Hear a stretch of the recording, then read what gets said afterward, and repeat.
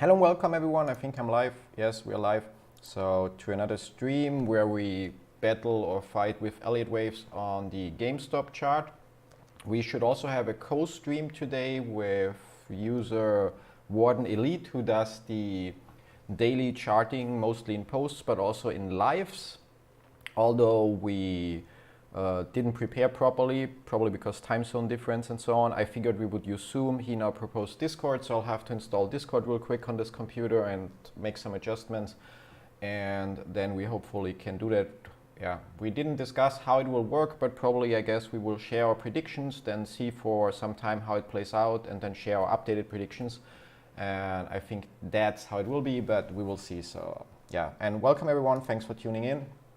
And with that, I'm gonna need to download Discord here. Or do I have it already on this computer? No, no Discord. Download, there we go. Thanks for gigabit internet. Ta-dum. And yeah, who do we have here? P Drake 9083, welcome. Remember to drop a like, help GME. Yeah, like if you like the video, obviously like it. If you like the channel, subscribe so you don't miss out future lives. And hello world, yeah. Afternoon people. Yeah, so hello Lilium Atratum, John O'Grady, AC, Cosmic Lightning Warrior, Draylab, Chimif the Pig, cool. Chris Robbins, now the window disappeared. Chris Robbins, Michael Clark, welcome back. Monkeyman Boss, also a familiar name, already saw you here. DJD22, welcome. Kevin B, welcome. Luke Spears, probably unknown brother of Britney Spears, welcome. And there we go. So Discord is there. Just need to, first of all, get a friend request from whoever or whatever nickname Warden uses. And second of all, sweetie, I'm gonna call you on Discord, yeah, so that I can set up the OBS. Just need to check 1 second that the second webcam is disabled. And it is, so I can use that one in Discord. Back here, studio mode, Discord, video call. And then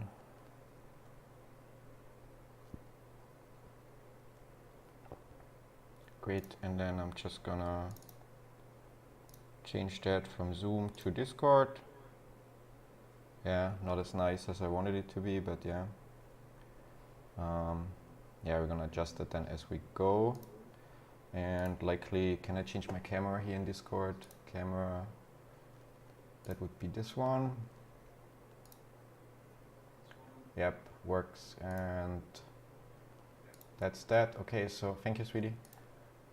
So I'm ready, just need to grab my other headset because that's gonna be a little bit challenging with the audio since you guys hear me plugged in into this Windows computer, but I'm actually on my MacBook, and therefore the Discord also needs to be on the Windows computer. And in order to hear Warden, I actually also need then to use a headset and a different microphone for him. Now he says he sent me a friend request. Yeah, and which one is that? Pending.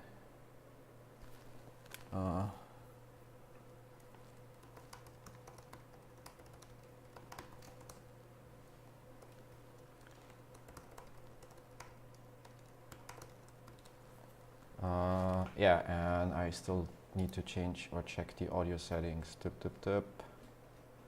gonna be cool once we figure it out. Audio. Ah yeah, video and voice and audio, okay. Input device, should be this one.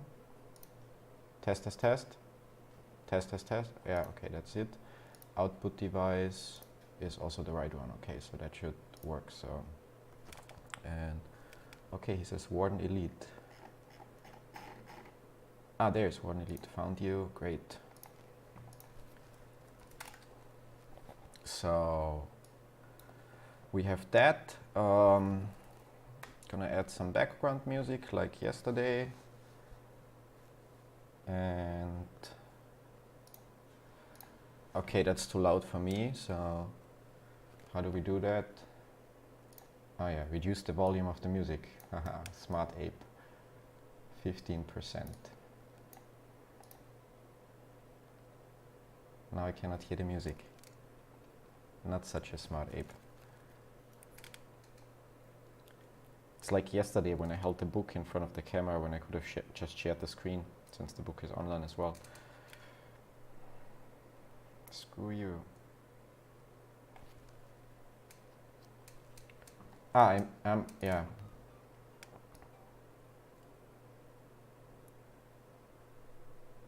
%. Okay, so you guys now. Oh yeah, I missed the call. Let's do this. And I might need to mix. Oh, hi. Can you hear me? Yes. Great. So just 1 second. You're currently. Can you say something, and then my chat can basically say if they can hear you properly or not?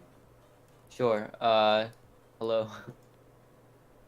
Yeah. So let's wait for a second. And anyway, I'm gonna push a button here. Yes. Are you just gonna be on a voice call, or are you also gonna tune on the webcam? I'll just be voice. Okay, that's fine. So we don't need to. It saves me work. Great. How you doing? It's early morning for you, I guess, or? Yeah, I'm good. How are you? Yeah, I also can't complain. Already 4 p.m. here, or now 4:30. It's been a little bit. 4 p.m. Yeah. Oh, so you trade pretty late in the day? Yeah. Like I usually don't day trade. It's literally just for GameStop and the whole thing that we're online now. And Got you. I'm gonna set up my stream, so yeah. just give me a second. No problem. Yep. I'll let you know when I'm ready. Yeah, no problem.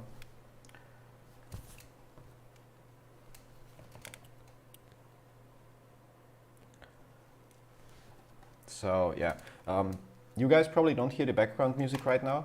So because I cannot change the volume in a way that I'm not deaf by the music and still hear Warden.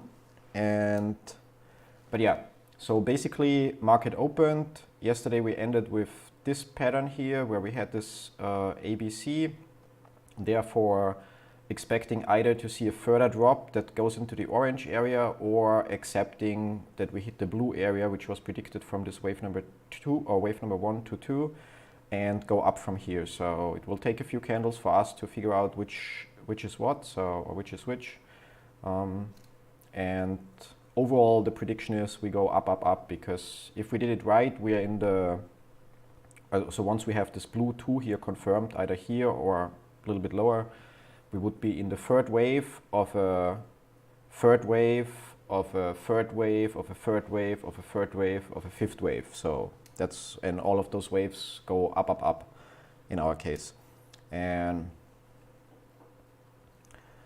yeah, so that's where we are now. In the meantime, for everyone that tuned in initially, first of all, what we are using is a one-page cheat sheet that's linked in the description down below for Elliott waves, and we are following or doing our best to follow the Elliott wave theory as described in the book Elliott wave principle, that you can either order for $29 or just read for free online. So you just have to create an account. There's a link down below, then you can create an account with your email and your password, and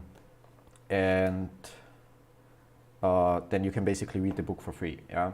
And the basics of Elliott wave theory is like you always have an impulse wave which goes 1, 2, 3, 4, 5, although that pattern could also go downwards. So 0, 1, 2, 3, 4, 5.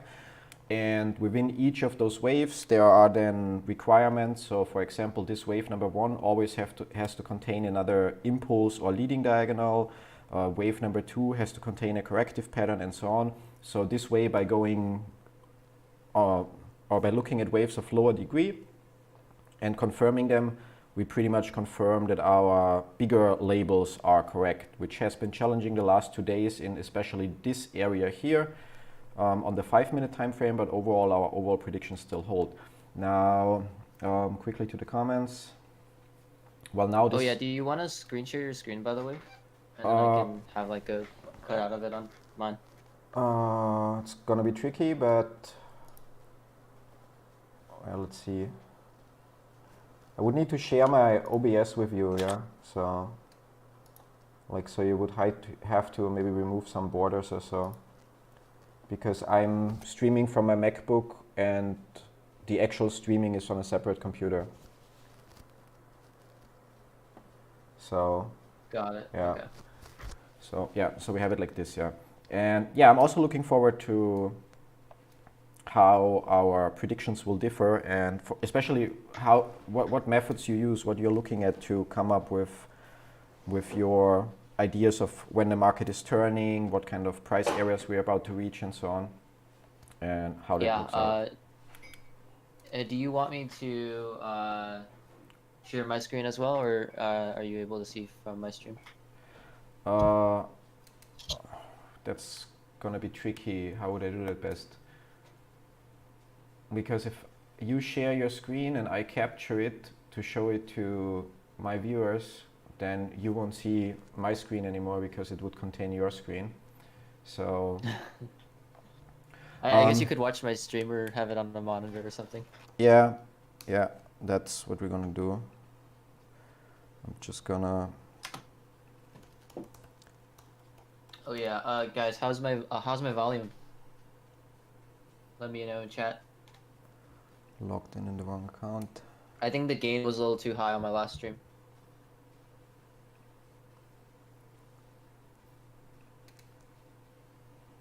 Cool, awesome. And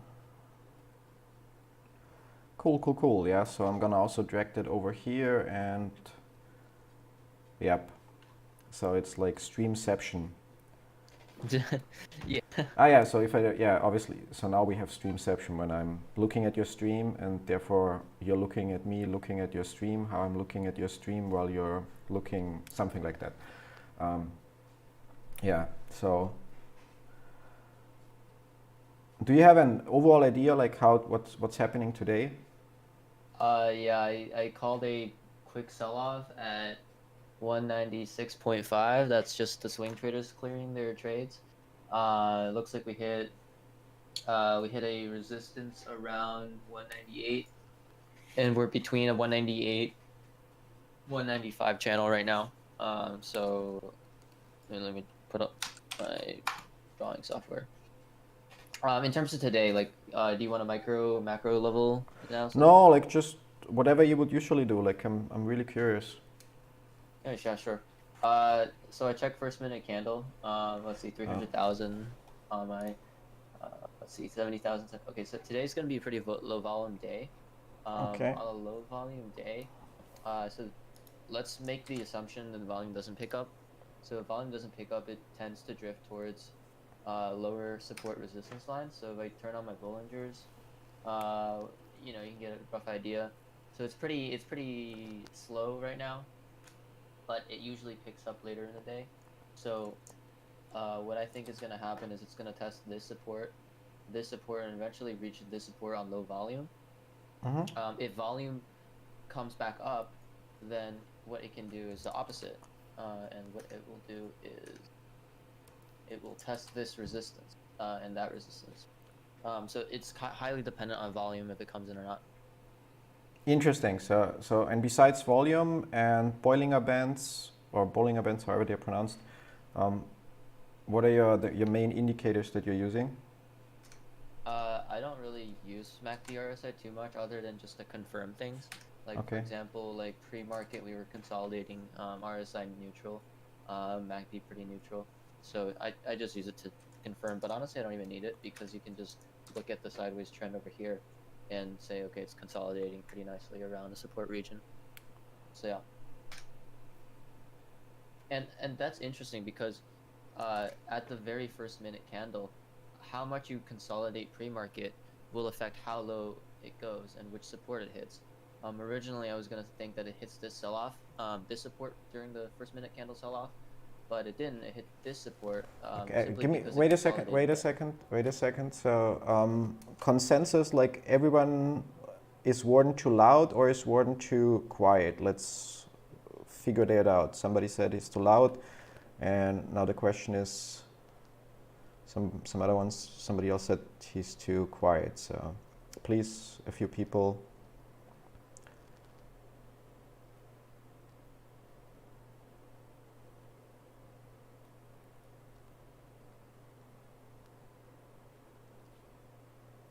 Warden is good, other guy too quiet, which means Warden would be too loud because my volume is unchanged for the last 2 days.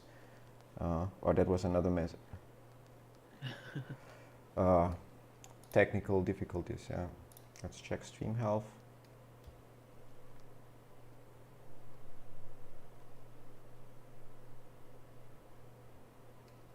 Do we have frame drops here?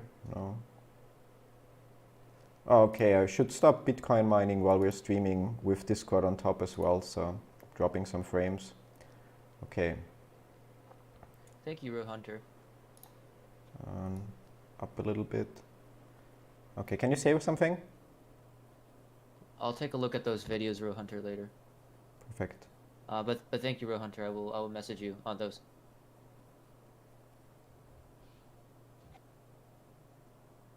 Okay, so both things should actually be fixed now, so we shouldn't have lag anymore because I turned off the Bitcoin miner on the computer. And Warden should be a little bit louder now. So, yeah, let's try. If it's still too quiet or some, yeah, like, just let me know if there's, okay. Yeah, so we move on. Okay, in my audience, do you want me to turn up my Discord volume? I've been sounding distant and thin for days. It's because I haven't been eating for days because I'm busy streaming. Okay, yes, looks like I'm good. Good to go. I can turn this Discord up a little bit. Like your chat, Rothschilds is too low, Warden is good. 80% of my volume, so Warden a little bit up, okay. I turned you up a little bit. It's like how every Skype call started. Can you hear me? Yes, can you hear me? Okay. Okay. All right, and occasionally I'll update my post. Let me do a quick update. Yeah.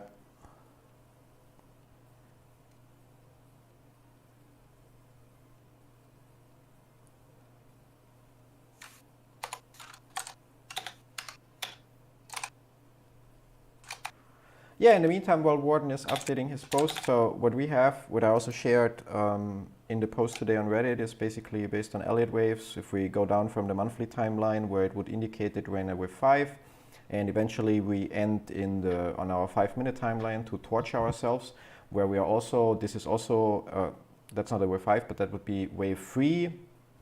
And within that wave 3, we are in another third wave, in another third wave, in another third wave.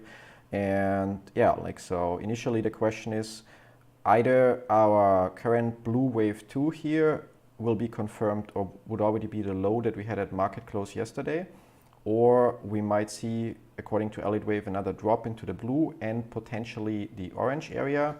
And from there then we would basically be in another wave 3 in this blue one, which would take us to 220, 225. Unlike Warden, who is able to more or less say, okay, based on the volume, or more accurately can predict maybe even the timely aspect, so when the movements might occur based on the indicators he's using. I have no idea with Elliott waves to kind of like exaggerate a little bit, I have no idea if this movement here happens today or in a month from now. Yeah, obviously since we're on the 5-minute time frame, it's likely gonna happen during the day, but there is no timely prediction or no accurate timely prediction with Elliott waves. Got it. So the blue region for me okay, I switch back so you see. So the blue region for me is I'm following the diagonal support that I drew over here. Wait, give me a second. Yep. How am I gonna do that? Because when I wanna watch what you are telling me, obviously then you get to see what you're telling me and you don't see the waves anymore. Or so I'm just gonna tell you the blue region is 189 to 193. Okay, so my region is 187. Yeah. 187 to 190.5. Okay, Could so bounce anywhere in that region, so either today or later tomorrow. yeah, so we have quite an overlap there, like plus minus $2. Cool. I guess we could like swap. I can be the one screen sharing, and then I can have your stream up on another monitor because I have like a backup monitor. Yeah, I also have a backup monitor. I'm just trying to figure out how to do it because if I, especially like when you are or while you are explaining something, Oh, yeah, I see what you mean. I want to share it so that the people that are in my stream currently also understand what you're sharing. Yeah, so I think we'll just have to kind Yeah, of we'll like just have to make do it with the work current somewhere. Yeah. setup. And maybe in the Yep. long run we come up with a better idea. I like the idea of like having two different approaches that try to predict the movement. So first of all, to see if we have different predictions or totally different predictions, or if somehow our predictions align. And yeah, and how this is going. Are you gonna stream the whole day, or are you? Probably hop off maybe like midday or something. I So see. not the whole day. Yep. That's I mean, cool. usually anyway, it's when midday comes around, like Yeah, there's then a all the break. There's bots. yeah. Yeah, all the bots are trading, and nothing too interesting. Yeah, it's like for me with Elliott Wave, I have to say the last 2 days were a massacre. Like the drop, while we initially already basically on the, what was that? That was 26th. So on Friday, we already predicted the retracement into 150 to 170, and it played out as a beautiful, perfect zigzag pattern according to Elliott Wave. But then we mislabeled what followed after this multiple times. And yeah, that screwed up the last 2 days pretty much. Just for my audience, what my support lines are. I moved the stream a little bit, so maybe you can see the numbers on the right. Thank you, Urban, for letting me know about this issue. So I'm gonna try to fix it. But I listed all my supports on my Reddit post, so you can look for that. The diagonal support, just to quickly, give you an idea of how I drew it. It connects this candle with. Wait, this is the wrong time scale. Okay, so if you go to the 30-minute, for my diagonal, you connect these dip candles, and that gets you your diagonal support. So yeah, 30 minutes. Okay, cool. Sorry for interrupting you. No, not at all. Like, perfectly fine, perfectly fine. It's anyway going to be a little bit of a waiting game. I think, I mean, because we both have different chats with different questions and discussions, I don't know if we do it somehow that whenever, either when the volatility picks up, or I don't know, like, so basically I mute your voice and every 30 minutes or so we share updates, or if there are updates, so that each of us can also follow the stream probably, yeah. And yeah, so, or I would just hang up and in 30 minutes we would continue here, or if there is some spike in volatility, yeah? Yeah, that sounds good. Perfect, so have fun with Warden, and yeah, see you all soon, or hear you all soon. Till then. Yep. Okay, so basically our early predictions overlay or match Warden's prediction, where he also has an area here that he thinks if it goes down, it might bounce here. And yeah, so that's already nice. We'll see how the day plays out. Now gonna check the chat, what I missed, because I know I missed some things, especially on top. We don't have lag anymore, if some people could confirm that. I mean, YouTube doesn't complain anymore, so I'd assume it's good. Yeah, usually when we stream, I still have the Bitcoin mining ongoing, but apparently with Discord and multiple apps during the stream, it then becomes too much for the computer. Yeah, further up we had Dux UT ask, why am I affiliated with eToro? It's an utterly shit broker like Robinhood equivalent in the EU. Yeah, like that's an acceptable opinion. I'm personally happy with eToro. There are for sure things they could maybe do better, but it offers me with an easy to use platform where I can invest in a lot of different assets, and more, or most importantly for me, they have a social trading program, which means I can trade in one of my portfolios and other people can copy those, the entire portfolio, starting with as little as I think $500 now or so. And basically in the long run, when you have enough or more people that copy your trades, you start to receive commissions based on the money that copies you, depending on if you have positive months or not. Yeah. So obviously for me, I get to invest my own or our money and build our stock portfolio further out over time. And as an additional benefit, I also get to build up another income stream. And if you've watched, or people that watched previous lives or videos from me know that pretty much everything I do aims towards creating, maintaining, and improving income streams without adding more work to my weekly schedule. Yeah. Christian asked if I'm German, and I love German. Germany is so beautiful. Actually, I'm not. I'm from Austria, which could be considered part of Germany, but it's actually beautiful, or prettier than Germany in my opinion. So I grew up in the southern part of Austria, close to the Italian border, so where there's a lot of lakes for the summer and skiing areas for the winter. So yeah. As a young boy in Bulgaria, I often experienced lag. Yeah. That's like quote of the day. Low volume on first candle, we had that. Now we also see a drop, as I wouldn't say as expected. We expected it to happen, but we said it could happen. We couldn't be sure if this is already our blue 2, so have to see how that goes. Yeah, sorry for everybody that suffered through the lag. Again, I'm gonna reach the end of the chat soon, and hopefully the consensus is everything's fine now. And yeah, then there we have about the audio, blah blah blah. A little consolidation of audio is a good thing. Okay, most people say now it's fine. And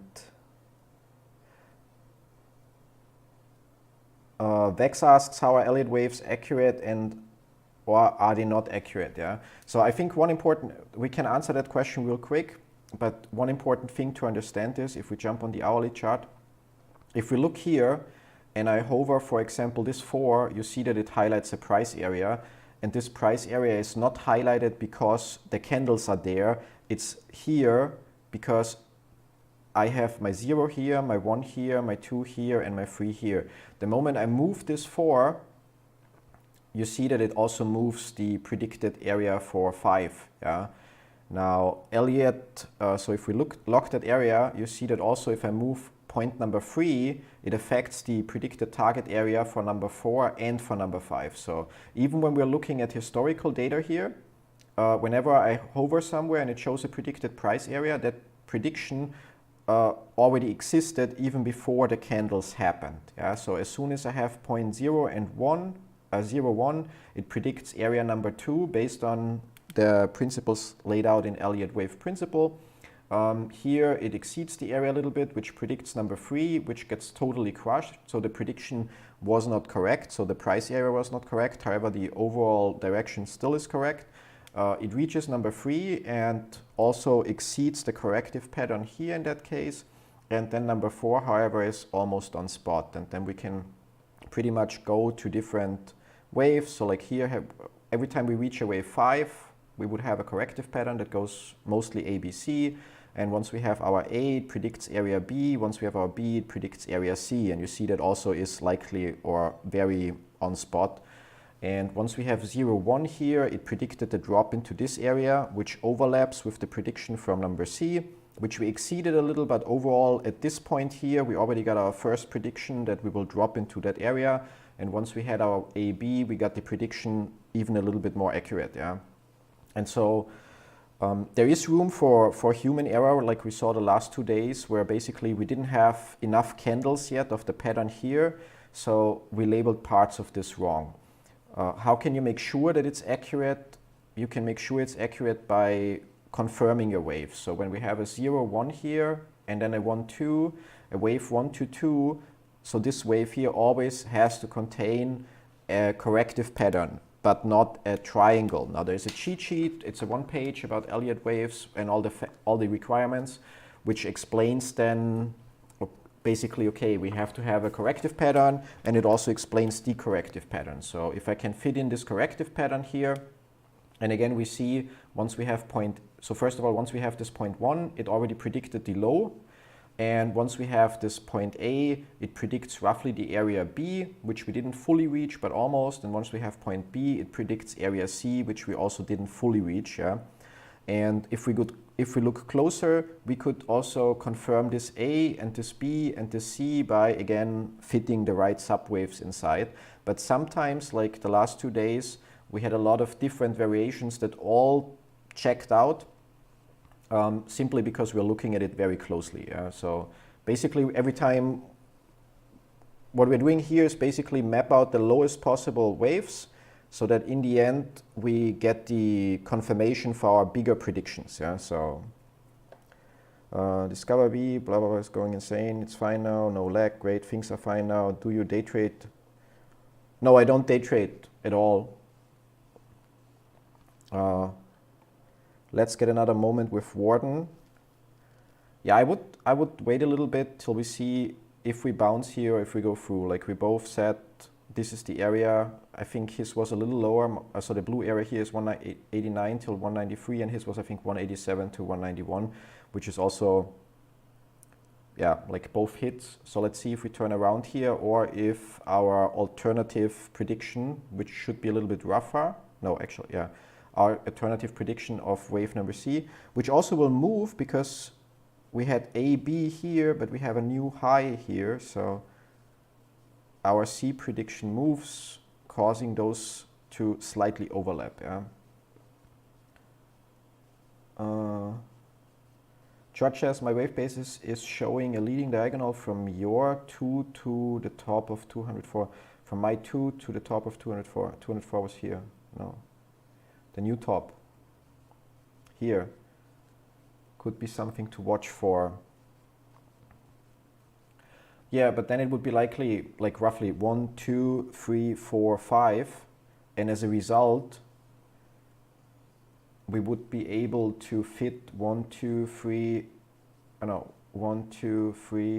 4, 5 in here. That would work out. A, B, C here would work out. 1, 2, 3, 4, 5 would work out. Could be. So like, well, we currently have a leading diagonal from here till here, and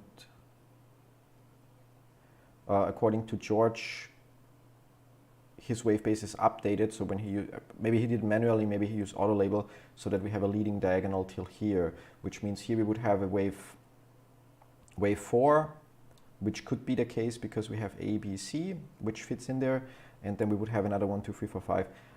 And if we have a leading diagonal here, it would basically move our green wave 1. So basically it would mean that our 1 moves here, and we would need to change some of the points in orange, but it's not the crucial part. And yeah, or actually not our 1, sorry. Yeah, now I have to get that apart. Much fun so wow. Undo.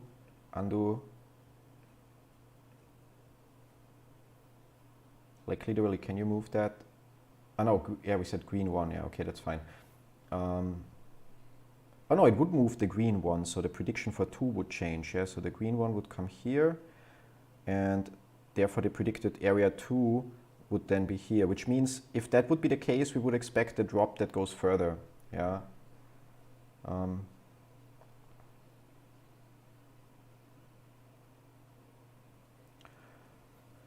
Of the 2 is a leading diagonal up to, yeah, so, yeah, that's what of this 2 here, leading diagonal would lead that this here is 1 and this is predicted area 2. But then our ABC pattern also falls short because we still would need a corrective pattern here, and that should likely divide into 5, 3, 5, so 1, 2, 3, 4, 5, ABC, 1, 2, 3, 4, 5, and I don't think it overlaps nicely enough to get that, yeah. But it's a nice spot, so it's possible. It's possible that with those new candles that formed yesterday, that basically our labeling here would need to be adjusted, which I love doing so much, as we know from the last 2 days. And then we would have to take it from there. What happens to Elliott waves when groundbreaking news is released? Can a 1, 2, 3, 4, 5 pattern be completely interrupted, cancelled out by a catalyst? Basically, the bigger waves wouldn't be affected in probably 99% of cases, yeah. Because if we look on the hourly chart, like we are currently looking at this, I mean, overall, if we take everything from here, from this 0 till here, that fills our entire screen, it's on the hourly chart, that's only this area here. So we are looking at the subwaves, or currently at the subwave from here 1, 2 at this part, potential new wave 3. And obviously, when we have price movements on that small area, when we are zoomed in, it might more often invalidate our labeling. But in order to have an effect on a bigger scale, so for example, we would need to see a drop below 183, no, 100, I don't see the price, 163 to basically call or say that this 2 here is labeled wrong, and it would then just change the label of 2. And only if we would see a drop below 116, it would invalidate basically this green 1, 2, and also this point 2 here. So we would need to adjust that, yeah, which means we would need to adjust the labeling here as well. But so if you have big enough movements, it can invalidate some, yeah.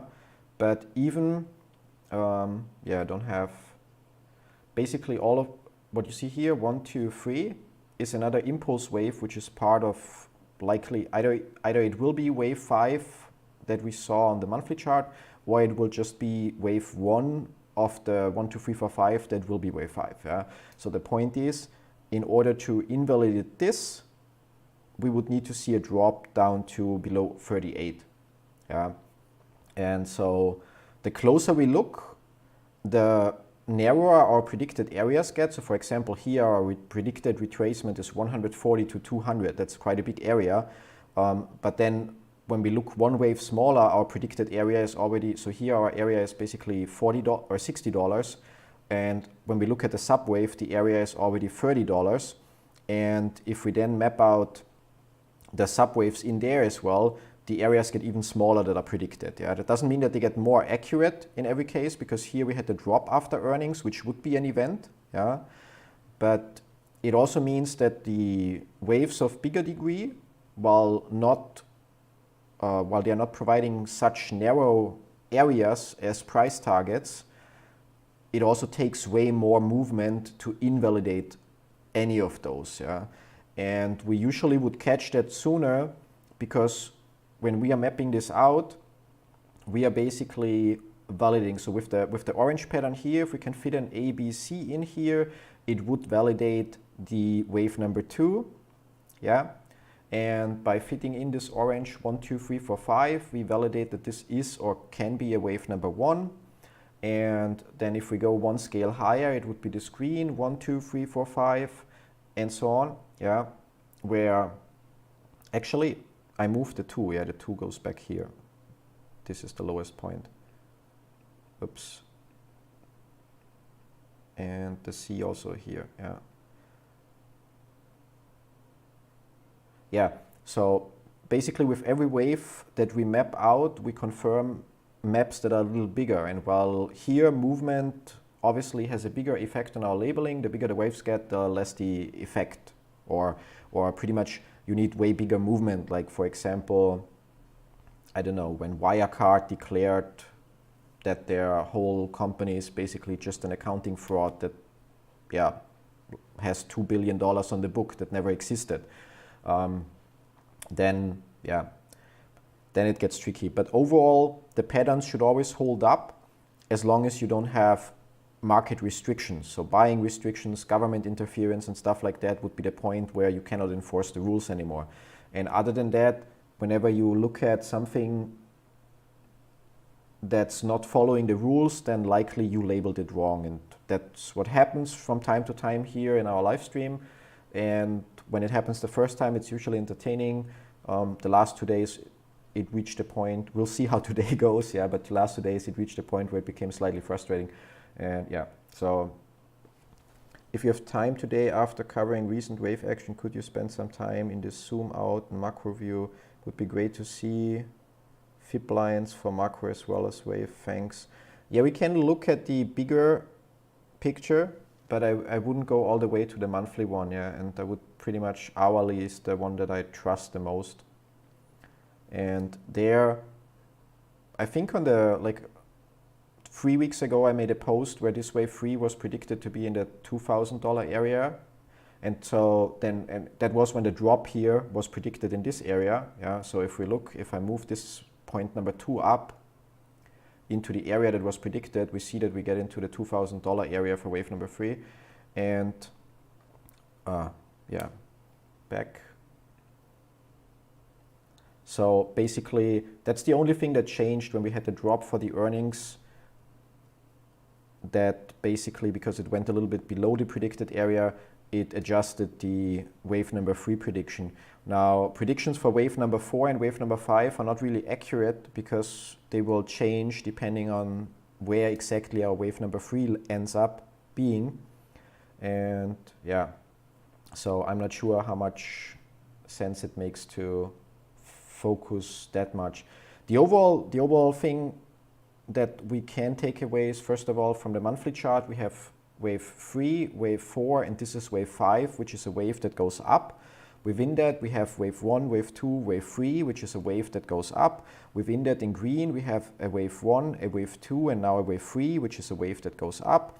And within that, on the 5-minute time frame, we already started mapping out wave 1, wave 2, which is wave 3, which goes up, and so on. The only exception would be here, this part, where George pointed out it could be that we have, instead of this labeling here, we have a 1, 2, 3, 4, 5. So this ends here, which means the green comes here and we would actually see a bigger drop. Yeah, like I'm not going to relabel everything until we have like more evidence that supports that theory.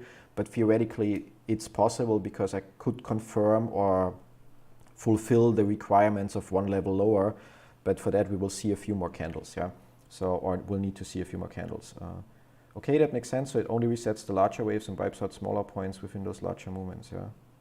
Well, yeah, like resets, I think it doesn't even change the larger waves at all until we violate a rule of those larger waves for which we need way bigger movement. Yeah. Such a good stream and very informative. Thank you. Yeah, like I actually enjoy the streams. Yeah, like yesterday was a little bit rough because I figured I might be able to actually get some work done during the stream, which was a very bad assumption. And today I was prepared and got a lot of stuff done before the stream so that I'm able to just enjoy the stream and share where I think it's going. It's also, we discussed it the last 2 days and can only say it often enough. Well, obviously our 5-minute predictions have its ups and downs in quotes where we sometimes have to relabel, but yeah, like streaming on anything else, if we would stream the hourly time frame, like all of this would be, I think, no, all of this would be yesterday. Yeah? I mean, a stream would be the most boring thing to watch. There we could put the camera, let it point down in the garden and you can watch the grass grow. It would probably be as exciting. And when the wind blows, you can also see waves in the grass. So, but I also think there's one huge advantage to streaming the 5-minute time frame. While it comes with frustration because we are more often proven wrong, yeah, because we're looking that close. And after those orange waves, or with those orange waves, it's already becoming almost impossible to look even closer to confirm them. And it forces us more often to relabel, which gives us so much more practice to spot potential patterns that make sense. Yeah. I found this in Robert practice. Oh yeah, cool. Welcome, Mario. Not sure if I greeted you already today, so Imgur. Oh yeah, needs a domain ending com. Gallery GN5 PHJE. Oh yeah, 5. There we go.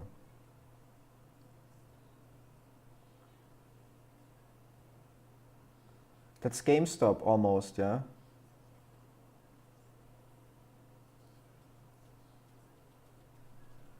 Okay, so I found this in Robert Brecher's book. It shows perfectly what we have in mind. Soja futures are a copy of GME.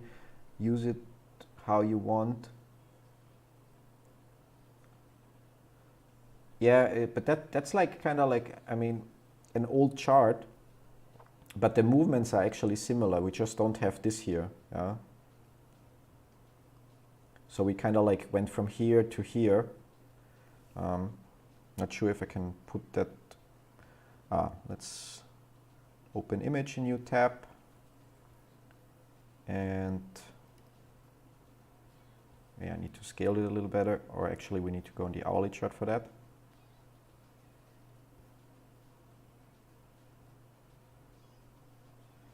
So it's like, well, we have this mountain here. For us, we didn't have this mountain in between, but it went like this. And now it's actually similar if you look like, so here there's one small spike, yeah, and then here, I mean, there was 2 spikes, but still, and then it goes up there. Although there's a difference because here we see just a drop down insanely and we are moving a little sideways here and then up again, yeah. But yeah, so basically here you can see similar things. So it says 1, 2, 3, 4, 5, which would make this another wave 1. And then it's labeled 1, 2, 3, 4, 5, which makes this then wave 2. Oh no, that's the sub-labeling of the zigzag. Yeah, so it's a little bit confusing labeled with not using the right annotations. But basically this is 1, 2, 3, 4, 5, but A, B, C, so that's the correction, which means this is wave 1, this is wave 2, and this here is the forming of wave 3, but because wave 3 cannot be the longest, cannot be the shortest, it's probably, or most likely, that 1, 2, 3, 4, 5 that you see here is just a part of that wave 3, followed by an ABC, and then another 1, 2, 3, 4, 5, and so on, until it goes somewhere here, yeah. And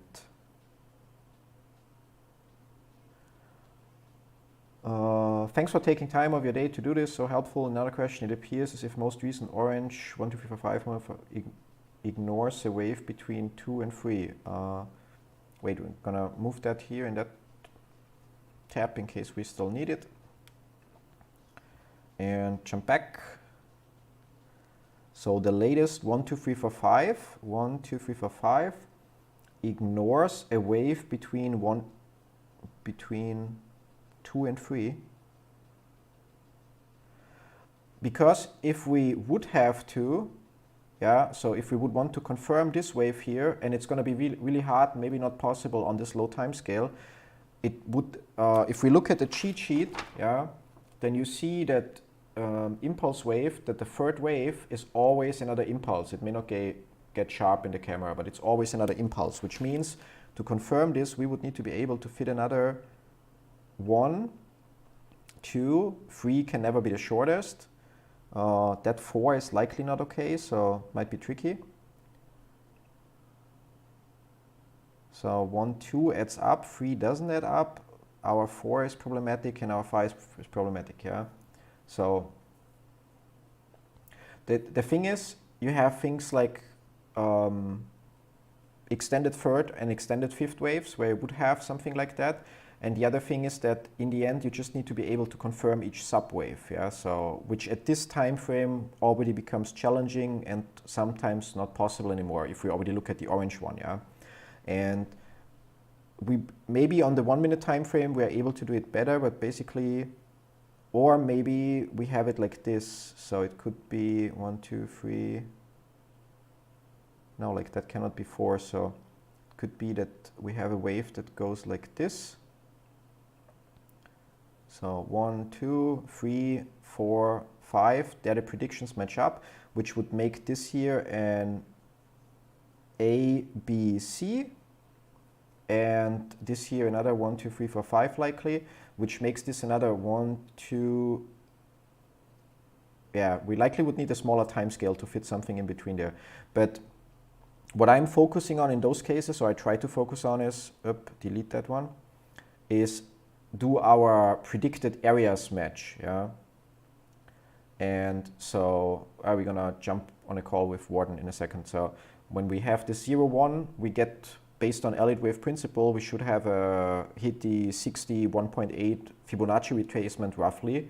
So fall in that area, which we do. And then when we have this wave 2, it tells us usually we would expect to see wave 3 in this area, which we do. And when we have wave 3, it tells us this would be the expected area, which we hit perfectly. And wave 4 tells us wave 5 is to be expected here, which looks like we have an extended 5th wave here, so it went a little further. And so as long as those things add up, yeah, I'm not going to try, I'm usually not trying to also confirm the subwaves of the orange ones. Yeah. So we basically use the orange one in this case to try to confirm the blue one, which it does because wave 1 is another impulse in this case. And the blue one is used to confirm the green one, yeah. But with the orange one, it's a little bit, let's say, hit or miss in terms of how right do we get it, yeah. Now we have a drop here. Do you think now is a good time to buy? I think that's up to everyone, yeah. Like, I mean, our wave patterns could always be wrong, but if we are right, then we will not see. So if this labeling here is right, we will not see a price below 163. If the green labeling is right, we're not going to see a price below 182 anymore. If the blue labeling is right, then whatever low we are currently building is the lowest price we're going to see. But on this time frame, so especially in orange, blue, and green, yeah, we have no guarantees here. So maybe not. It's really up to you. And I guess that's too much to ask though. Yeah, so yeah, your order would already hit then 188, yeah. And the question is, are we right with our orange prediction here? Yeah, so I'm gonna say project forward, so we get a C, and the C would be predicted here, which would also move this number 2. Just need to hit the right candle. And as a result, we can hide our blue predicted area, and basically our next stop would be for this blue. If this is already the bottom, it could also shoot a little bit through, but if it reaches less than 182, we would need to relabel parts of it again. And 5 would go here, and then I can already move this 3 somewhere in the future, and that 4 also moves with it, and that 5 moves with it. Screw you up. And this 3 is also moving, and this 4 is also moving, and then this 5 that we have is also moving. So, well, if you were too late, you could buy at 187, so even cheaper. But yeah, asking Warden. Not sure if I should just call or first.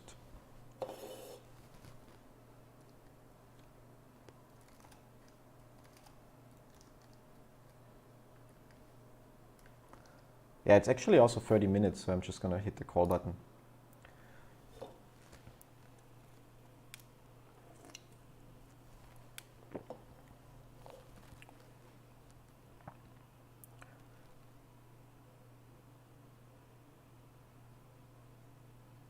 Hello?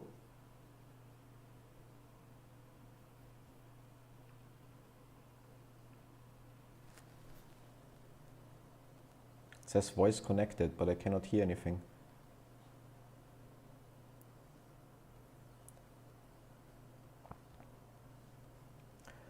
Did we trigger? Cause did my chart freeze, or also gonna change? Why can I not hear noise suppression? No. Warden. Deafen, mute. No, so I'm definitely not muted or deaf. So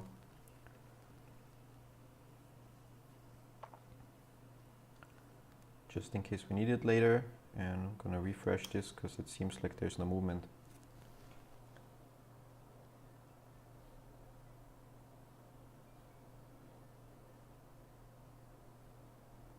Well, so it looks like I started the call, but either I'm just not capable of doing things right or Warden didn't join it so far. Let's see. Yeah, that would be confirmation bias. I know we expected to, we said initially in the beginning of the stream, like maybe this is already our end of wave 2 and we go up from here. And I mean, and we're still not right. It could still turn around and drop and prove us completely wrong, yeah. But we also mentioned that the ABC prediction would be the orange area and we could technically hit that and go up from here. Now, let's see if that was right or not.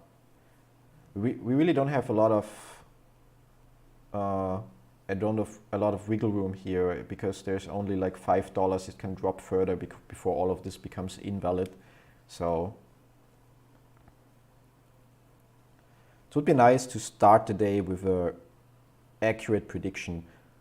And from here, I mean, I cannot label it yet because we only have 2 green candles, but from here we would need another 1, 2, 3, 4, 5 that takes us up in this area.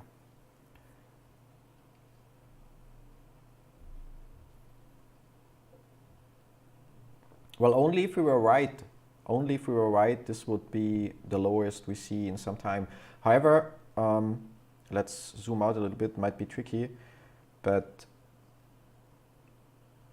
if we look at the bigger waves, so we expected to have our wave number 3 here, which should bring us down to 260, depending on where we hit it. Then we have our wave number 3 here, which also, depending on where we hit it, should stay above 200. And yeah, I think like if this labeling doesn't get invalidated along the way, then this is as low as it gets. I'm happy for my last buy order at 140 that I had here.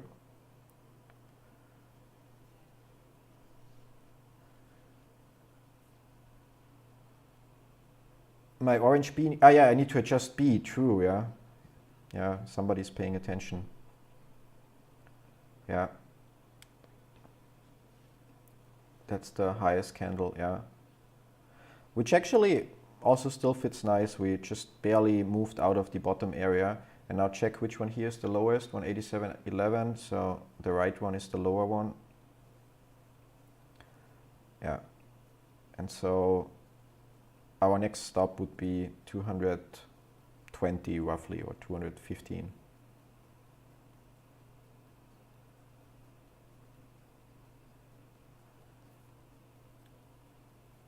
Don't worry about it, there will be more mini dips. Anything under 1000 is a dip. Yeah, I mean, there's the thing, like my personal opinion, yes, we will see the moon and so on, yeah, but also my personal opinion, I don't care if we see the moon because I think GameStop is a solid long-term investment. And yeah, in the end, sure, if you bought at $3 per share or $30 per share, everything great, and you could already be super happy about your potential pending profits. But even if you didn't, in my opinion, and that's really just my opinion, yeah, so not that you should follow that advice, it is still a great purchase, yeah. Okay, so Warden didn't jump on the call for 5 minutes, so the bandwidth patrol has asked me to disconnect you to save bandwidth. Good to know, yeah. Well, let's see if we'll get him on the call later. But I also could assume that right now he's busy explaining how his support and resistance levels change, or if they change, or where he expects the next bounce to be, and so on. And I like the tight price range, as is nice to see if the waves are valid or not quickly and already have. Yeah, but if you watched yesterday, like or actually last today, first we had it labeled like this, 1, 2, and we should have sticked with that. I mean, you know, it's always nice or easy to say afterwards, yeah, because we have a perfect zigzag here. It's like literally not hitting the areas, but perfect information that we also confirmed with orange subwaves. And then we try to label this as an impulse because from here on out, we have a wave 3, which means it has to be an impulse. It cannot be a leading diagonal. So we started to label an impulse 1, 2, 3, but then this here happened, which invalidated that. And literally for the whole day, we didn't consider that now this can be 1, 2, 3, 4, 5 leading diagonal and just be wave number 1 of a bigger 1, 2, 3, 4, 5. Yeah? And so it's like sometimes challenging. But I really think that the more we do this and the more often we're forced to evaluate alternative patterns, the more natural it comes.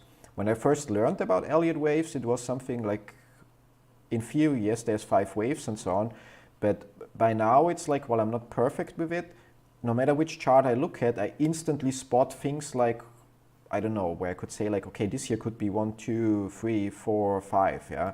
So I instantly start to see those patterns. Even if we look, I don't know, here, could be starting from here, 1, 2, 3, 4, 5, yeah?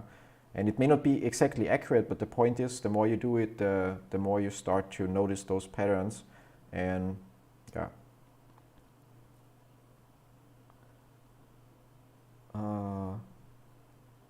Do you not think it's going above 1,000? No, I think it goes above 1,000. I just don't, I don't know, like, I mean, there's the difference, you know, I don't want to create any kind of false expectations. If I were to say it goes guarantee above 1,000 in a week or in a month, my point is, like, we don't know how long, or let's like circle back a little bit. Many of the information that we have, so we have some facts, like things that we can double check, but then we have facts that we're not sure about. Like if we look at the short interest numbers that hedge funds report themselves, those are technically facts, they are reported, but then we can tell ourselves, because we want to have it like this, and I'm not saying that I don't believe it like that, but then we can tell ourselves, well, obviously they're about to lose billions, what's keeping them from lying on those reports? Because the fines are quite small, yeah? Which makes sense, but it's like an assumption, there's no proof for it, yeah? And there's a lot of other things where we have facts, and then we take some speculation or make some theory out of those facts without being able to prove it. And so I believe that the stock is overshorted. I believe that we will see a short squeeze, and I believe that $10,000 is only a step along the way. Like, that's what I personally believe. But my main argument is I don't care when it happens, and I like Elliott waves because they provide me with the ability to just lean back and watch the dips. I don't care. I literally, I mean, if you think about it, like here, or not here, like on the hourly chart, on the 10th of March, I mean, there we didn't have a drop, so I didn't know there. But by the 12th of March, I already was fairly certain that we will have a drop in this area, but I didn't sell because I knew it's going to go down and then it's going to go up again because I trust Elliott waves. So, but Elliott waves don't provide me with a timeline. So while we have like this wave up there that says 1,500, yeah, I don't know if that will be today, next week, next month, next 6 months, next year, next 6 years, yeah. But what I know is my average positions are now at like, I don't know, between $77 and $97 or so is like my average of averaging up, yeah. And so what I know is once we reach that area, because so far the waves check out for me, even if it would theoretically take 5 years, yeah, which I don't expect, but even if it would take that long because hedge funds can kick the can down the road and so on, it's still going to be one of the best trades I ever made in my life. So, yeah. And I just try with the things that I say, I try to stick with facts. And if something is not a fact, then I cannot say like it is like this, or I recommend you to do that, or I do it because of that, because, yeah. And I think it's like a big problem. It's the same with the posts that I write on Reddit where I share the Elliott wave theory, and then I may share the monthly chart, for example, and then maybe I have a fifth wave drawn in there that is in 2020 something, and then people don't read the post and ask like, what, it will take that long, or yeah, so like it's like, so I think, to sum this up, I think there's a difference between what I believe and what is my opinion, which I'm also honest or sharing with all of you, and what I can prove. So hope that makes sense. And Alvin says, I think it will go above, but 1,000 maybe a resistance for paper hands. I mean, assuming the short interest is that high, which is something we cannot prove. We have a lot of circumstantial evidence, but we don't have proof. Did they file the right short interest or their short positions properly, or did they not? Do they cover it up somehow with other trickery and so on, or did they not? We don't know that. But I believe the stock is still heavily overshorted, which means at some point, if the price goes high enough, we will see a squeeze. Yeah. If the trigger will be at $400 or at $1,000, don't know. But I also expect that we will see the wave pattern, maybe not on the hourly chart or 30-minute chart, maybe really only on 10-minute, 5-minute charts. We will still see the wave pattern even in the squeeze play out. And I also expect that at 1,000 or at 10,000 or at things like 420.69, we will see some of the waves play out, so some of the smaller corrections, because people already have their take profit or sell limit orders there. Yeah.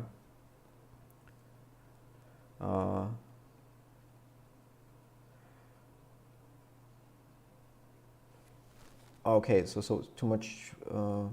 I changed my order to 191, but I bet I've missed that one now too. Don't know, likely. I don't think retail investors will be able to paper in enough to provide serious resistance past a certain point. Yeah, but I think there's also other hedge funds that maybe just decide to, okay, if we reach 1,000, we already sell 10% of our position to secure some profits or something like that. Yeah, I don't know. Like, that's the thing. Like, who knows? Nobody. Time will tell. And that's again why I love Elliott waves so much, because while I may be wrong, I may have labeled half of the charts wrong and have no clue what I'm doing. But it provides me with the inner calm that I need, that when I see that my investment, my positions are not super big, I'm not like invested in millions. I currently hold like 80 shares or so worth as of now $14,000 or so. And it's all money that I can afford to lose. I don't like to lose it, of course, but if it's gone, then it's not gonna kill me, blah, blah, blah. But Elliott Waves provides me with a plan, with expected drop downs, expected areas that if we hit that area when it drops or only exceed it a little, it confirms me again and I get more calm.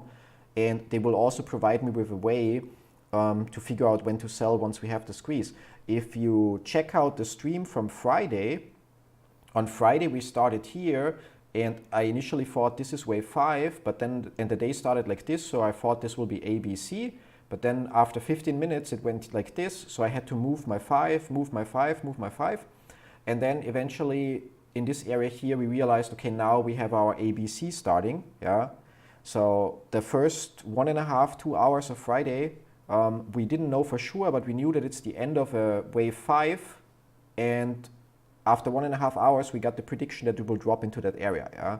Now, if this would be not the wave 5 on the 5-minute chart, but this would be wave 5 on the monthly chart, or basically the biggest wave 5 we're looking at, and at a price level at close to the moon, then I would assume that wave 5 is the squeeze, and then I can wait for the confirmation for the ABC, so for confirming an A. And once I can confirm an A, I get an area for B, and then when it goes back up, that's roughly, once we get close to the area for B, it's where I will sell. I mean, I will hope that it reaches the area B, but if it doesn't reach the area B, so when we have like a green candle, it gets close, and then maybe followed by red candles, so I would roughly sell here. Yeah. So I wouldn't be able to sell at the top because nobody knows the top, but I would likely, I don't know, around 75% of the top, which is better than trying to pick a number and then you sell at 10,000, but the stock goes till 1 million, yeah, or 100,000. And yeah, so, and your orange, you can move over to the lowest target as well. What? Your orange A can move over to the lowest target. Ah, yeah, true. True. Which then affects the price target for the following, yeah. You see? It's so great that like I didn't even pay attention to that. Yeah. So we exceeded the blue area. So far this holds up. And see, if we would use other methods for trading, then we would have likely made a trend channel here. I mean, roughly, yeah, not like this. Yeah, it would be like with here. Or maybe we're not going to do this here. I'm going to do this quickly on TradingView because there it's faster with the channels. 5 minutes. So if we would use other indicators or techniques that we could use, yeah, we would have disabled the magnet, we would have drawn first maybe a trend channel like this, and here we would have already gotten slightly excited. Then we would have the breakout to the bottom, which got confirmed because it went again and bounced. And now we would look at a trend channel roughly like, I don't know, I would roughly draw it like this. And basically we're waiting for a candle to break out from here and then ideally retest it, so drop a little bit and then go up here, yeah. Which would also follow the Kennedy channeling technique, which we showed yesterday, how you can use trend channels to identify wave patterns for the 1, 2, 3, 4, 5. But obviously it's easier with wave basis, yeah. And yeah, so up. Let's delete that channel. Did I delete something else? No. Everything looks still here, yeah. And the channeling technique would, by the way, also work for zigzags logically. Yeah? So if this is our zigzag movement here, we could theoretically pick the point here, the highest point, and pick the lowest point and adjust our channel like this. So from the highest point, we try to encompass a few candles here and then mark the lowest point, which would likely be our wave A. And the moment we have a breakout here, we are in wave number B of that zigzag, likely, yeah, where we then could pick the lowest point, again try to encompass a few of the candles here and draw a parallel, and eventually once we see a breakout here at the bottom, we are likely in wave number C. Now this here would be an outlier, yeah, we would already start with labeling our wave number C, but yeah. So trend channels can be used for a lot of things, simply based on the nature of the waves and the predicted price areas that they move. Yeah, and yeah, so catching up with the chat, yeah, we have that, we have that.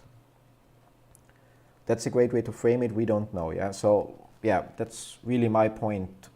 I believe, and there are so many great due diligence posts on Reddit, but probably all of them, or 99% of them, take something that is a fact and then make assumptions based on it. And while that's not bad, and all of those posts point in the same direction, so we have a lot of circumstantial evidence that supports the same theory, but it's also within a community where if you would post there will be no squeeze, it would get no visibility and only downvotes.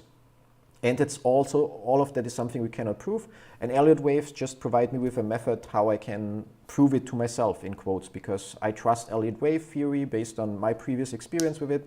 And Elliott wave says we go up, very far up, so I'm invested in holding and have no problem with that.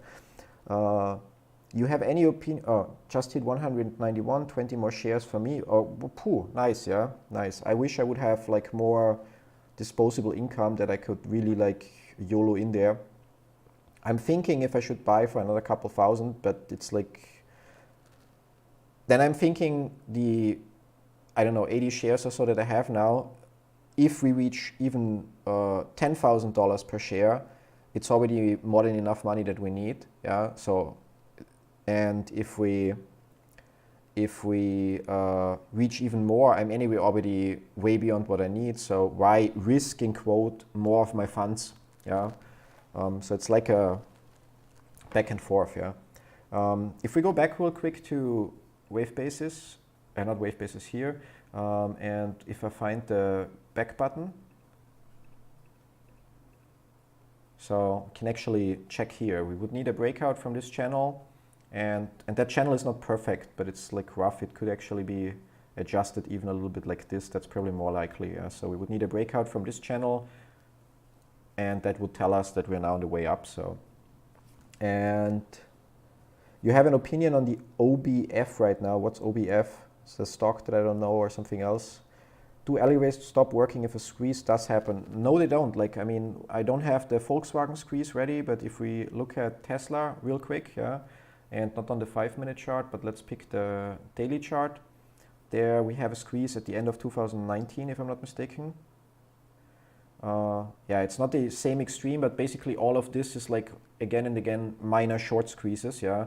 And we can, I'm not sure if I picked the right thing, yeah, but very roughly we can basically, yeah, like this could be a corrective pattern, like a sideways movement, and then we would have here 1, 2, 3, 4, 5 or 5 here, corrective pattern. So this would be wave 1 or 1, 2, yeah, wave 1, 2, 3, 4, 5, and then we just have a truncated 5th wave that doesn't go far beyond wave number 3. Yeah, so you may not be able to see the squeeze pattern in like the daily time frame or something like that, but when you look close enough, so when you then go on lower time frames, you can see it. In my first post, somebody asked in the comments and actually shared a screenshot to the 10-minute data of the Volkswagen squeeze, and while I didn't put a lot of effort into labeling it perfectly, I still was able to fit the most important wave patterns in there on the 10-minute data. Yeah, so we continue. People will paper hand in the thousands, of course. Yes, some of them will, and that's also why, in my opinion, Elliott wave theory is like the best for like our Reddit community. Yeah, because if I have a post that somehow says we will reach whatever, like 5,000, 10,000, 100,000, a million, but I don't have a logical argument that people can follow why I think that, then people will sell early because they don't believe. Yeah. But if you watch this stream, and again, we get it sometimes wrong on the very low time frames, but if you watch this stream or if you read the previous post, especially when we talk about the predictions that we had on hourly time frames, and you see how often we are right, and then you zoom out and you see that the next prediction is 1,500, and then the next prediction is this, and the next prediction is 22,000, and so on, then if you get that confirmation that, okay, the Elliott wave pattern, while not perfectly on the spot always, like here with our wave 2 prediction, yeah, is overall highly reliable, then you will also be more comfortable to, maybe you don't believe fully that 100,000 is possible, and maybe it will not happen, yeah, time will tell. But if the price is then at 10,000 and you're like, you want to sell, but you already have seen Elliott wave be so accurate over and over and over again, and Elliott waves tells you 10,000 is just a stop along the way, then you will have an easier time holding, even if there's a drop from 10 to 7,000, because you already see, oh, that's wave 3, 4, and now we go to the moon. Yeah. So, but by that time, hedge fund, yeah, that as well. Yeah, in the thousands, when people start paper hand, hedge funds will get margin called, but it will still. Maybe we will need, because GameStop is obviously different from Tesla squeezes and Volkswagen squeezes and so on, maybe we will only see the pattern on the 1 minute time frame then, because there will be so much upwards pressure. Yeah? Now the chat scrolled, yeah. Okay, I'm gonna like really try to make my way through the comments to catch up with. So I'll be honest, I'm planning to take some out at about 1,000 to cover myself a bit, then ride the rest to the moon. Great idea. Like, I also, initially, I thought I'm going to be the smartest ape in the room and I'm going to use Elliott waves and trade the waves. And initially I deposited 2,000, made 8,000 or 7,000 profit, withdraw my money, and then just open the position with the profits. But then eventually I realized maybe there are buying restrictions, so I cannot buy back in. So I stopped trading the swings, and I realized, oh my God, we're going way further than I initially thought. So I put my initial investment back in and bought even more. Well put, when they have to buy each share twice, it doesn't matter. Yes, it doesn't matter, but that's the assumption, because we assume that the short interest that is reported is not accurate and that they are lying about it or covering it up in some way, and that we cannot prove. Yeah, I was considering the same, yeah, but if the price jump is extreme, then I will hold off. You are absolutely right, and good call with risk management. You could always, depending on your broker, maybe you can set trailing stop loss only for parts of your position, so that when the price starts going up, you say, okay, the price is theoretically at 10,000, you set the trailing stop loss at, I don't know, 8,000, and so it keeps moving up for that part of the position, if it's possible with your broker, yeah? And once it corrects down a little in some way, you sell that part at, yeah, but yeah. I'm with you on that. I need to hold into the 30 to 50K region for me to be able to retire my father. By my math, you need 1.4 to 8 million euro in order to basically have an average life just from the interest without using up the funds. Yeah. So you would need 1.9 million euro if you live in Germany or in another country where you would have 25% speculation tax on profits that you make within 1 year, which, yeah, then you can do the math with your shares. Yeah. I also, with 30,000 per share, no, actually by now it's like less, yeah, but let's say 1.428 million divided by 80. Okay, 17,000 is millionaire maker, but yeah. Did you read the everything short? If so, what do you think? No, I didn't. I saw it today, but I was so busy catching up with things that I didn't get done yesterday. So we can take a look in a minute or so, depending on how boring the chart develops. Same, I have 120 shares or so. Great. It's great to see that there are people that have skin in the game. And with the new Ryan Cohen team, I actually see the share being worth, yeah, maybe not directly after the squeeze, but eventually, so get your investment back if you can. Wait for that. Yeah, I actually also think that he will turn the company around and that they have a bright future, yeah. But I cannot speculate as to what's the share price going to be after a squeeze, yeah. So no idea, but I think the company is undervalued, that even without a squeeze, it's a good investment for me. But just what I think, yeah. It will be worth more than this, but my personal opinion is that it will be at least worth that. Mind you, I'm just a regular dude, yeah, not a real investor. Same here, just clicking buttons and trying to do my thing. Didn't they have a meeting last night? Do we know what came of that? Not sure. I got 10k riding on GME. Nice. Totally fair. Bislek 150 is a lot more than 20. True, yeah. But 20 wasn't an actual valuation either, Emo. There were plenty of people that said GameStop will go back to 20 real soon, yeah. And Jim Cramer is one of the guys that I replied to one of his tweets, and but in a friendly way, but just pointing out like that it's wrong, and who apparently, although I haven't replied to anything in a couple of days for him, but he blocked me now, yeah. So, but yeah, it was still short territory. Opinions are like mothers, everyone has one, yeah. Yeah, that's the point. So, and I think like while people can disagree with Elliott wave theory, I can provide enough example. Even if I think it's always accurate, if you do it right, somebody might, or anybody who says it's pure garbage and it's never accurate, I have enough examples or situation where I can say, okay, look at how often we really hit the area exactly. In most of the examples with GameStop that we have now, it's like in 4 out of 5 cases where we predict the price area above of the very small 5-minute scale. So on the hourly chart, 4 out of 5 cases we hit that area quite nicely if I have it. That's how I roughly have it in my head, yeah. So it would be 80% accuracy, which is great. Agreed, but without Cohen intervention, the shorts probably had the right end. Yes, some have too, mothers, yeah, maybe.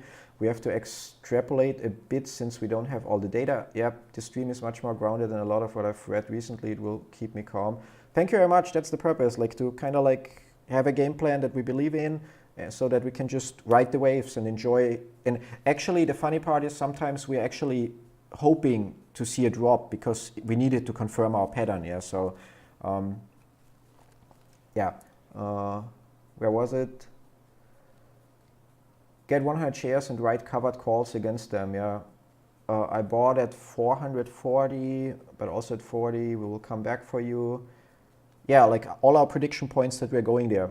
So not investment advice, but you know, like don't invest money that you can't afford to lose or that you need in the near future. But if you bought at 440 and you believe in the position, then just ask yourself, do you still believe in the position? And if you still have a few dollars left, doesn't it make sense to average a little bit down? Yeah, average down to 105. So I already got picked up. I bought, sold options up to 500,000 profits, then went it into the ground. Yeah, that happens. Yeah, and don't worry, we're coming to pick you up. Yep, I'm too scared for options. I won't touch them. I actually like options. I'm not good with them, but it's kind of like, yeah, like. You really can, that's really the thing where you put your money where your mouth is, yeah. I don't have the money to bet on options. You have to play paper account for a year on options so you learn that way. I don't know, I used to play or make my living by playing live pot limit Omaha for 10 months or so, like already a decade ago. And ever since then, I cannot play just for fun when it's cards.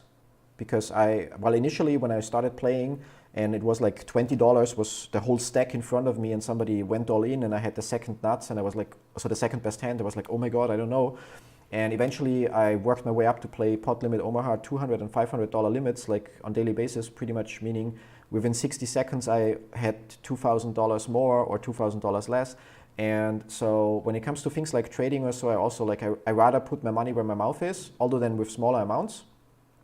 so that there is some financial incentive for me. If I'm right, I get a reward, and if I'm wrong, I actually have some kind of pain in quotes. Yeah, but if you have the discipline to treat it we, by the way, have our breakout here, and it looks like with that second candle it's confirmed. So just using trend channels, not Elliott waves here on this. Yeah, and although here it again seems like something's missing. But if you have the like the mental strength to treat a paper account, so a test account, the same way you would treat your own money, then definitely do that. Yeah, I just lost that ability when I gambled professionally. Yeah, so I'm gonna lock the wavelines here, and scared of options, best play paper account, and I feel it might be smarter to just get shares. I actually bought a 5 times leverage position below $40 for GameStop, and trying to trade the swings actually is what fucked me in quotes, because I sold took a profit, and because I expected a drop based on Elliott waves, and then eToro disabled the leverage, so I lost a lot of potential profit. Obviously shares are better because there are no overnight fees and all that stuff, but I think there's the right tool for every scenario, and it always depends. And while holding shares helps the case or the overall, I don't know, like goal that we are all following, but nothing wrong if you can do it to also, if you believe in it and if your opinion is that you want to invest, so not because I'm saying anything, because I'm just sharing my opinion, to also, I don't know, like hold some options or have a position with leverage to maximize your profits, yeah, as long as you can handle the risks and so on, yeah. And I feel like it can be smart to just get shares, at least for a regular wage slave like me. Yeah. It really depends, like how much money you can spare, your risk profile. Yeah, yeah, cool. Mister, it's easy to make and lose very quickly. Yeah, you best just buy shares. Once you own the full 100 shares, then look at learning options. Yeah. Just don't forget to lock in some gains if you want to play with house money if you want. Yeah. If you are looking at them before you're only doing it to get rich quick, and basically won't. If you're looking at them before you're only doing it to get rich quick. I'm not sure if that's phrased right, but I think what you mean is like if you just see options as a way to get rich quick, you're gonna get screwed. That is with everything. If you just like, one of the people copying my portfolio on eToro, I also have a small GameStop position. I cannot have that much in the main Popular Investors account for the risk score, but he asked me what I thought, and I shared with him what I thought, and he basically increased his investment by 90% and bought GameStop with it. And then we had the drop to $40, and he sold like below 100. I mean, he bought then again, and by now has recovered. But basically he thought, oh my God, that guy was right so far, and he says it's gonna go up, and so he YOLO'd. And then because he himself apparently didn't do the research and didn't see it through and didn't believe in it, didn't have the stomach to wait it out and sold at a huge loss, which luckily by now he has recovered. But if he wouldn't have sold, he would have an actual nice profit already. Yeah. So, but yeah.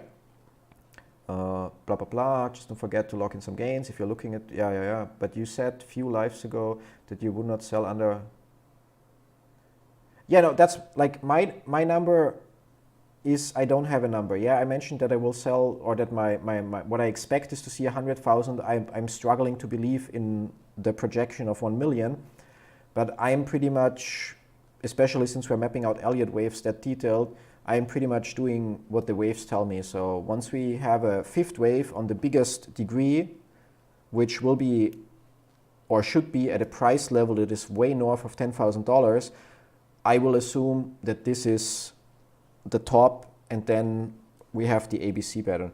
It depends a lot how the waves play out, what price level we reach, because let's say we reach, I don't know, $10,000, and for some reason the wave pattern tells us that's it.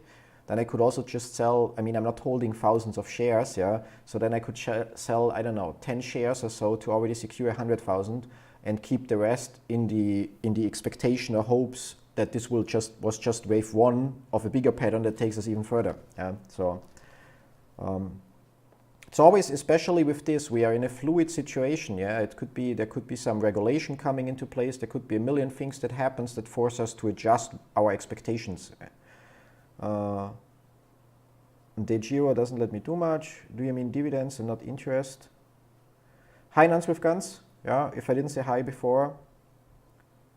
Yeah, now I don't know, my sentence is already... Warden is reading the averaging short post in the stream now. That's what we wanted to do as next thing. Read the averaging, it's insane. Bright future is right. Blocked by Chim 2, great. At least we with shares, we aren't playing Theta Gang, yes. That is a very good point about being able to treat the paper account money the same as the real money. I was just meaning more for learning. Yeah, definitely. Is Warden going to be part? We already had him on the stream, and we actually planned whenever we have a big movement to jump back again. So because he's streaming on his end, I'm streaming here. So and when we had this correction here, I tried to get him on a call, but he was busy. So I expect to have him back on the stream again. Yeah, like as we go.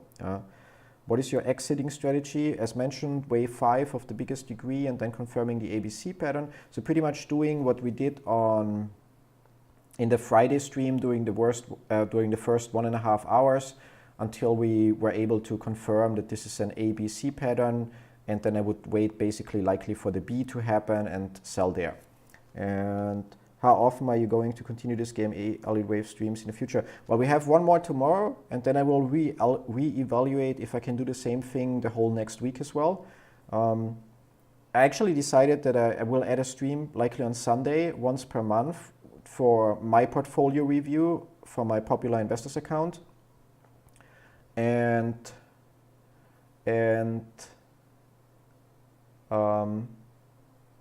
Yeah, so, but it's possible that we will have these streams daily. I really need to see how it fits in all the other things that I do every day. Yesterday was a little bit tough, did a lot of things before the stream, then we had a 7-hour stream, then I had a 1.5 hour call with one of our customers, and yeah, then I was pretty much toast. And today I actually managed to shower even, so I structured the day better, so we will see. Wo Gucci bratan? Yeah, like I'm not wearing my Gucci caps today because I'm wearing another headset in the hopes that, or when Warden jumps back on the call.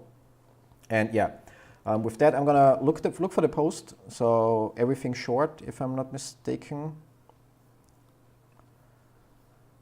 I'm not saying we should, but am I looking at hot? Hot is a great idea.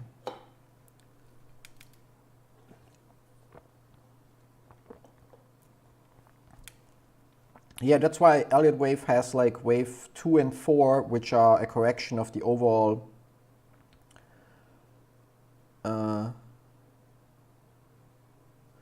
I love this because we're talking about Jim. So ask if he would do an Ask Me Anything on GameStop through Reddit, and Rensoul hit the nail on the spot. Thanks, but no thanks. After being belittled by this man on TV to only flip suddenly when it suits him, no thanks. Yeah, need to find the tweet and like it. Although I cannot because that moron here blocked me. So Kramer will not be doing. Yep. Live charting.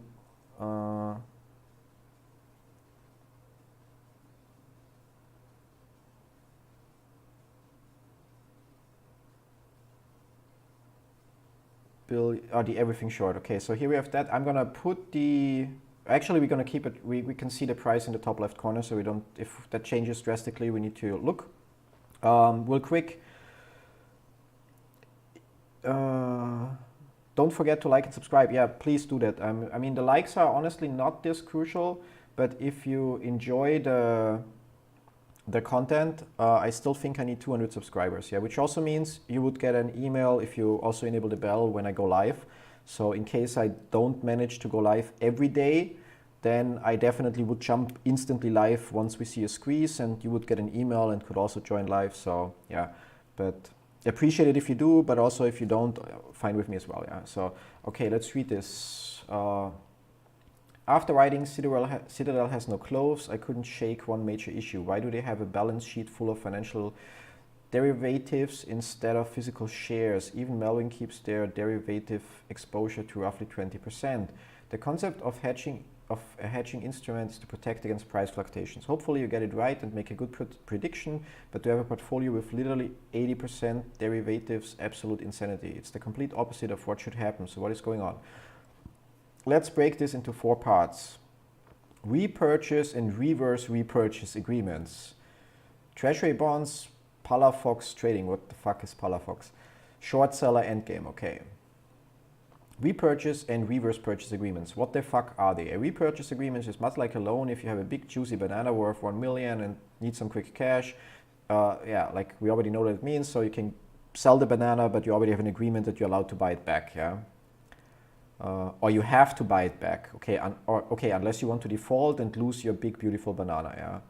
Yeah, but then you didn't lose it because you sold it. I think that's more like a pawn shop then in that case. Like I give you my whatever car keys worth $10,000, but you only give me $3,000 in cash, but I have the option to buy it back for those $3,000 with a small interest, okay. That's the lifeblood of financial liquidity. They allow super fast conversions from securities to cash. The repo agreement is just described as happening daily with hedge funds and commercial banks. In fact, the submitted amount of repo agreements today was 40 billion. Yeah, nice. This amount represents 1 day. Yeah, nice. Okay. Lehman Brothers went bankrupt because they fraudulently classified repo agreements as sales. You can do your own research on this, yeah? So, okay, basically they claimed they sold something when in fact they only kind of like, okay, I'm gonna give it to you and get some cash, but I will have to buy it back. Lehman would go to a bank and ask for cash. The bank would ask for collateral in return. Lehman would offer mortgage-backed securities. It's great having so many whatever that word is, on your balance sheet, but what the fuck good does it do if you have to wait 30 years for the cash, yeah? So Lehman gave their collateral to the bank and recorded these loans as sales instead of payables with no intention of buying them back. This extremely overstated their revenue. When the market started realizing how shitty this AAA securities actually were, thanks to Michael Bry and friends, yeah, they were no longer accepted as collateral for repo loans. We all know what happened next. The interest, blah, blah, blah, okay. A few years later would suffer the same fate when their European repo exposure triggered a massive margin call. Okay, got it. Instead of the gradual increase in rates, okay, I think we got that first part, how that works. Okay, next, treasury bonds. And quickly checking chat, catching up. I spent the past few months researching different methods of prediction, and this makes the most sense to me. Like, it was the same for me. Like, I learned about Elliott waves not like last year, like really learned about it. I heard it before a couple of years ago, but the guy who told me about it didn't know what it was called and pretty much couldn't say anything besides, okay, there's 1, 2, 3, 4, 5. He knew how to apply it and his trading results were insane. He just had no way of explaining to me how it works. Yeah, and since he didn't know the name, I couldn't find it. Yeah, the search for highly accurate trading strategy didn't bring the right results. Yeah. And before that, I blew my share of accounts. So €1,000 here, €1,000 there, and so on, trying different things and so on, trading robots and whatnot and so on. So, yeah. But Elliott waves is really where I am super comfortable with. Where, yeah, like while I might get things wrong and not every trade works out, but overall, yeah, just helps me stay calm and believe in what I did, even if it turns red along the way or in between. Same here, third that notion, I subscribed, well done. Don't be scared to run some ads here. I would eventually, but this channel is so new that it has below 1,000 subscribers. And to be a YouTube partner, you have to have 1,000 subscribers and 4,000 hours of watch time within the last 12-month period. Now, one of the reasons why I'm running those lives, not only that I enjoy them, as you hopefully can see, but it's the easiest way to reach that requirement. Yesterday, we had an astonishing 600 hours of watch time. So during the 7 hours that I streamed, basically all of you and some others watched a total of 600 hours. So it's the fastest way to make this channel also YouTube partner and another income stream on my list or our list of income streams that we have with my wife together. And a lot of people recommending having a GME stock at a real bank rather than a neo broker. You trust them to be liquid enough for MORs. Yeah, I mean, I could theoretically, I think I could buy it at my bank. I think it's a valid point that nobody has looked into too far. But the way I understand it, is it like that since they anyway are settling today plus 2 days, so the moment I sell it, I have the balance on the account, and I can withdraw it, and then it's kind of like, in my case, eToro's problem to settle it with whoever. And honestly, that's the one case where where I am happy to have a legal insurance, because that would be the one case if I'm not able to sell for whatever reason, or if I'm not able to withdraw, where I would just like go the legal way and take whatever I can get and more possibly. And but I think buying real shares at your local bank might actually make more sense, assuming that you also have the option there to really sell really quick. Yeah. A lot of people recommending, I don't know, we had that. I get the sense that many of the other predictive methods are not very predictive in the end, but more reactive. That's what I mean. It's like, if we look, for example, you have people that say, I don't know, like that use a moving average. Yeah. So, and I think using one of those things is a bad idea. Using a lot of them or some combination might work out. But if we say, for example, the stock is bouncing from the 200 moving average, yeah. But so basically they would wait for when it hits, that would be where they buy, yeah. And sure, sometimes that's right, sometimes it bounces, yeah. And other times, I don't know, if we go back to daily chart, for example, and switch to logarithmic, yeah. So okay, sometimes it bounces down, but then sometimes you're wrong, yeah. So like I don't see the accuracy in that. And the same is with a lot of other indicators that I either don't know how to use properly, yeah, or that simply are more of a hit and miss. And with other things, like if you think about support and resistance level, or Fibonacci's, yeah, it's like the most popular one. So if we would, I don't know, I don't see the low here because of the volume, or we can hide the volume, that solves that, and enable the magnet. So, and then you would have a lot of people that would say, okay, buy at 61.8%, yeah, which is, by the way, also an area that's very often used in Elliott waves, yeah. But the only reason why this works, I think, is because of human nature and because most traders know those basic tricks. Okay, there is a support and resistance level. I'm going to place my buy order here, or I'm going to place my sell order here. And so we kind of confirm our own theories because it's the most basic strategies that people know. The same with trend channels. Yeah, if you're able to easily spot a trend channel, there are like hundreds of thousands of people that do the same and that then sell when it hits the top and buy when it hits the bottom. Yeah, and I think that's all like just self-confirmed or something like that. And Elliott waves, on the other hand, really provide you with a future prediction. It might not always hit or be true because the pattern changed then on the small time frame, but it's literally a prediction where everything else is reactive. Yeah, so I agree with that. Back to quickly, the masters most likely use all methods. Yeah, of course, if you have like Bollinger Bands and then support resistant levels and moving averages that are proven to work for you and so on, yeah. And then trend channels and maybe Elliott waves on top of that. I'm sure we might have been able, if we would have encompassed other strategies or other indicators in our labeling, we might have not encountered the mess that we had yesterday, because we would have, okay, Elliott wave might make this possible, but whatever the 462 or 420.69 moving average says no, yeah. Will you stream on the squeeze day? Yeah, we don't know when the squeeze day is, so, but I plan to, I have my office at home and therefore I rarely have to leave our apartment. So if there is a squeeze and it's not one of those rare days where I'm literally not in front of the computer, then I will definitely jump live if I'm not live anyway. So volume will need to come up for substantial movement. GME trades more sideways for today. Love your videos.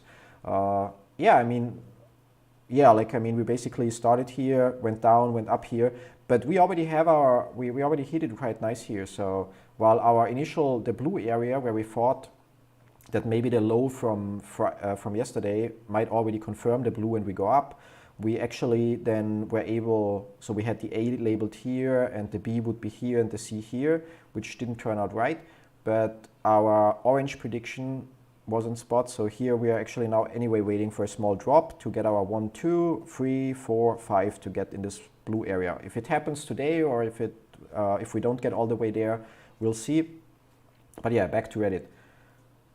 So as long as this does not dip below 197.37, gonna confirm that real quick. No, currently our wave 2 is currently 187.11, So as long as it doesn't dip below that, because then it would change this blue wave 2. If it were to dip below that, the next thing would be 182. If it would fall below 182, it would change basically this blue 0 and also the wave number 2 in green. And we would have to relabel. So yeah, but this one played out quite nicely. And the last time this happened that played out quite nicely was this year, where then somehow afterwards we got it totally wrong. So I'm confident that this year will stand. And yeah, like we would expect, so if this is wave 1, we would have like expect a drop roughly to 190. And then from there we would go up further, down. But yeah, I'm not gonna label that yet in orange because we literally have not enough candles to do that. And yeah, back to Reddit.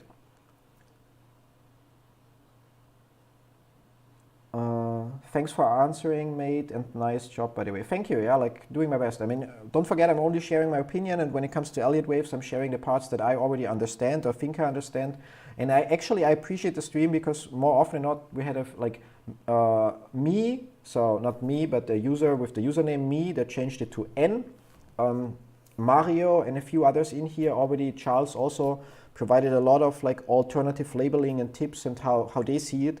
That actually helped us to get where we are. So I'm constantly learning doing this, so it kind of like helps me as well. And lol, then I will be transparent with when you sell. Yes, if I manage to be live, it will happen on the stream when I sell, yeah. And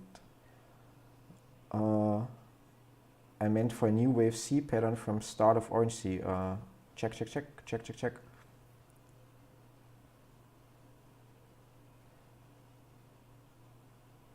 Huh? 193, where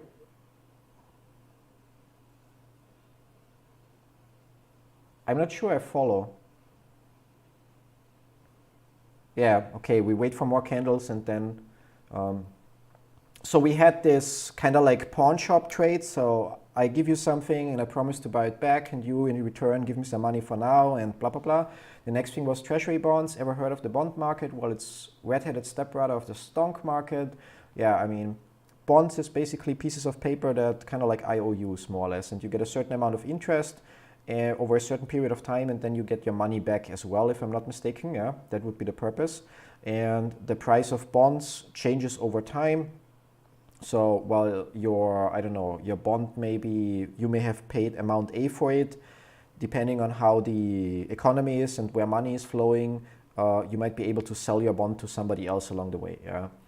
So the US government sells you a treasury bond for $1,000 and promise to pay you interest depending on how long you hold it.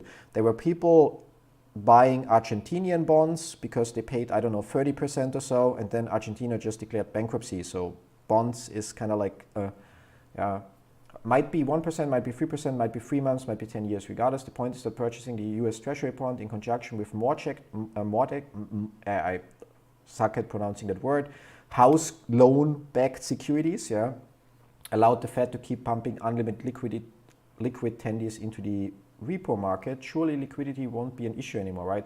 Now take the repo scenario from the Lehman Brothers story, but instead of using only mortgage-backed securities, add in the US Treasury bonds, primarily a 10-year note that blah, blah, blah for all the repo transactions. Okay, so average daily outstanding repo, 71% overnight and 28.5% term means longer, I guess, yeah, or yeah. Collateral repo, US Treasury bonds, okay, way more than all the other stuff, got it. For now, I just know that US Treasury has replaced the MBS as the dominant source of liquidity in the repo market, okay. Polar Fox trading, it's like similar to Polaroid, but different, so same but different. Ever heard of Polar Fox trading? Yes, just up there. Me neither. It's pretty much meant to be that way. Polar Fox Trading is a market maker for repurchasing agreements. Initially, they appear to be an innocent trading company, but their financial statement revealed a little secret. Citadel Advisors LLC is responsible for managing all investment and other activities for the company. Citadel Enterprise Americas LLC and Citadel Americas LLC, both affiliates, provide administrative and investment related services to the company. Things get interesting. Are you kidding me? I should have known. Of course, Citadel has their own private repo market. Who else is in this cesspool? Citadel Global Fixed Income Master Fund is the sole member of the company. Not bad, yeah. So Citadel Advisors, Palafox Trading, so securities versus cash. Northern Trust Hedge Fund Services provides back office and admin. Operating, okay. Only member, Citadel Global Fixed Income Master Fund, Citadel Wellington, Citadel Kensington, Citadel blah blah blah. Cool, yeah. So basically Citadel. Everything rolls into the Citadel blah blah blah. That controls, okay, that would be 1,000, 100,000, million, billion. So that's 123 billion if I got it right, yeah. Yeah, okay, that's billion. Why did he put that in the next line to make it challenging? In assets under management. I know offshore accounts are technically legal for hedge funds, but when you look at the itemized holdings of these funds, most recent, it gives me chills, blah, blah, blah. Current gross asset value of private fund, 123 billion.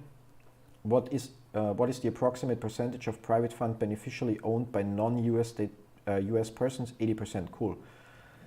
The repo market provides immediate liquidity to hedge funds and other financial institutions. After the MBS collapse in 2008, US Treasury replaced it as a liquidity asset of choice. Citadel owns 100% of Palafox Trading, which is market maker for repo agreements. This market maker provides liquidity to the Global Fixed Income Master Fund through Citadel Advisors. 80% of it is of the 123 billion is under management, or that is under management, belong to entities in the Cayman Islands. I tore the Bermuda Paradise and Panama Papers apart and found that all of those funds boil down to just a few managers but can't pin anything on them for money laundering. However, if there ever were a case for it, okay. This level of shade on all this, or the level of shade on all this is incredible. There should be no room for an investment pool as big as Citadel to hide this shit. Absolutely ridiculous. The fact there's so much foreign influence over our bond and repo market which controls the liquidity of our country is very concerning. Okay. Step number 4, short seller endgame. All right, I know this is a lot to take in. I've been writing this post for a week, so reading it all at one time is probably going to make your head explode, but now we can finally start putting all of this together. Remember how I explained that the repo rate started to rise in 2008 because the collateral was no longer attractive compared to cash? That means there wasn't enough, which means now because bonds replace the mortgage as collateral, a rise in the prices or rates for bonds would actually indicate the same. Let's see if I'm right with that. Yeah, that means there wasn't enough liquidity in the system. Well, this time the opposite effect is happening. Ever since March of 2020, the short-term lending rate, repo rate, has nearly dropped to 0. Okay, so the Fed is printing free money, the repo market is lending free money, and there's basically no difference between the collateral that's being lent and the cash that's being received. That's kind of like sucks. Yeah. With all this free money going around, it's no wonder why the price of the 10-year Treasury has been declining. In fact, hedge funds are so confident that the 10-year Treasury will continue to decline that they shorted the 10-year bond market. I'm not talking about speculative shorting, I mean shorting it to oblivion like they've shorted stocks. Don't believe me, hedge funds like Citadel Advisors must first locate the Treasury bond in order to swap them for cash in the repo market. It's extremely difficult to do this with the Fed because they're tied up in government BS, so they locate a lender in the market. Now, who would Citadel know that's an asset manager? Perhaps the same asset manager that they borrow shares from, BlackRock. I know obviously why BlackRock, it's now obvious why BlackRock was tapped by the US government to purchase their treasuries. Federal Reserve taps BlackRock to purchase bonds for government. So BlackRock purchases a shitload of treasuries and keeps them on reserve for hedges like Citadel to short. Citadel comes along and asks for the bond. They throw it into Palafox Trading and collect their cash. So what happens when they need to pay their repo agreement? Surely to God there are enough bonds floating around, right? Not unless hedge funds like Citadel have shorted more bonds than there are available. It's kind of like they do this with everything, yeah. Like so, okay, there we have, I don't know, 10 million shares. Let's short 20 million. Yeah, we have that many bonds. Let's short more. Gotta be very sure of yourself that all of this works out to do that. Yeah. Here's the evidence. There have been 3 instances over the past year where the repo rate dipped below the failure rate of -3%. On March 4, the repo rate hit -4.25%, which means that investors were willing to pay someone interest to lend their own money in exchange for a 10-year treasury bond. This is a major signal of a squeeze in the treasury market. It's major desperation to find bonds With the Federal Reserve purchasing them monthly from the open market, it leaves room for a shortage when the repo call hits. If an entity like BlackRock hasn't purchased more treasuries since lending them out, hedge funds like Citadel simply cannot cover unless they go into the market and pay the bondholder for their bond. It's literally the same story as all of the heavily shorted stock. Still not convinced. At the end of 2020, Palafox Trading listed 31 billion in gross repo agreements. 30 billion were directly related to purchasing treasury bonds. Okay. But what about the re-rise repurchasing agreements? Don't they have assets to buy treasury bonds? Sure, take a look. 31 million, yeah. Kind of like, maybe they just forgot a few zeros here. So there I told you they had it covered, yeah. Now read the fine print. Typically the company has rights of rehypothecation with respect to the securities collateral received under reverse repurchase agreements. As of December 31, 2020, substantially all securities collateral received under reverse repurchase agreements has been delivered or repledged in connection with repurchase agreements. I know the totals are slightly different than the balance above, but they're both from 2020. It's just how they are presented, blah, blah, blah. So no, they don't have it covered. Why? Because our POS financial system allows for rehypothecation. So many big men or grown men words. That's why. It's a big fancy word for using amounts owed to you as collateral for another transaction in the event that the party defaults, so do you. Yeah. This means that securities which Palafox is waiting to receive have already been pledged to pay off the bonds they currently owe to someone else. Yeah. That seems like a great thing to do, like a great idea, solid. Does this sound familiar? Promising to repay something with something you don't already have. Basically, you need to wait on Ted to repay Steve, to repay Jan, to repay Mark, to repay you, so you can repay Fred, so Fred can, yeah. Oh, and by the way, the problem is getting worse. Here's Palafox financial statement in 2018. Securities purchased under agreement to resell, that's 5 million, yeah. Securities sold under agreement to repurchase, 5 million. Okay. And 2019, 7 million, okay. This amount, 2020, still plus 100%. After netting, which is even more bullshit. Okay, so there we are, 16 million. Or is this million? Because they're dealing, expressed in US dollars and thousands. Okay, yeah, oops, not millions, yep. So add a few zeros here. All of this made me wonder what the FICC's balance is for treasury deposits. For those of you that don't know, the FICC is a branch of the DTCC that deals with government securities. Just like the updated DTC rule for supplemental liquidity deposits being calculated throughout the day, the FICC also calculates this amount as it relates to treasury securities multiple times throughout the day. Would you be surprised that the FICC has 47 billion just in deposits for unsettled treasury bonds? Can you imagine how astronomical the actual margin must be?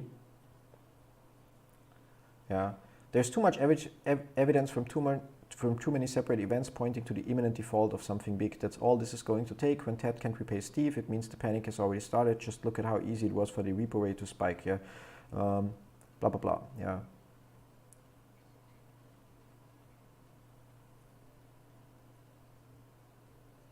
Yeah, it's an amazing post, and yeah. So much like the synthetic credit default swaps or whatever it's called with the housing market crisis, and the thing is, and that's what I like. That's great due diligence. Like, it's amazing. I don't even want to know how long it took to figure all of this out, write it, and so on. Yeah, like really great upvote, and I think I also have karma for an award. Where's the plus award button? Come on. Giving awards too rarely. There. Do we have 400 gold? Can we buy? No. Let's take my energy award. No. Bravo. Yeah. Definitely. Okay. Yeah. So yeah. Cool. I called him before.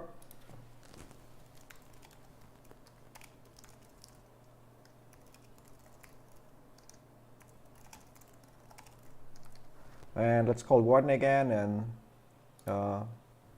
there we go. What, I'm low on coins. I had 400. Did it give the award now? Or oh, it gave it probably, and then because now it says I have 0. Okay. So ringing through at Warden, and I'm gonna check here and refresh here as well.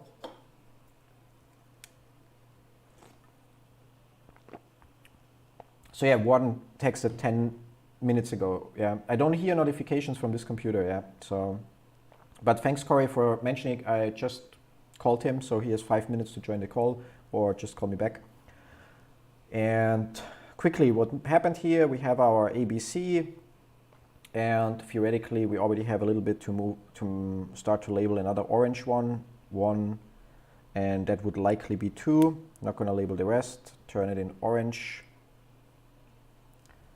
So minute, and so basically that would be our prediction here, and from here we're supposed to go here, so that would then be wave number 3 in orange. If that 2 doesn't move, and then there would be wave number 4 and wave number 5, which looks like it nicely matches with our blue prediction for wave number 3. So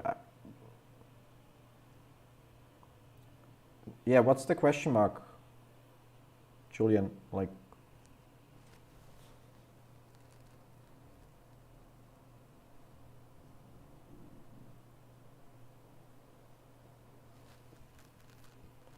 actually right here.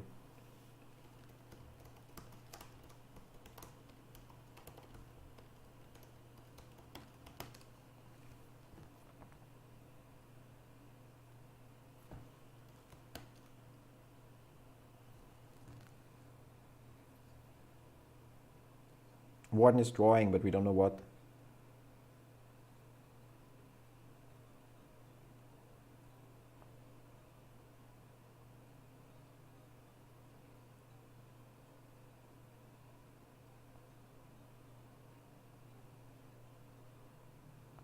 Yeah, let's see if Warden jumps on the call or not.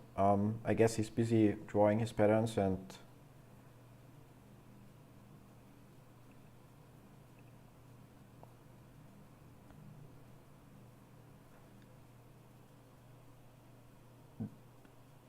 what time frame? Oh, that's Volkswagen. Ah, cool. He has data on Volkswagen. Oh, that would be cool. But there also, first glance, 1, 2, 3, 4, 5. There we go. A, B, C. And that part here is tricky. Yeah, but it's a corrective pattern. Or A, B, C. And the C could be longer, yeah.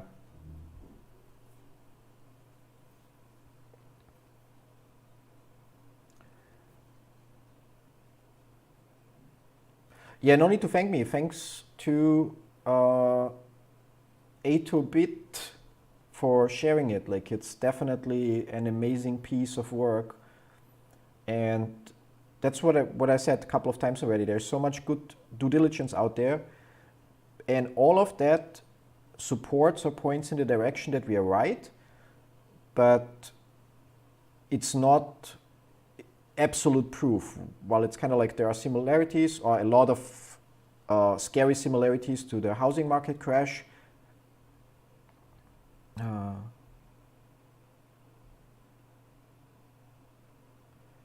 INDD über das DTCC-Filing von gestern, Government, bla bla bla, passend zu Everything Short, darauf bezogen war mein drüber, habe ich nicht.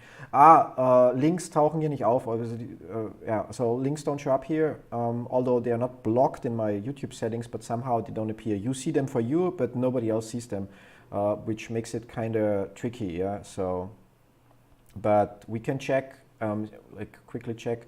We don't expect any huge movement here. Either this candle here moves a little lower, since this would be the predicted area for wave number 2.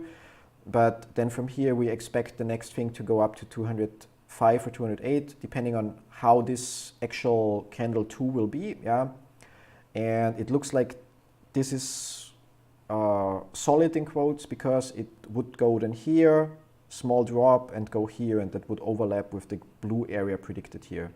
And so, but yeah, let's go back and see if we can find that other post that you mean. If you can share, Julian, if you can share the title of that, that would already help, yeah, so. And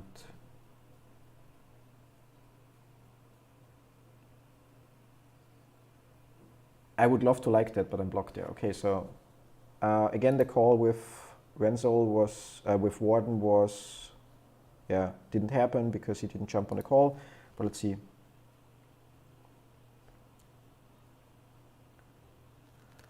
Okay, let's the comment from the user that everything short. Okay, so we're gonna check you A2bit and see what comment he has, and I think I heard some noise. No. Oh yeah, so I have a meeting in a couple minutes, but I have a little bit of time before I have to end the stream. So do you wanna go over predictions and the DD? Yeah, welcome back. I heard you also read the Everything Short post. Really amazing information in there, but I guess you already discussed it partially. So yeah, what changed within Elliott waves? So when the market opened today, we had the prediction to go to 189 to 193 is the blue area. I don't know if your viewers can see my screen right now. Yes, no, maybe. Yeah. Oh yeah, can you share your screen again? Ah yeah, so I'm the idiot here, of course. Yeah. No worries. Wrong button. Yeah, so I'm gonna share that again. So there we have. So at the beginning or at market open, the prediction was that maybe I'm gonna lock this in.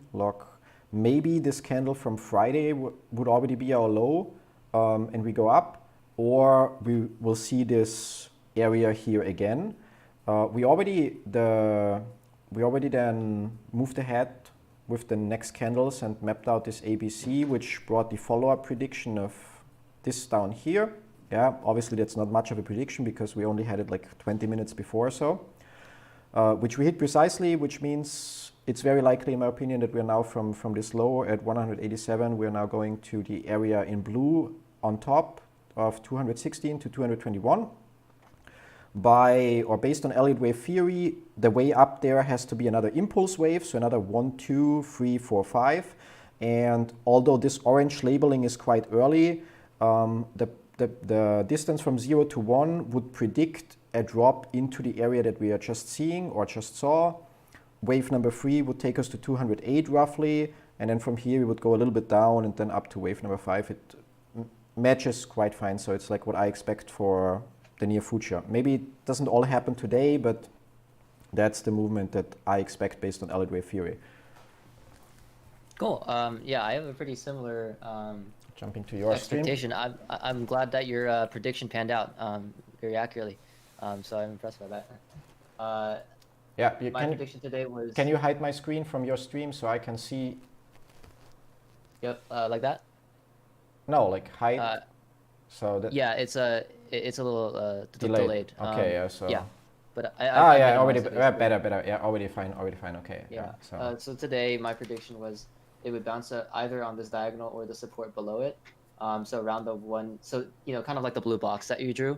Yeah. But yeah, we had that basically. Yeah, we had that in the morning. We aligned very well, and it basically just went a little lower. Yep. So I had a bit of like near term like micro predictions. So. Yeah. I expected the price to go up here, consolidate, and then make a move. So I think the advantage of your analysis is you're able to identify the kind of like upper areas that it could traverse towards. So this portion I wasn't able to completely predict, but the pullback I was able to predict here. You're looking at 1 minute. You're looking at 1 minute data here, yeah?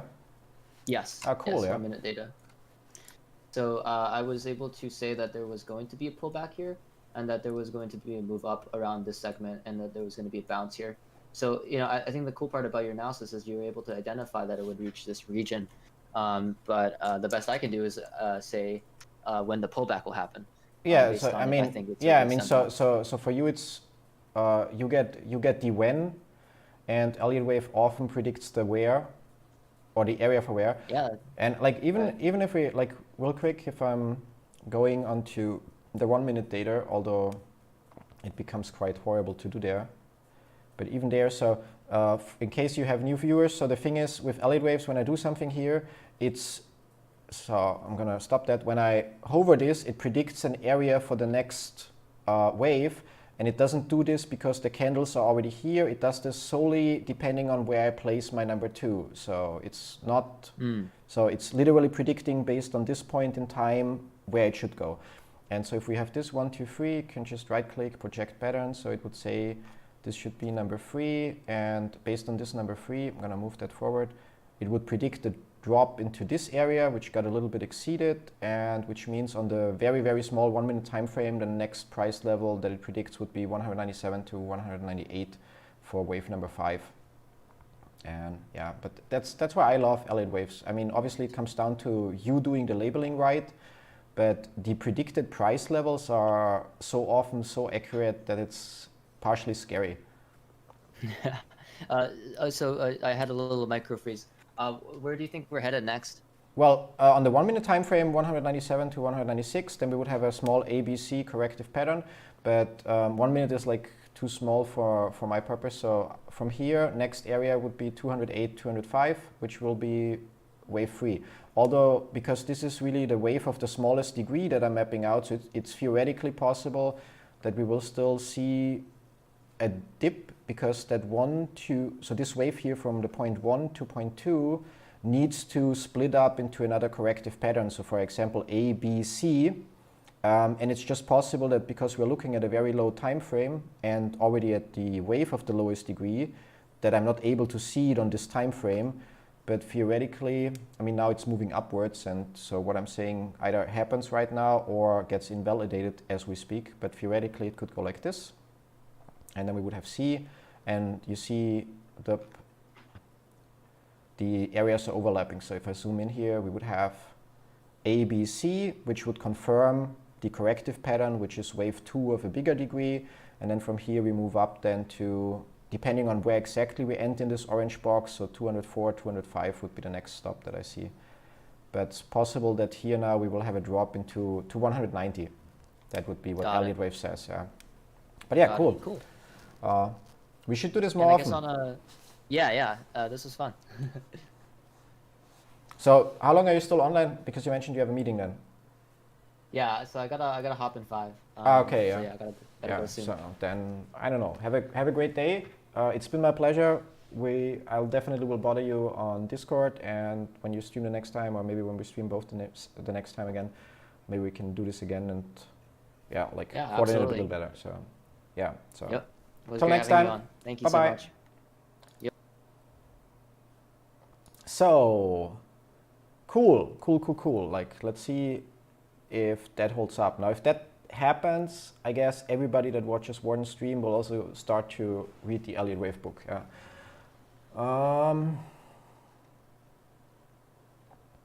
We were looking for the post. We will do that in a second. I'm just gonna. First of all, I can get rid of my headset because we don't have any call anymore.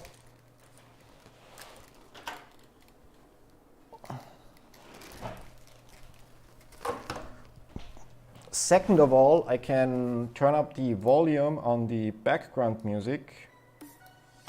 Up, sorry. Yeah, so like likely too loud.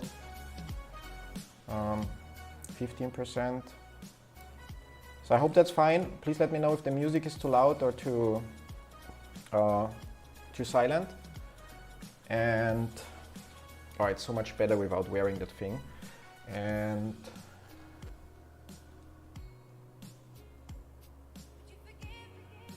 you mean on first day tomorrow?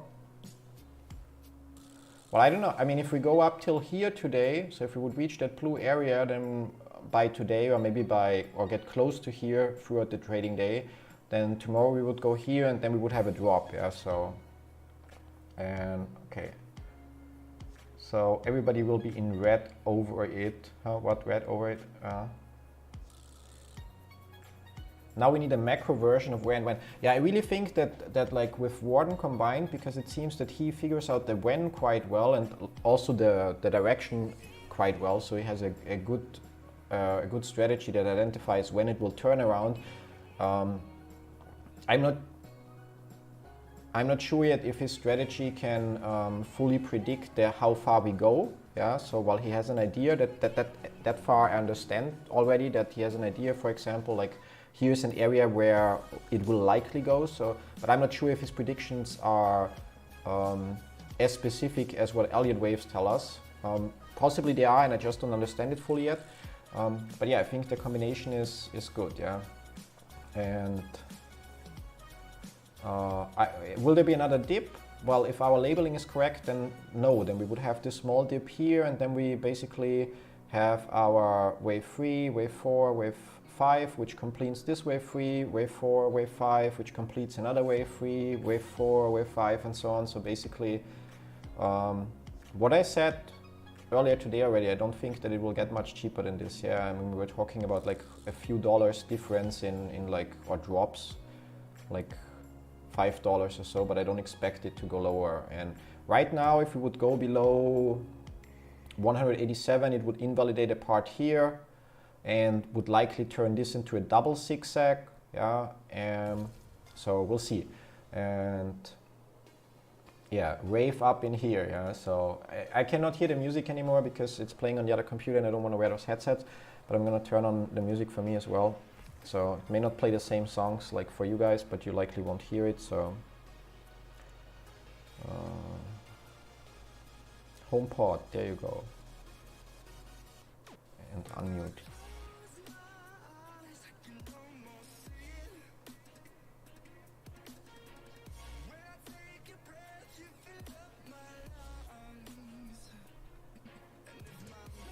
Yeah, I like this. So I also have background music, great. And I'm already in red. Yeah.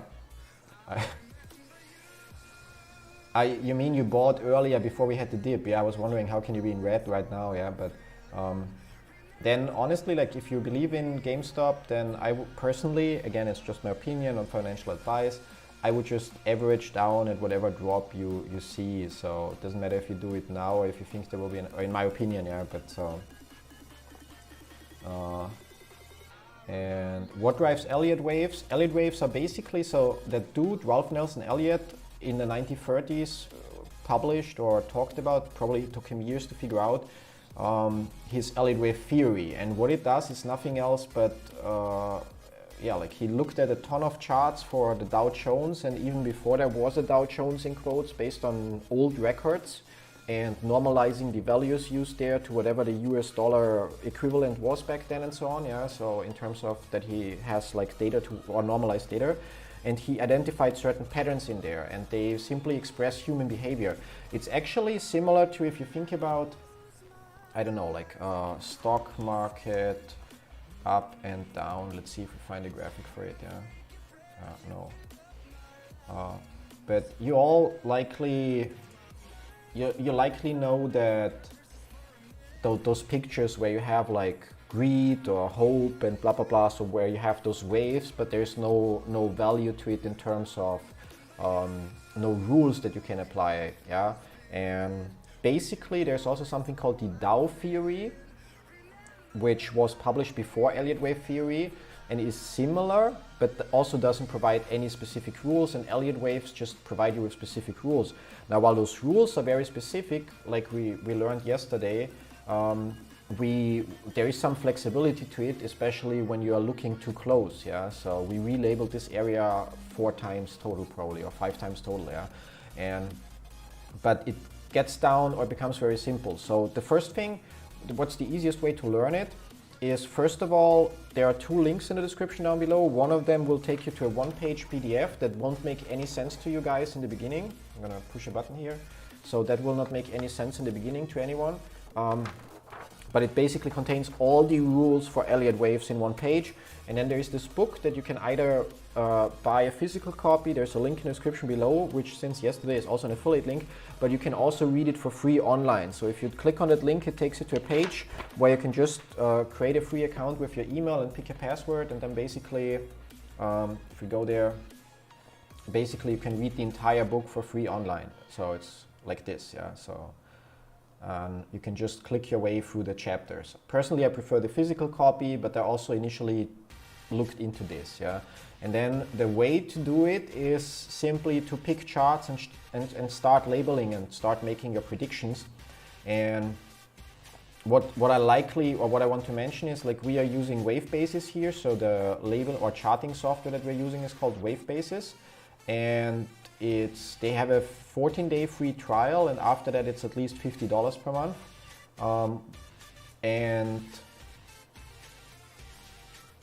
And yeah, and wave basis has the advantage, while we could label on TradingView or some other platform, the way Elliott waves work, one of the core principles is that you are always in an impulse wave. So on the biggest time frame, you would have a 1, 2, 3, 4, 5, maybe not even finished. You could still be in wave 1 or wave 2 and so on if you look since the IPO of a company.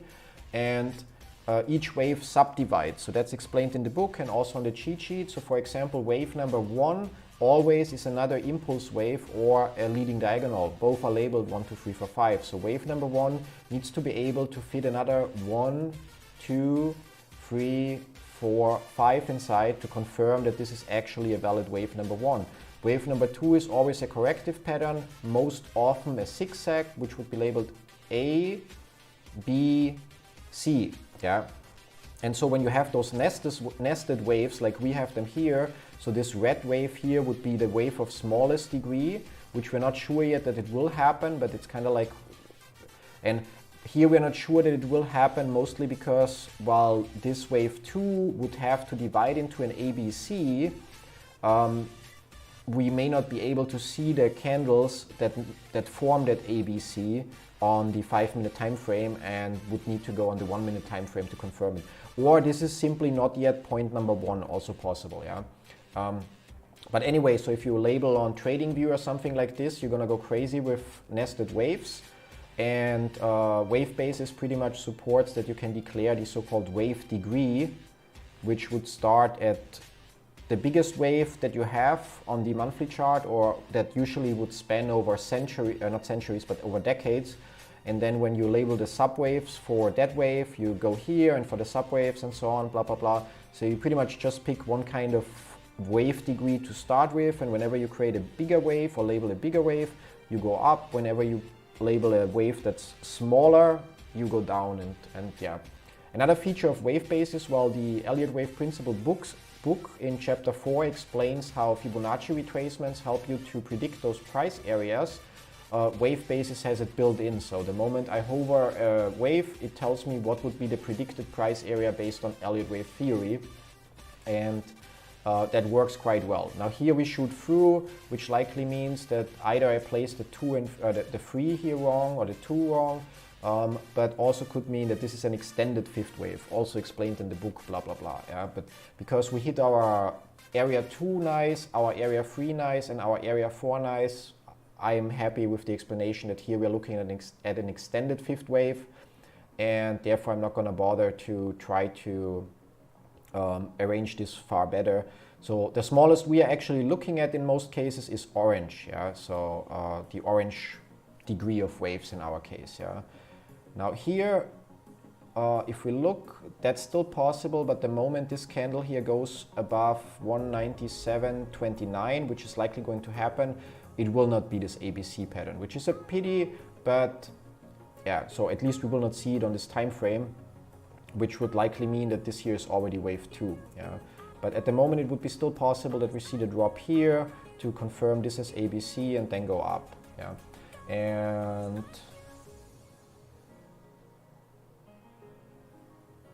yeah, one said you're better at predicting peaks and he's good at predicting dips. Yeah.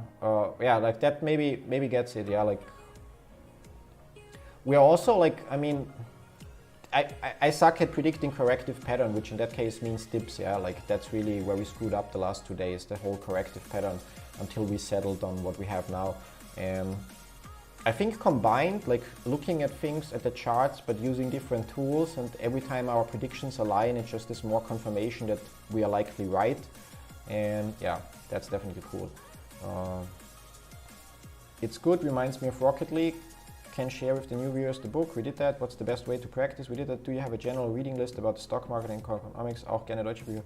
Nope. It's literally, I read a lot of, like over the years, a lot of different strategies online and stuff like that, and also spent time trying to code my own MetaTrader 4 trading robots, which each try wasted many of my hours plus some of my money, and eventually just found the Elliott Wave book, and that's what I follow now. And everything else is, yeah, like as long as Elliott waves, or as long as I'm able to maintain a 80% profitable trades or more on my eToro portfolio as popular investor, I'm not gonna add anything else or deviate from Elliott waves. Like here and there, I just for the fun of it, I bother to draw like, I don't know, trend channels or supporting lines, you know, like for example, yesterday we could draw a line from here to roughly here, which showed us, okay, that it's likely that the price will move up further.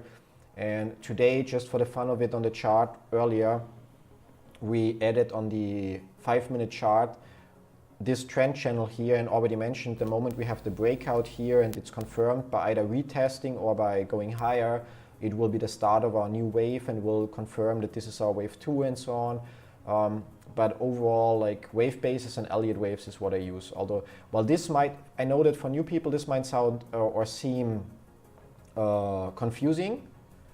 Once you get a little hang of it, this will seem easy, and then you should be reminded that it's not just jumping on a time frame and labeling, but it actually starts by going ideally from the IPO 1, 2, 3, 4. So we would be in wave 5.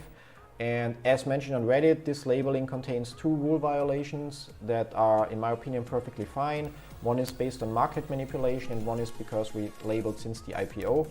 And so you start here, you know, okay, the low at 38.50 would be point number 4. So this is wave 5 now that starts here. And then from there you jump maybe to the weekly or daily chart. In our case, we jump to the hourly chart, so which means this was point number 3, this is point number 4, which means from here our wave number 5 starts, which means our wave number 5, if you look at the cheat sheet, has to be another 1, 2, 3, 4, 5, yeah. And that wave 1 consists of another 1, 2, 3, 4, 5, and so on. And this wave 2 consists of an A, B, C. And currently we are in wave 3 of wave 5. If we look at this 0, 1, 2, 3, so it's wave 3 out of wave 5. Now that wave 3 here needs to be another 1, 2, 3, 4, 5, where we are also 1, 2, currently in wave 3. So we are in wave 3 of wave 3 of wave 5. And if we jump lower, then we see that we are in wave 3 of wave 3 of wave 3 of wave 5 right now. All of those waves go upwards, so while the overall back and forth movement, well, we may not get that perfectly right, but the overall prediction on different degrees that, yeah, is upwards. Yeah, so hope this helped. And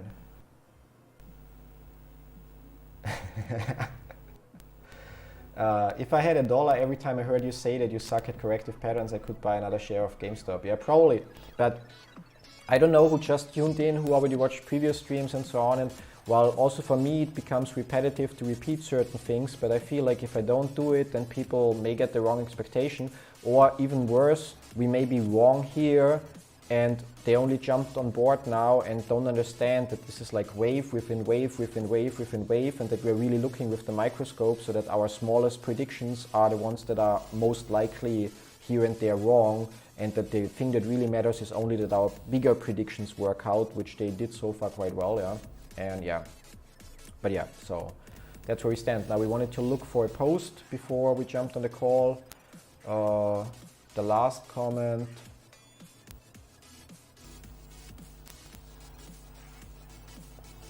These waves are slowly starting to make more sense to me. Thanks, mate. I already understood them to, I think, an okay degree before I started posting about it on Reddit, but also the posts on Reddit and the live streams improved my understanding even further, because I think it's one thing when you try to label it for yourself and you only have to justify it to yourself, but I constantly have to consider that one of you is actually shows up and just says, I think your wave 2 is wrong, and I need to be able to then in quotes argue, or at least be able to explain why I think my wave 2 is right, yeah. And so it really helps me a lot as well, yeah.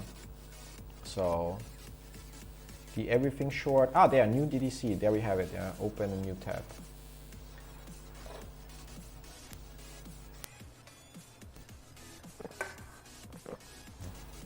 Too long, didn't read. FICC is recalculating contributions to the Doomsday Scenario Contingency Fund for defaulting a member, effective April 1st, which is unusually soon. It's from the Government Securities Division, so not related to GameStop, but affects many parties that may or may not be involved in GameStop. Again, confirming one of the things I'm saying, I love all that due diligence, and all of it points or or we think it confirms our theory, but there is no 100% guarantee. But obviously, if you have like, if it, I don't know, walks like a duck, quacks like a duck, and so on, yeah, it's likely a duck. Yeah, and so the ICC wants to change certain parameters. What is DC or blah blah blah. So they have like maintains a capped contingent liquidity facility to help meet funding needs in the event of a member default. Yeah, and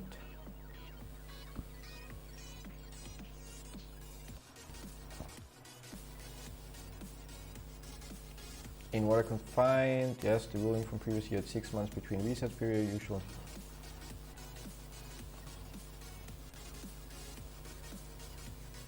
So okay, usually those resets of the cap are 6 months apart, and now it's kind of like one happened in January, so just 3 months ago. If you notice, the whatever number gave 23 days of notice for the new cap becoming effective. So it's effective from April 1st, so basically tomorrow. Can it affect? Yeah. Okay, so all the members, which appears to be likely a long list that obviously contains Citadel. Yeah, they have their fingers in everywhere, in everything. So, and probably based on that, yeah, like, what does this probably mean? I think the outcome is almost net neutral for GME. This ruling may represent another tightening of leverage, but affects many parties that may be directly involved in GameStop on both sides. So likely, if it affects leverage, it might increase or decrease the volume. Yeah. So, but basically, it looks like another institution in all of those cogwheels that tries to adapt the rules for the doomsday or worst case scenario, if I get that right. Yeah. And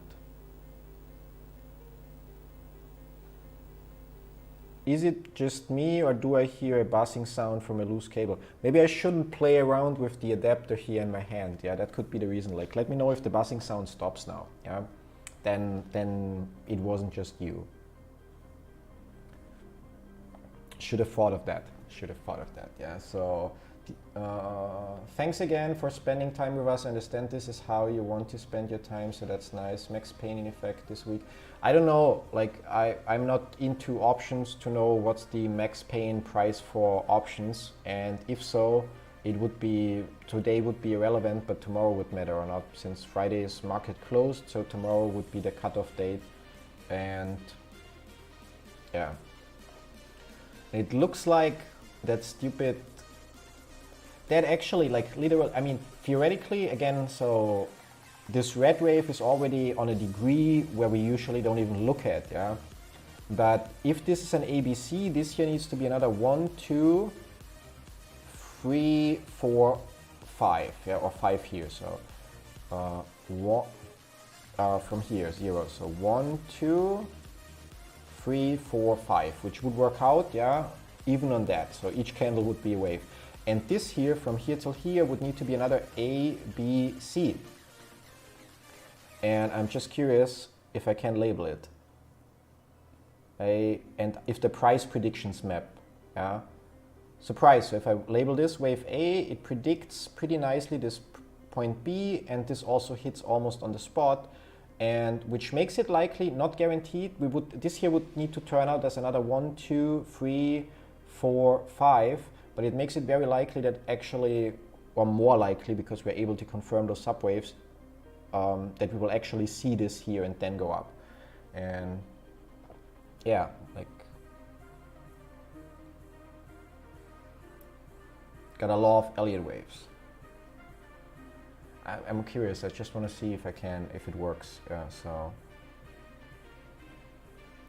I mean, it could be like here, 1, 2, then 3 can never be the shortest, 4, 5, yeah, so, and that price prediction, so, isn't fully reaching it, that also not, that hits, and that also not, yeah, so like, while that one doesn't fit perfectly, but it could maybe on the 1 minute chart a little better,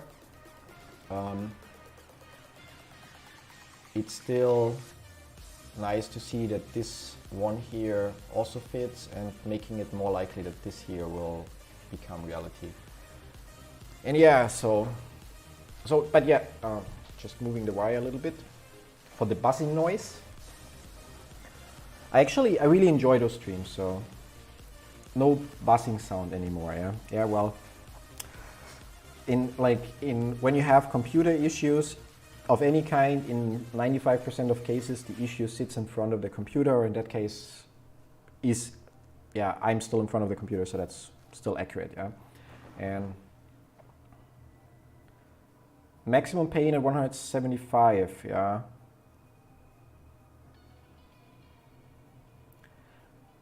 Well, there we are above then. I don't see us going back there. If we go back there, it pretty much... So if it would go back there because they try to, I don't know, pressure the price down or whatever. Yeah, that might be right. I was just eyeballing.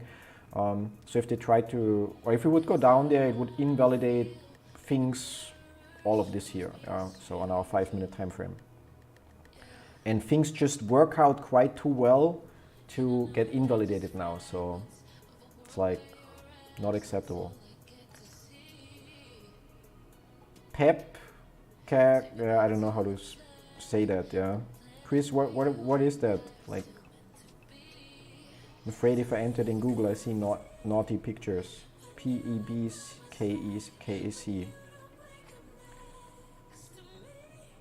I didn't know that there's a website, maximumpain.com, by the way, which also could be a porn site, so I'm gonna open it in the other browser before. I don't know, it's stock option maximum pain, yeah? Option charts, how do I calculate it, yeah, and where do I see it? Options.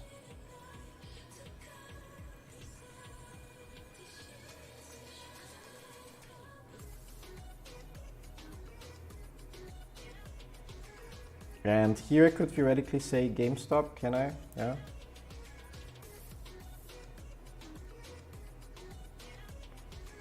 Okay. Highest call, highest put. Okay, so that's the volume for calls and puts. And so at this price, they are hurt the most. Problem exists between keyboard and user. Never heard that one before. I just know in German we would say, like, whatever you do, you have to optimize it for the DAU, which is DAU, which is the basically, if we translate it, the dumbest possible user. How does Elliott wave factor into hedge funds, fuckery, and market manipulation? Like March drop to 117-ish.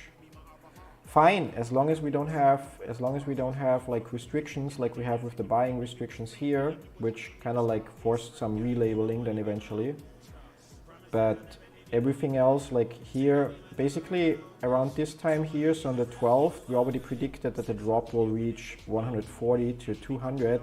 And then with the B here, so on the 12th, we had a more granular prediction of 130, and it just went a little bit further. So. But overall, that happened then. I mean, we already dropped into the first area a couple days later, so that was on the 12th, and that happened on the 16th, and then bounced from here. And we could have assumed maybe we will go up from here because we already hit one of the areas, but we still needed to confirm the corrective ABC pattern and so on. So yeah, like it works quite fine.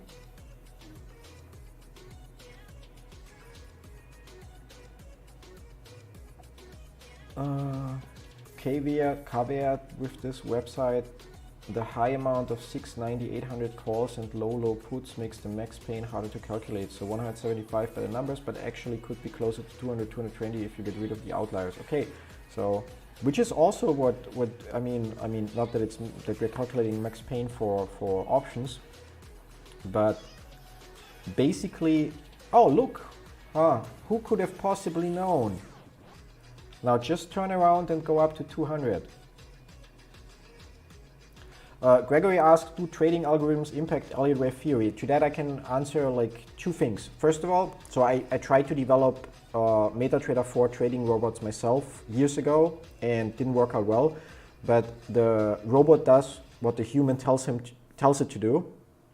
So in that case, I as the human think this is a valid trading strategy, and I try to express it in logic, which means my human psychology or my human behavior is represented in that trading robot. And the other alternative, which likely is more common nowadays, would be machine learning trading algorithms. So basically what they would do is they would do what Elliott did and look at previous data and a lot of previous data and try to detect patterns. And since Elliott wave patterns apply everywhere, unless you have restrictions on the market, the machine learning algorithm would basically or very likely also trade based on Elliott waves, in some way. So, and yeah, it's nice.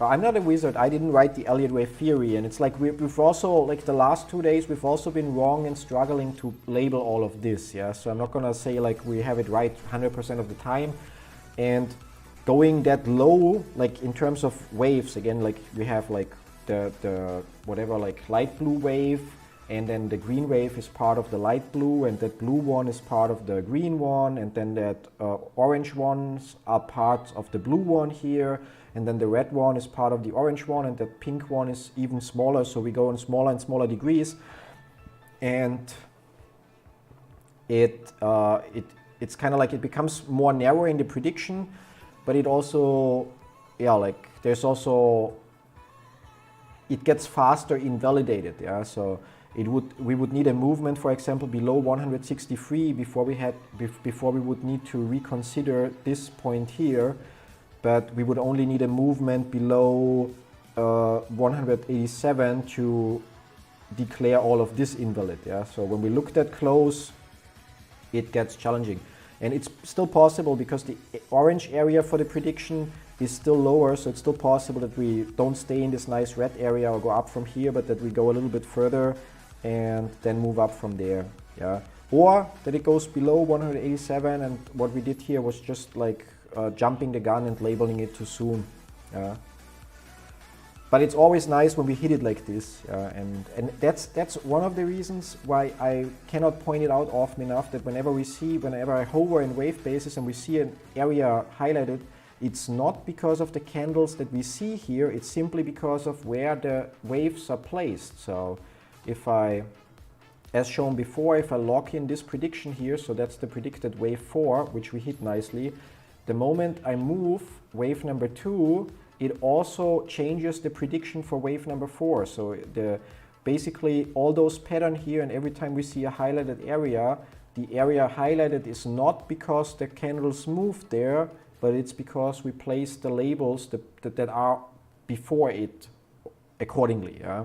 So if we labeled it properly, we often have the exact prediction of where the price or where the market is moving.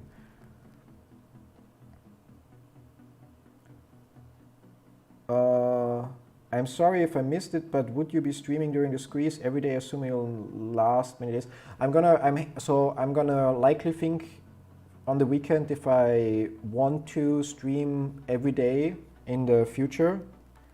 Yesterday was challenging because I figured I might be able to just have the chart open here and do some actual other work here, and that didn't work out. So today was a little bit stressful, or I had to organize my day different today to be able to catch up with some stuff. But I would definitely stream if or when the squeeze starts. So then I would just jump online, and I'm considering, I actually wanted to look, for example, on the daily chart, if there's a pattern, for example, that on, I don't know, on Wednesday we usually have more movement, and on Monday or on Tuesday and Thursday it's usually boring, yeah. So that maybe if I can find a pattern in terms of volume per weekday, then maybe we change based on that. The best idea, it would also do me a favor if you smash the subscribe button and you hit or enable the bell icon, basically. Then when I get live, you get an email, and you should also see the channel then on your left on the desktop. I don't know where on the phone, and therefore you can check when I have the next live scheduled. What I decided, what I will do is at least once per month on a Sunday probably, or maybe this week on a Saturday, I will do a live with my portfolio review from my Popular Investor account and basically apply Elliott wave theory to the positions that I have or that I currently hold to see if I was right, if I should buy more, if I should close my position and so on. And if somebody's watching and we still have time and they want me to look at another stock that I can also buy at eToro, so AMC is out of the question unfortunately because I don't want to spend time analyzing something I cannot invest in at all. But yeah, so that's the plan for now. And does the actual candle have to go into the predicted area or can it be just with a wick? Sometimes we don't, it's not about reaching the areas, it's about fitting the right patterns. Yeah, like for example, here we shot through the area, but if we go back here, you see that the wick also didn't reach the area. But the pattern here is still valid because we can fulfill the requirements. If we look at the, actually give me a second, I'm gonna open the PDF in the browser so that I don't have to wave it into the camera and download from here.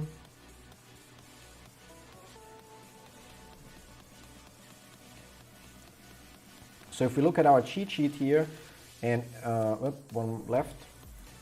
So here we have an ABC. So first of all, here we have 0, 1. And if we look at the cheat sheet, we see that 0, 1.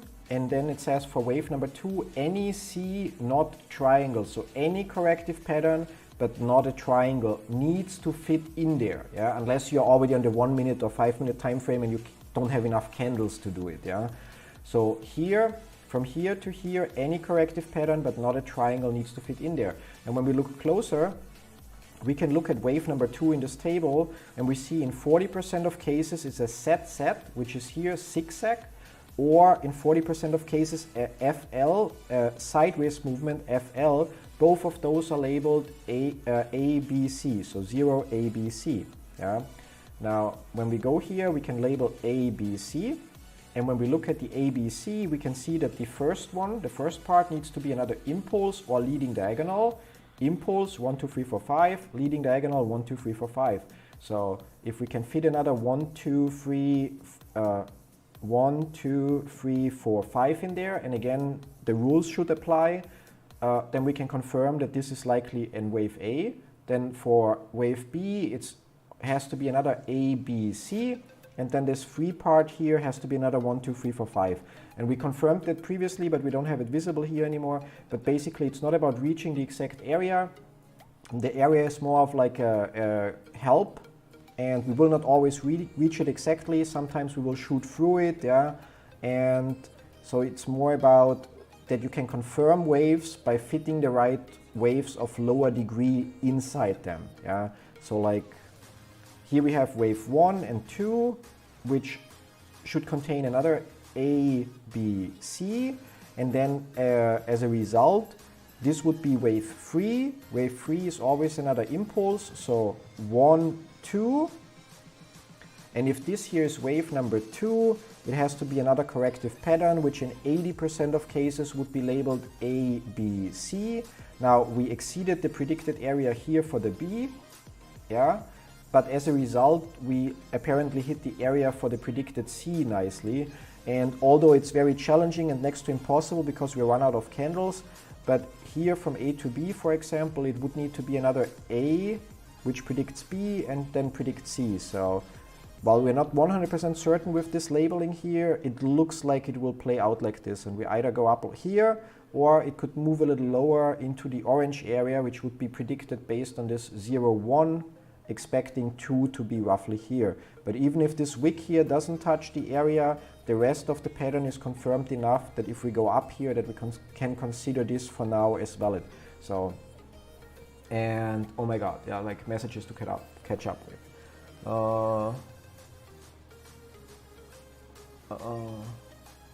Beware of the upward bias, yeah. I don't know, like, I don't think it's upward bias. Like, I just see all the wave patterns point upwards and it's been accurate often enough so that I believe in it. Yeah? I mean, maybe one day turns out wrong, we'll see. But for now, I have to see a scenario where I make a wrong prediction that I cannot, where the reason is not that I labeled things wrong. Swing trade perspective shows an inverse head and shoulders pattern, yeah. So from, you basically would like, so that would be the head, that would be the shoulder, and that would be the other shoulder roughly, yeah. So if I get it right. And yeah, so, and I think things like that, for example, I have another PDF somewhere that has like the most common candlesticks pattern, yeah, and then what to expect. So if you have like 3 green candles and then it's followed by, I don't know, a big red candle, what to expect in most cases happens after this. And I think all those strategies in quotes, there it comes down to probability, how likely is it. And I think, while I focus fully on Elliott waves, if you also master a few other things, like how to use different indicators like moving averages, Bollinger bands, and so on, and combine those, it might get even more powerful, or you might get even faster confirmations of your predictions, yeah. I am curious about Elliott wave on Discovery, and if they predicted the margin calls and must sell off last week. Okay, we can take a look. I usually would say no, but if you say must sell off, then we'll take a look, yeah. If I have data in wave basis for it. I'm just gonna finish with the comment. Anecdotal, but seems like Wednesday most often has movement. I also feel like it is like this, but I will probably later in the day we will check it, or after the stream, and then maybe starting next week I may have, like, I don't know. If I notice that Tuesday is usually a boring day, then I may just have Tuesday not on the schedule and only jump live if there is a squeeze or something. Yeah. Usually Friday morning, but nothing Friday afternoon. But if movement on Friday afternoon, that carries into Monday and Tuesday. Yeah. Again, this is just anecdotal. Haven't checked the numbers, but that is how GME has felt to me. Yeah. Thanks, mate. Options trading is human behavior. Yeah, I think all trading is human behavior. But yeah. Charles Leon, you're describing the expected movement when we see gamma come into play. Higher movements on Friday rolls into T+2, Monday, Tuesday.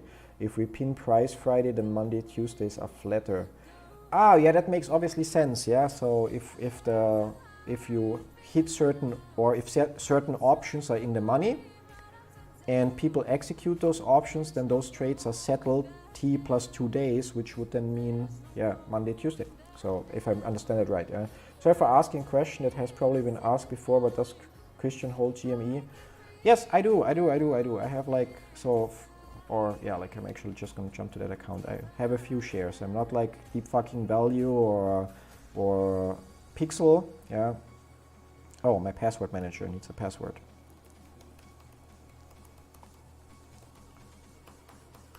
There we go. By the way, off topic, I'm not an affiliate or so, but 1Password, the best password manager I can recommend. And yeah, so I'm holding 76.28 shares right now. And although it's shown differently here, but my average is around $97. So I basically initially swing traded a little bit and yeah, regretted that, but basically my average is a little lower. So at the moment worth $15,000 or $14,000. And yeah. So also have a little bit on my eToro Popular Investors account. You can find a link to it, I think, in the description down below. And if you click on portfolio, you see that a small percentage of that account is also in GameStop. There I cannot make it more because of risk score. And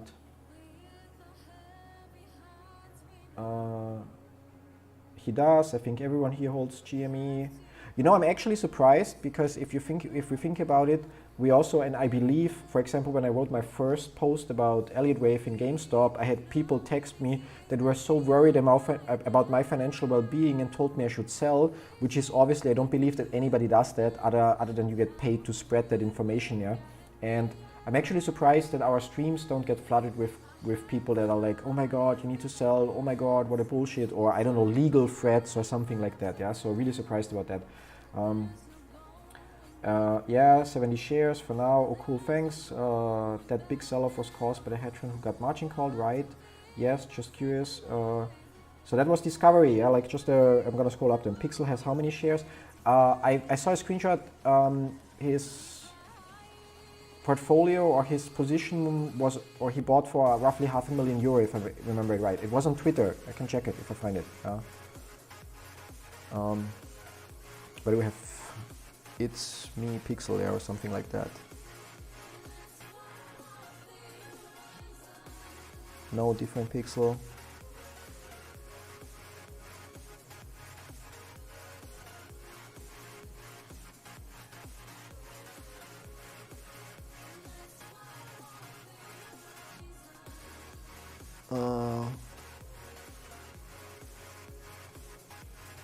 Where do I have pixel? Pixel, pixel, pixel.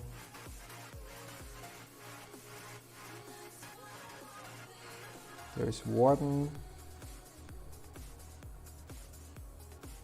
Okay, let's check my profile, and there I'm not following that many. Oh, okay, I'm following 1,200 people. How did that happen?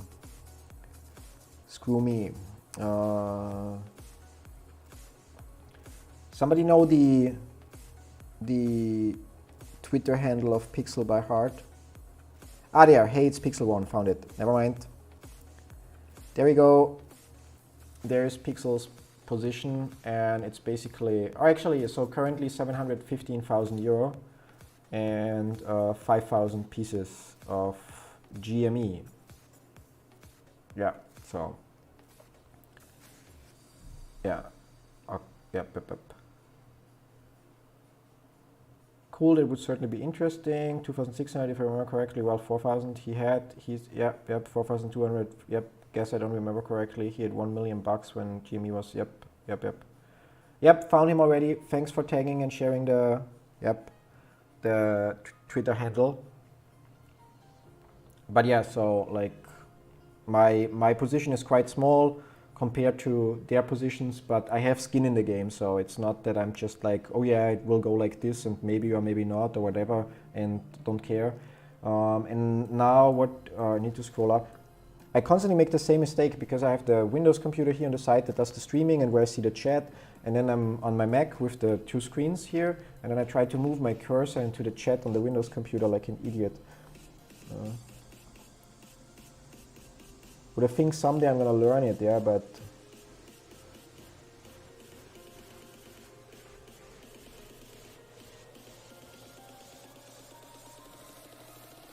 okay, let's check. I think it was Discovery or so that you said, yeah, so stonks.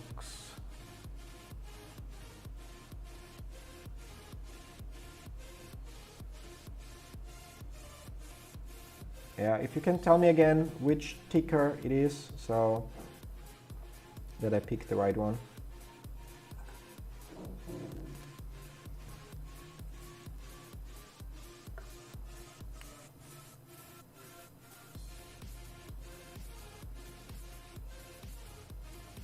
TeamViewer, do they have the ticker? Oh, that would be TMB link. But somebody asked about something, if I could find it again, yeah, so.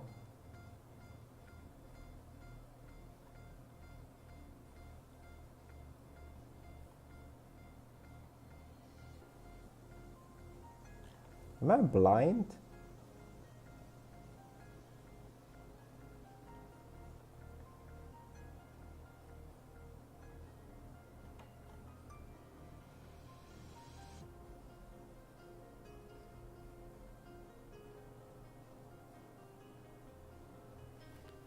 Yeah, something with D, DISCB.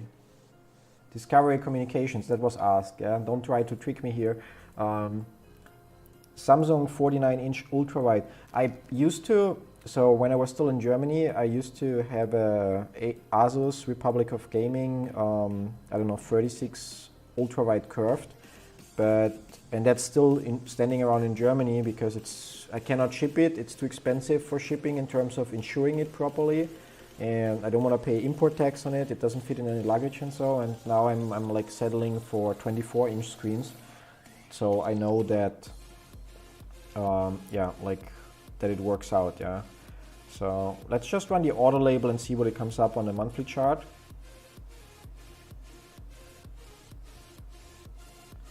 And yeah, I always disagree with when it starts with a corrective pattern, because overall we should always be in an impulse wave. And we can likely more or less ignore this part here because otherwise we would have rule violations to explain. So this is likely, if you think about it, when a company starts, they theoretically have zero value, then you start the company and eventually you gain customers, customer base, your revenue, blah, blah, blah, you build up value, and eventually you reach the point where you're so hyped and popular that you decide to go public, which usually means when a company goes public is usually around the 5th wave, if there would be waves before the IPO, yeah. And for example, here they go public, there's a small corrective pattern, which could be wave 4, then you have the 5th wave, and then you have a corrective pattern, and then you would set this here as your wave 1. Yeah, so going back here, so clearing the chart, so this would be our wave 1, and roughly, go here, we would have a high here, 98.65, so this would be higher, that would be wave 1, and this low here would be wave 2, and then this here would actually be wave 3, yeah, if that's correct, so assuming this is correct, because this cannot be wave 3, because then wave 4 would violate rules, so theoretically that's how it looks like. The retracement here is further than what we predicted. We would need to work out the corrective patterns here as well, yeah, to get things figured out, and our area for wave 3 would actually be higher. So we would expect to, so that may not even be finished.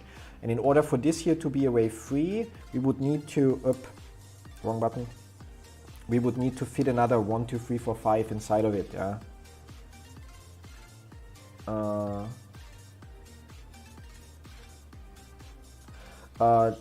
Blah, blah, blah.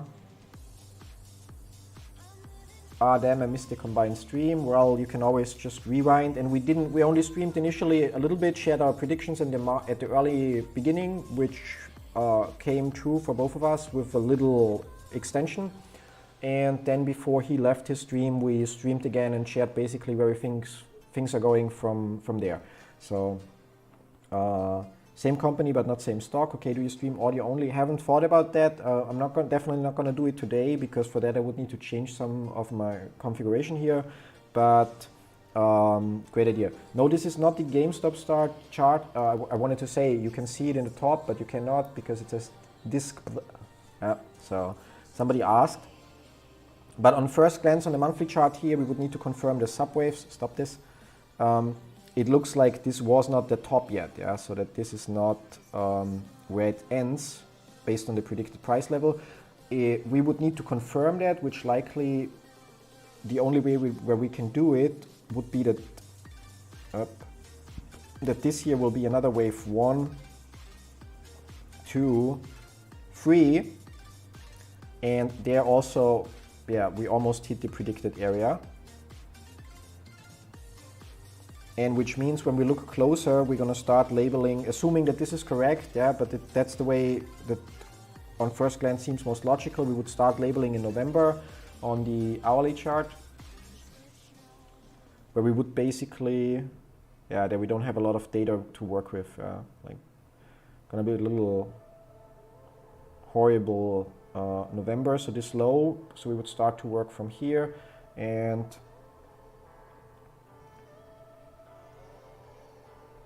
basically could be like this, or not from here, but,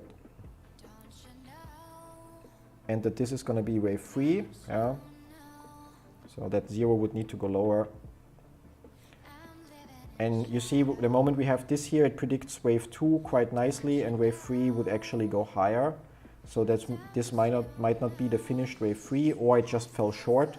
And the correction would go till here, and then the projective pattern would be, so wave number 4 is here, and then eventually we go up here, which could be very long term, so ignore the dates here. Yeah, it could really be, that could be something that takes a very long time to reach. And we would basically need to dig even deeper, which with the data that we have available, unfortunately from this stock, with that little data, it's going to be next to impossible. But we would need to fit another 1, 2, 3, 4, 5 in here, an ABC pattern in here, 1, 2, 3, 4, 5 in here, and currently then a corrective pattern in here. Yeah. So, but yeah, back to GameStop. Let's see if something changed. No. So we fell a little bit deeper here, which is still within our prediction for this ABC. So this red-orange area, Obviously it would have been nice if we just touched it and bounced off, but still fine. And yeah. Do you think platforms like Robinhood, Webull, Truddy, TD will restrict GME trading if the short squeeze happens? They did it in January, multiple class action lawsuits. That's the thing with eToro, and with eToro, at least their official statement is that their provider, so their clearinghouse basically stopped allowing or stopped accepting buy orders. So they were forced to turn it off. Now, obviously, if you have an eToro account, your legal agreement is with eToro and not with whatever clearinghouse they are using. So I don't expect it to happen. Like maybe with Robinhood because they are make a lot of money from Citadel, but I don't think. And gonna check it in a second, Michael. Thanks for sharing. I don't think that they can pull that same trick once, because Robinhood's statement was it was to protect our users and blah blah blah, and they've already been called out on that. And if they pull the same start once, twice, I would expect, no matter how crooked this is or how crooked the system is, I would expect that then somebody has to go to jail if they pull that same stunt twice. Yeah. For eToro, I'm not worried because the CEO of eToro, I forgot his name, but he also has his own eToro account, and he also is long in GameStop, although not with a lot of money, but a small part of his portfolio is in GameStop. And so if they would restrict it, it would be based on their liquidity provider or clearinghouse or whatever restricting it. And yeah, like in that case, I mean, it depends on which price it happens, and if I would not be able to sell, or if I would not be able to sell at the right time or so, like this is enough money, or that trade is potentially enough life-changing money to also justify a very long lawsuit. So obviously, fingers crossed, everything works out and everybody is prepared for what's going to happen, and we will be able to close our trades properly and so on, and everybody will get his whatever profit he made. But I think that's one of the things we will only see when we get there. Yeah? Yoni Asaya, yeah, exactly, that's his name. Yeah, and we can actually check, since I anyway have a eToro account. So since Yoni is on eToro, Yoni, yeah, typing. Oh yeah, one N, that makes sense. There he is, Yoni Asaya. And when we check his portfolio, although that guy is invested in, I don't know what somewhere in there. So 0.4% of his portfolio are invested in GameStop. Now it doesn't say much, but the smallest position, I mean it changed over time, but at some point the smallest position that you could open was $50, yeah? And now, if we look then, so if we go back here and we don't stay on the GameStop, yeah. But let's see here, can I sort it by invested? Yes. So in NEO, he has less than 0.01% of his portfolio, yeah. So, and that's split up in one position. So let's say, if that's $50, and I assume it's still way more because I assume that he has a little bit more money, then basically 0.39 times 50, yeah, that's percent, yeah, so it would be more times 100 if I'm not mistaken, yeah, so basically 39. So the really worst case scenario, if his investment in NEO is only $50, would be that he has $2,000 in GameStop. And we can also see that he bought more. So he bought initially on the 2nd of February, then on the 19th of February, and now again on the 17th of March. So yeah, I mean, while he's not heavily invested, but he made the sign that, hey, I also think that they go up, yeah. And yeah, so like we have that, and then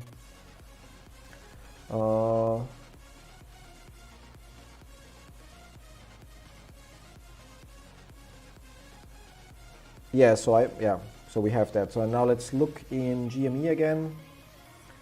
There is a new post about the fails to deliver, should be.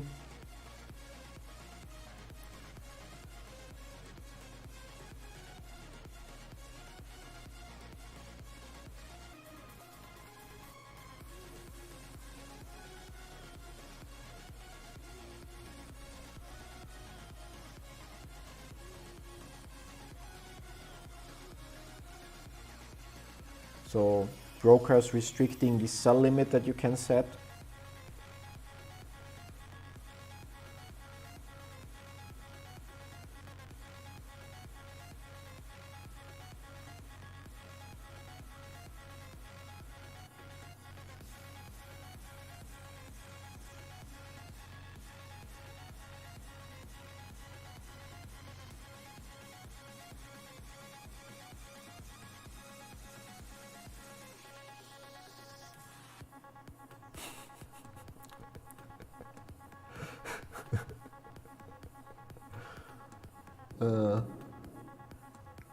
Now finding the right post, so we're looking for FTD report.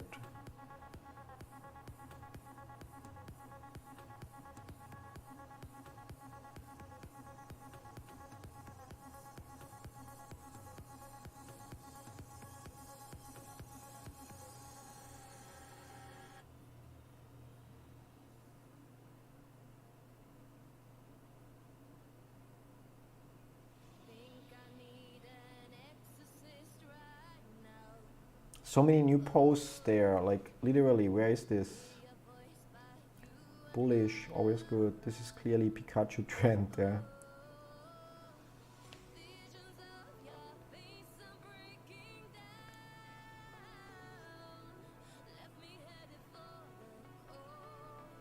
Nah, idiot. Didn't want to hit the back button.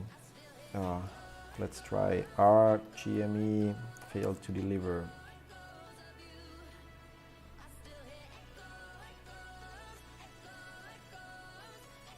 Posts from past hour, nothing. Past 24 hours. That's actually a smart idea, yeah?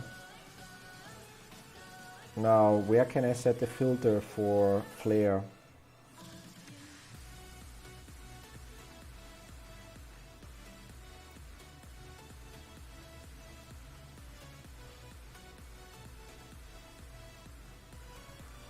Okay, sekundičku.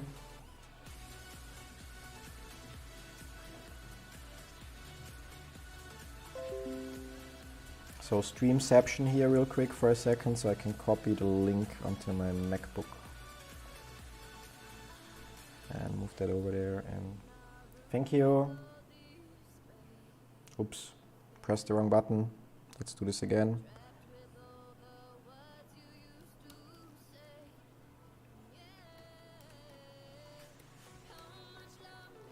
You are the best, all of you. There we go, so quickly check, did something happen in the meantime? No, we're still jumping around here. So yeah, let's move this until we have a confirmed point. And there we go, first half, failed to deliver, blah, blah, blah, shocking. Failed to deliver, increases as price increase. So that's for each day, and as far as I remember, they are cumulative, whatever the word is for, they are adding up, so it's not that they can roll over into the next day. So, but overall 82,000, 26,000, 15,000, 20,000, 33,000, 155,000, yeah, great. Yeah, so as price goes up, they go up, okay. As requested year-over-year comparison of data from March 2020, I'd be curious if the drop in FTDs is due some of the antics described and other blah blah blah.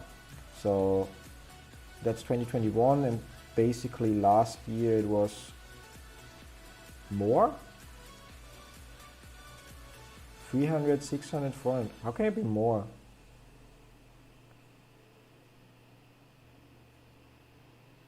But although last year in March we also had, let's go back here, reset it to GameStop monthly. GameStop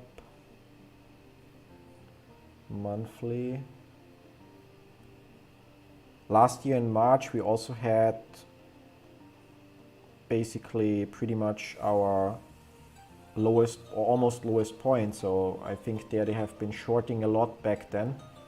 So maybe that's why they for March also seem so high.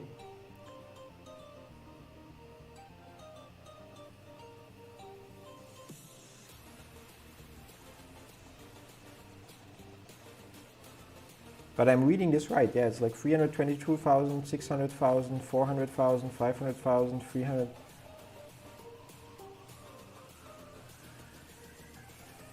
Yeah, no, but that also says it's like the 2nd of March, 300,000, and then on the 3rd of March is 600,000, which is combined. It doesn't mean that they were only on the 3rd of March. At least that's what I took away from previous posts about failed to deliver. So it's possible that there was just 280,000 new ones, and none of those actually got delivered or somehow else cleared from the list.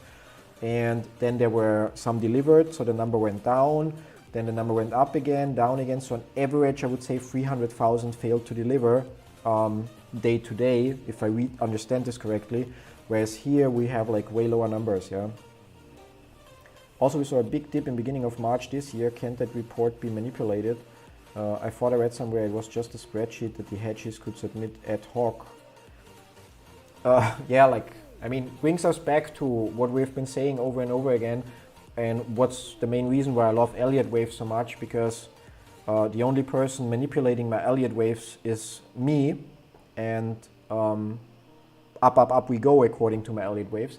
And with all the other data, it's just, it may be facts, but then you kind of have to, it becomes a little bit of conspiracy theory if we assume that all the data that is like disagreeing with what we want to see has been manipulated. I'm not saying that I don't believe that that's the case. I'm just saying that it's like if we would base trades only on that, it would be eventually we might be fully right with GameStop, but then you would likely tend in another situation to also assume, well, maybe that data is manipulated. So it's like really, but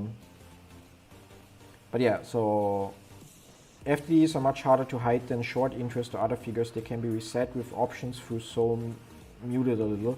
But this chart, we could assume they shorted again around 260, I guess. Yeah, thanks, Michael. Yeah, but I think there is like, I think we already saw at least one post about everything, how theoretically short sellers could use whatever synthetic positions or options or this or that to cancel their position and make it appear as if it wouldn't exist on their reporting. Yeah. And yeah, like Ben says, like, first of all, thanks again, and second, like, so many different things, and there's so many, and honestly, who understands all of that? Like, literally all of that. You would have to spend 60 hours per week just learning and digging and trying to find data, and then you wouldn't know if you can trust the data, because you would know that some of it could be manipulated, all of it could be manipulated, and so on. And that's why, like, Elliott waves are super, like, here and there frustrating on the smaller degrees, but overall, like, we have our predictions, and while we may not fully understand why they often come true, as long as they come true, who cares? Yeah. It's almost like they make it overcomplicated to keep the peons out, yeah? Like, yeah, likely it's like on purpose to basically make it inaccessible for the average Joe. Anyway, think, like, if we, for example, I mean, I don't want to talk politics, but if we consider certain politicians like requesting a raise of the minimum wage and so on, and which I'm not going to say if I'm for or against, but then using as an example that 20 years ago, 9% of the wealth in the US was owned by the richest or by billionaires or whatever, and now it's 20%, and then blaming the missing increase on that, I think that's wrong. I think the main issue is lack of financial education. Same in Europe, like, people have no clue about investing or anything, and like, when it comes to their money. You see that when every time there's a new iPhone released, people tend or set up their tents in front of the store and sleep there, so they can take out a loan to have the new iPhone, so they can be the first person that takes out another loan to have a new iPhone, yeah. And yeah, so I think it's like two things. One thing is that certain instruments are definitely overcomplicated and likely exist only for the elite that can afford to hire specialists or whole teams to manage and deal with it, or set up computer farms to do it. But it's another issue that the average person just doesn't care. I think Rockefeller said that he said it in some weird English, but it translates to it's smarter to spend 1 hour or 1 day per month or 1 hour per month to think about your money than to work 30 days for it. And that's an accurate quote. And Henry Ford once said something like, if the average person would understand how the financial systems work, we would have a revolution tomorrow. Yeah, and that's the other side of it. Yeah, and so I think it's the biggest issue is not necessarily certain parties making sure that they have an advantage over everyone else, but the biggest issue is that the average person doesn't bother to learn about how to make your money work for yourself, or how to make your money work for you, and that the average way of how people work is they grow up and then they need their first bank account, so they open a bank account at the bank that their parents are using, and no matter if the bank is the best or has the best offer or most competitive offer or not. And then they need their first legal insurances and whatever insurance, like health insurance or some other stuff. And then they, instead of doing research, they go to the guy that also sells their parents the insurance, and don't for a second consider that guy might get commission and might not sell you what's in your interest, but what pays him the most. Yeah. And the whole thing goes on. So I think the bigger issue, in my opinion, is really that we have no financial education for most people. Maybe wrong, but and if people would have more financial education, maybe they would then also demand more transparency on the financial market, or maybe there would be more people that say, how can this be so confusing, or how can it be that one single company or holding like Citadel is involved in such a big amount of all the financial transaction? Isn't there a law that prevents companies, for example, isn't there a regulation that prevents two big companies from merging because they would create some kind of monopoly? Why doesn't the same regulation apply to the financial market and so on? So if more people would understand even just the basics, not even all the complex stuff that we all figure out as we go thanks to people digging it up, then there might be more people being outraged. Yeah, but as long as people don't care about the majority of people, like too many people have the mindset, in my opinion, that it's like, I'll get my paycheck in a couple of weeks and whatever, yeah. So, but yeah. Hopefully we now have our C and 2 on the chart. Yeah, would be nice. We'll have to wait, which is kind of like boring at this point, but would be nice to, after 2 days of struggling with this entire area, to get it really right again for a day.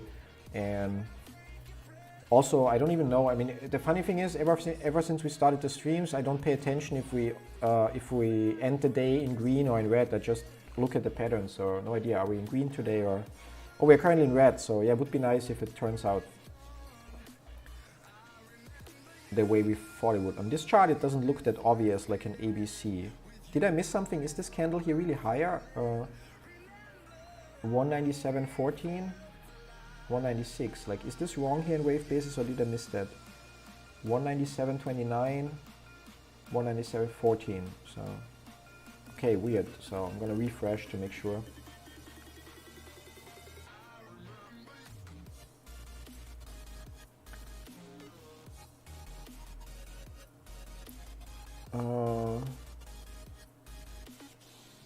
Blah, blah, blah. Options owner has huge put volume at 250.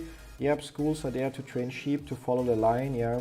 I found in the link from SEC all the FTDs that they had during the gamma squeeze. It's insane. How can the Elliott wave theory be efficiently utilized during the blast off to peak short squeeze price? Well, if you paid attention, or if you're already watching longer, you know that each wave is part of a bigger wave and so on, and eventually our squeeze will be basically the biggest wave that we can map out, and it should be a wave 5. And then basically our stream from Friday would illustrate perfectly how this worked, because there we during the first 1.5 hour, wherever we have Friday on this chart here. Friday was 26th, yeah, so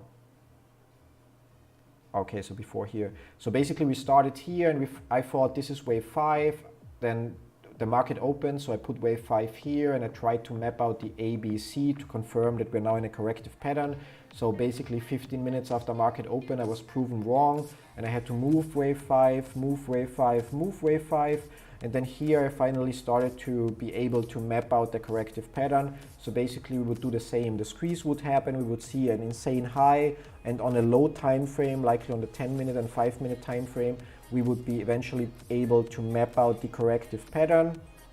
And once we can confirm that, basically on the way back to this B here is where I would sell. Yeah. And if this is at a price that's not high enough, so if this would happen at the price of 10,000 or so, then I would likely only sell partially. So because I expect it to go much higher, because then this whole, the whole big 1, 2, 3, 4, 5 could become another wave 1 of an even bigger pattern and so on. But yeah, basically it's about detecting when wave 5 ends and the corrective pattern follows, and the corrective pattern would then be the time to sell, in my opinion. Yeah.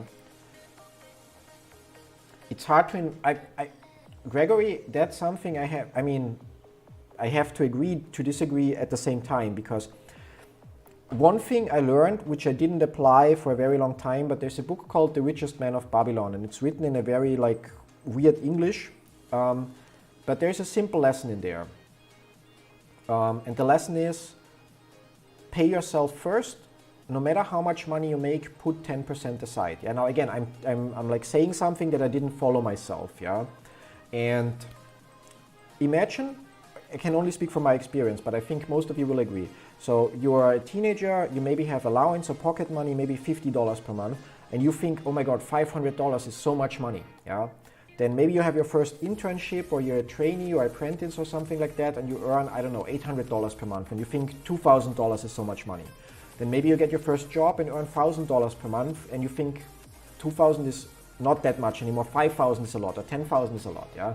Then maybe you work hard, or whatever, for whatever reason you earn 4,000 per month, suddenly 15,000 is a month. Yeah. So it's relative.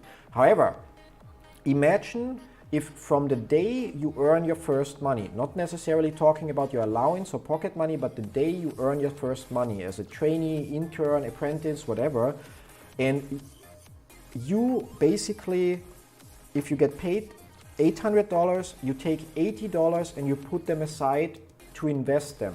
Yeah. If you get a raise or you make some extra money, you always take 10% to put them aside. So even if you only earn $500 per month, you can put $50 per month. And if you can live with $500 per month, you can also live with $450 per month. Yeah.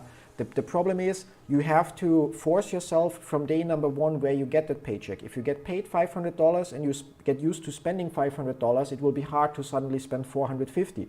If you get paid $500, but you already start to force yourself to live with $450, yeah, then you will be able to put $50 aside. That's $600 a year that can work for you. Yeah, it will not, that $500 will, or that $600 in a year will not make you rich. But if you follow this rule and put 10% aside, you will definitely be able, in my opinion, to retire early if you invest it properly. Yeah? And so that paycheck to paycheck thing, it's just about, people don't have goals. People have wishes. I want to be rich. I want to be famous. I would like to, or I wish I had a Ferrari, but they don't have goals. They don't have 2 years from now, I will earn $5,000 per month with 20 hours work per week. Because only if you have goals, and there we talked about it already in the stream, best book I can recommend, Think and Grow Rich from Napoleon Hill. Only if you have goals and you have the burning desire to reach them, will you be able to make the sacrifices that it requires. So that includes, for example, I mentioned yesterday that one of my vices is that I'm still smoking. However, during my life, I had 2 times where business was going bad, I had little money, so I stopped smoking, and I literally not just stopped and kind of like borrowed cigarettes from friends or something, like literally stopped smoking just because I couldn't afford it. Yeah, and it was the smart sacrifice to do. When I stopped e-commerce consulting end of 2018 into 2019, we had like 15,000 euro in savings and no plan what we're going to do, what our new business is going to be. And for the beginning of the last 2 years, my wife and I, we made sacrifices. We canceled Netflix. Every subscription that we don't need got canceled. Downgraded subscriptions that we needed to the bare minimum. Vacations were basically necessary trips to Austria, where we combined that, like visiting some of my family and I don't know, like enjoying the weather there, but also combined it with other things that were anyway had to go there. And yeah, so like we made sacrifices because we had goals, and while we are still not at the top where we want to be, but we see the progress. Other people, it's the same with this YouTube channel. Like while I enjoy the streams, it's like I already planned this YouTube channel last year in December. I wanted to create a YouTube channel for my popular investors profile. Not because I'm such a great guy that wants to share everything, but because I learned from my main YouTube channel, which this year brought us already $20,000 in revenue, yeah, just from one YouTube channel, that it's a great way to kill multiple birds with one stone. Because if I manage to get this YouTube channel monetized, I will have YouTube videos up so people can find a YouTube video. I would make a little bit of money from potential ads that are shown in front of the video, which is great. Doesn't matter if it's $50 per month or $5,000 per month. Some people that watch the video would then check out my eToro profile, and I'm an eToro affiliate. So if they sign up for eToro and deposit money, I might get commission from eToro. If they copy my portfolio because my performance convinces them or something like that, I get paid at some point in the eToro Popular Investors program and get paid monthly recurring. Yeah? And so putting time into this YouTube channel, besides the streams that we have now, is in my overall interest. It's something that brings me closer to the goals that I want to achieve, and it serves not only one agenda or one purpose, but so many purposes at once that I would be an idiot if I wouldn't do it. And with the whole, while I didn't want to stream Elliott Wave live initially, I saw based on the first post that I wrote that there is demand, and that the stream is a much easier way to explain and justify when I have to make adjustments on the lower time frames. And on top of that, I also see that yesterday's stream was like 600 hours of watch time, which means if I keep those streams up, I reach the partner status with this YouTube channel likely in a 2-month period, like already looking back from the day I published the first video on it. In comparison with my first YouTube channel, it took me 14 months to become YouTube partner, and my wife's YouTube channel, where we already learned from the mistakes I made, it took her 6 months to become YouTube partner with her first channel. So it would be another record to another channel monetized, and even if it only brings $5 per month, another income stream. Yeah. So, and yeah, so it's basically. But let's deal with the comments. But most people also spend money on dumb stuff. Yeah, I mean, there's the saying: we buy things we don't need to impress people we don't, or yeah, like we buy things we don't need to impress people we don't like or care about with money we don't have. Yeah, I stopped doing that. I also used to be like that. At some point in life, I leased a new Alfa Romeo for $30,000, and I was barely able to keep up the payments. And instead of getting rid of that car, I was more worried about what people would think or say about me if I don't pay it anymore, than considering how much it would take a burden off my shoulder. Yeah. So yeah, it looks like we're going lower. So our wave 1 and 2, or C and 2, haven't been confirmed yet, and which would be okay, because as said, we have to fit another, wrong mouse, we have to fit another 1, 2, maybe 3, 4, 5 in there, so works out. It's not a perfect zigzag, because in a perfect one we would have this here, that wave down here, exactly match this one, but yeah, we take what we get. But yeah, so I used to be the same, like buy shit that I don't need to impress people I don't care about. And at some point in my life, and I mean, I know that sounds like a little bit like in a, what's the right word, like over the top, or like in a movie or something. Honestly, before I met my wife, while I had obviously relationships or so, but none of those was so fulfilling, and where we matched that well, personal and in business.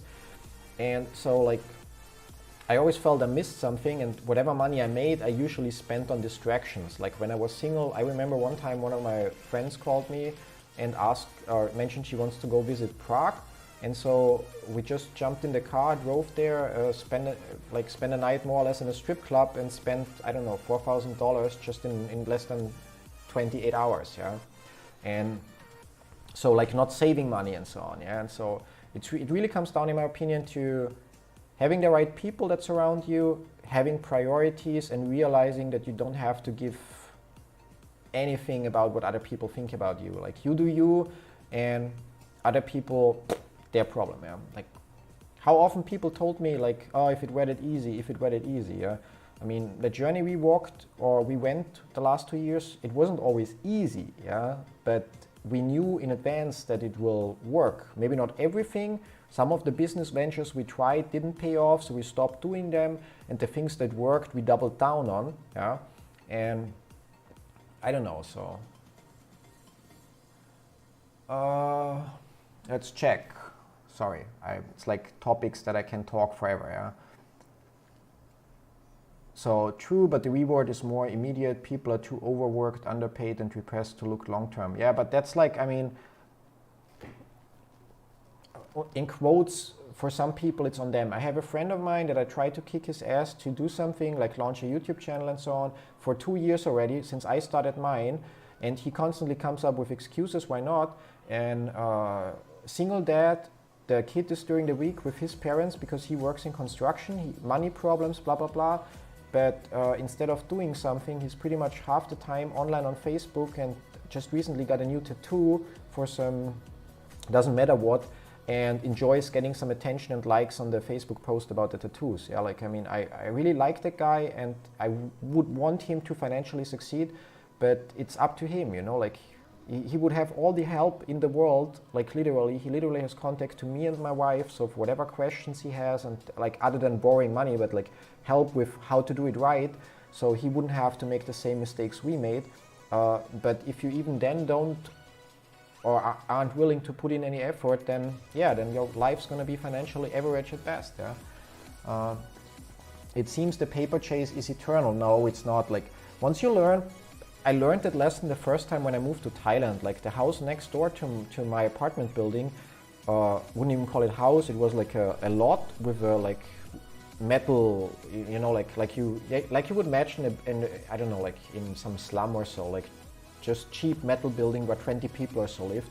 And the house next to it was a freshly renovated, I would say, villa with like 2 Ferraris in the driveway, yeah. And so that's where I learned. I saw a lot of, first of all, rich and poor people next to each other without seeing any obvious envy, and seeing a lot of poor people that really appeared fully happy. Yeah? And eventually I learned, it took me a long time, but I learned it's never about what you have or so on. It's about what you do, who you're with, and that you enjoy. Yeah? And chasing paper, money doesn't make you happy. I know people don't believe that, but money only makes you happy to a certain extent. So if you have enough money to cover your bills, so you don't have to worry if you will be able to pay rent or buy food and stuff like that, that's perfect, plus a little bit more, so you can treat yourself maybe here and there with a new iPhone or whatever, or with a small vacation. But at some point, money doesn't make you happier. It's like it just allows you to do more things, yeah. But it's not that you're not happier because of the money, yeah, in my opinion. And good stuff with you and Warden this morning. Really appreciate you guys taking the time to share some knowledge. Thanks. Yeah, I think we still will have to. Today it was totally without preparation. We said we will do it, and it was literally a message. Okay, Zoom, no Discord. Okay, and let's do. I think if we find a little bit more structure in our mutual streams, and then it would be even more valuable for everyone. Like, not only for people watching, but for us as well, so that I learn more from him, and maybe he learns a little bit more about Elliott wave theory. I know he's aware of the theory. I'm not sure to what extent, but yeah. So, and if with the pennies they get to save, it still will take an investment miracle to pay off debt, such as student loans. Yeah, like I mean, of course, student loans and stuff like that. I mean, the US, in my opinion, it's like insane. Healthcare should be free, in my opinion. Yeah, like, and even if it's not free, I agree, it's impossible that treatments that in Europe, we're not talking about a third world country, but in Europe cost like, I don't know, like 10% or 5% of what they cost in the US.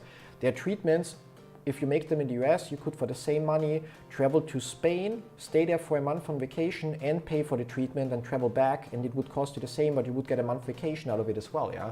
So, but overall, yeah, my opinion is, and I honestly believe that everyone can become financially free, and it does not matter if you, I don't know, if your parents are entrepreneurs and already teach you the right things, or if you grow up in some slum in Africa, yeah, or Africa.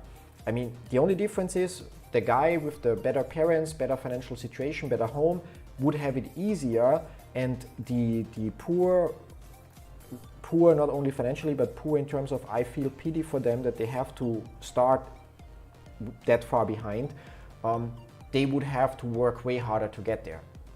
But it's possibly for everyone, yeah. It may not, it's also one of the issues I notice with most people, that most people don't appreciate the little things, yeah. So I mentioned it in a previous stream. Today also, when the stream was lagging, I pointed out that I'm usually Bitcoin mining while we're streaming, yeah, because it's my old gaming PC that I bought during a time where I just distracted myself with spending money. And the GeForce GTX 1080 Ti that's in that computer earns an astonishing $3 per day with Bitcoin mining. And so the computer uses, when it runs 24/7, $15 electricity. So it's plus minus $100 at the end of the month, depending on the Bitcoin price. Yeah, let's say $80 at the end of the month for doing nothing. And I made a YouTube video about it on my main channel. There are literally people, for them it's not enough. Like, oh, it would only earn me $100 per month. I'm not going to do that. Yeah, I have, I don't know, like an app that I promoted a lot on my main channel. It's like turning a computer into a proxy server, blah, blah, blah, where the average user earns per year between $110 and $150, which doesn't make you rich. But there are people, and it's average, which means some users earn less, other users earn more. There are people that they spend time on YouTube looking for how can I make money, and then you show them how they can get money for zero effort, and then they bitch around, oh, but it's too little, yeah, like. There is literally, when I do keyword research, I see that a popular keyword is, and you won't believe that, how to make money with no money fast. Yeah? There are enough people to look on YouTube or Google for how to make money with no money fast, to make it a recommendation in my keyword list. Yeah? And then you wonder why they never get rich, because they are impatient. They don't have proper goals, and they don't appreciate that a few dollars here, a few dollars there also sums up. Like our small income streams, all those little things we do on the side, they don't make us rich, but they sum up to a couple $100, so basically pay half our rent every month or so, yeah? And without any extra effort. Initially we had to put a little bit of time to get things set up or so, and now they just run, yeah? But yeah, so, and with the pennies they get, yeah, blah, blah, blah.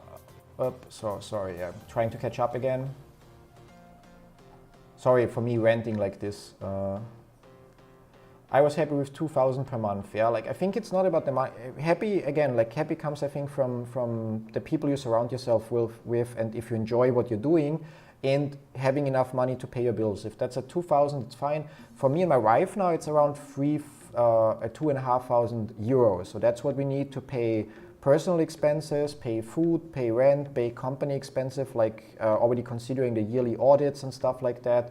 At that amount, we know we don't have to worry. We might not be able to afford a vacation, but that would be like the minimum amount to sleep well without worry. Yeah? Luckily, after 2 years of building what we have now, we are far beyond that minimum, and we can also pay a salary, everything. Or you can put in the time and learn trading strategies. Okay, looked like the stream disconnected for a second, so.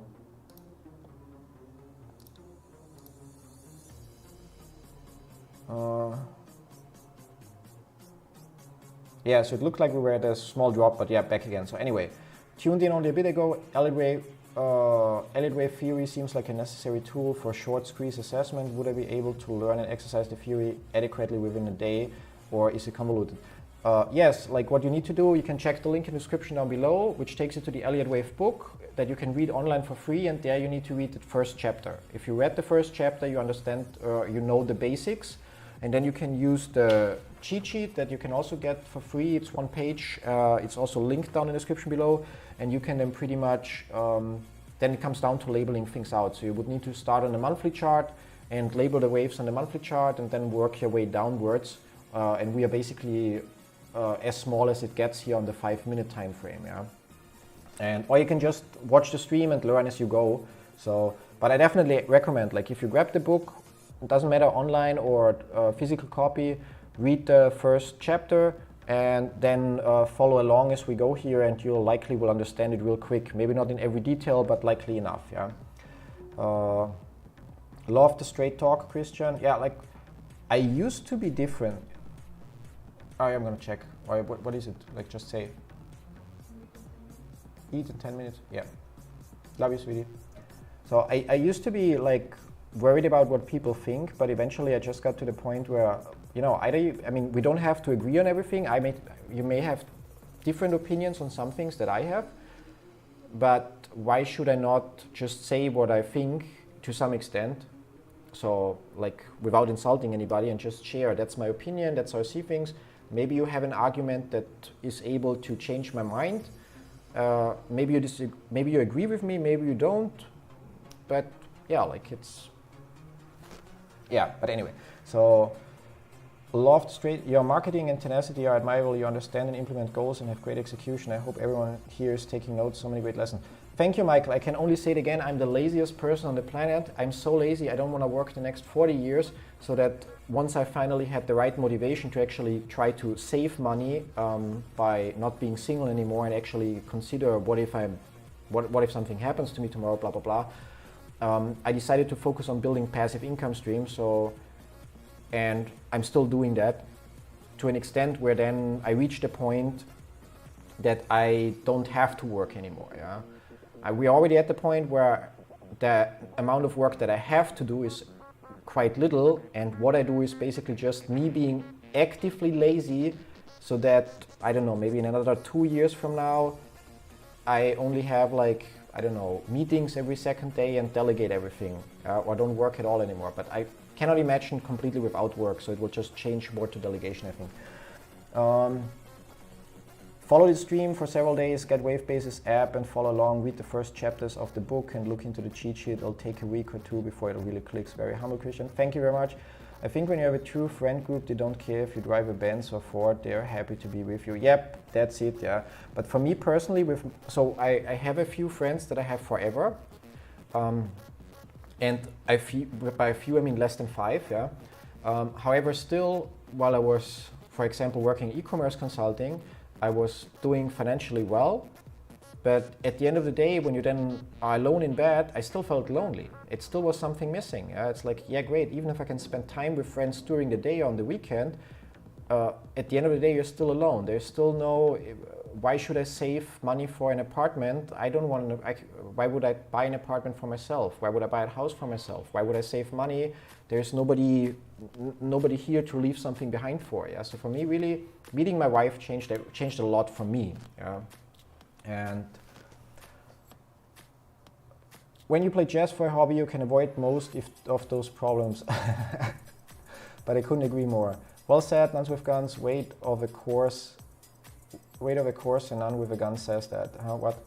11 AM green spike, which part? PD Drake, yeah, good question. Nice spike. Seems we finished this wave 2 onto impulse 3. Yeah, I also hoped so, but then it decided to screw with us a little bit. It's like, yeah, we'll see. Patience is key. 1, 2, 3, 4, 5, building now on this degree of wave 3. What broker do you use? I only trade on eToro because I'm happy with eToro for multiple reasons, but I would love to have a broker that also has level 2 data and preferably pre and after market trading. Not that I want to use it, but just in case I one day want to use it. But so far I haven't found one, yeah. Money doesn't buy happiness, but it can buy a jet ski. Nobody can be unhappy on a jet ski. Yeah, yeah. But the point is, that's just like temporary. It's like I literally used to, whatever, like I would buy myself the newest iPhone when it came out, and I didn't buy the one that you could get in Germany.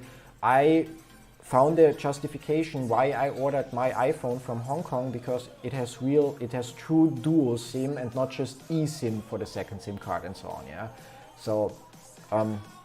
And I obviously was happy because it's like other people wanted to have the newest, back then, iPhone XS Max, blah, blah, blah, with the most storage and so on. and I had it, yeah, but that's like temporary happiness, and the same is with a jet ski. I don't think that lasts unless riding jet ski is like your super passion. Like, I don't know, some athletes, like pro skateboarders, really love skateboarding that much, it fulfills them, then it's something different. But yeah, but I got your winky smiley, so I know that you're not 100% serious about that, yeah. SERC, no idea. I was just joking at the fact that anyone with a gun, I bet their friends will say they're just happy to be with them. But yeah, a true friend does not care what you drive. Yeah, no, definitely. And a true friend, like also doesn't judge you because of your money. Healthcare in the US is frustrating. I'm looking into another job and likely can't take it because the insurance would eat my profits from taking the other job. Yeah, like completely ridiculous. Yeah. The biggest problem we have with health insurance is the cost, and the only way to fix it is having insurance be purchased across state lines. My uncle is a doc and believes they will fix it, but that won't happen, lobbying and whatnot, so people in New York can buy insurance from Florida, compassionately, blah, blah, blah. What I understand is the biggest problem is that there's different pricing. If you show up at the hospital and you don't have an insurance and you need whatever treatment, it costs you this much. If you have an insurance, the insurance only has to pay that much. That alone should be illegal. There should be the same price no matter if it's charged to you or to an insurance company. And not to mention that the prices are inflated.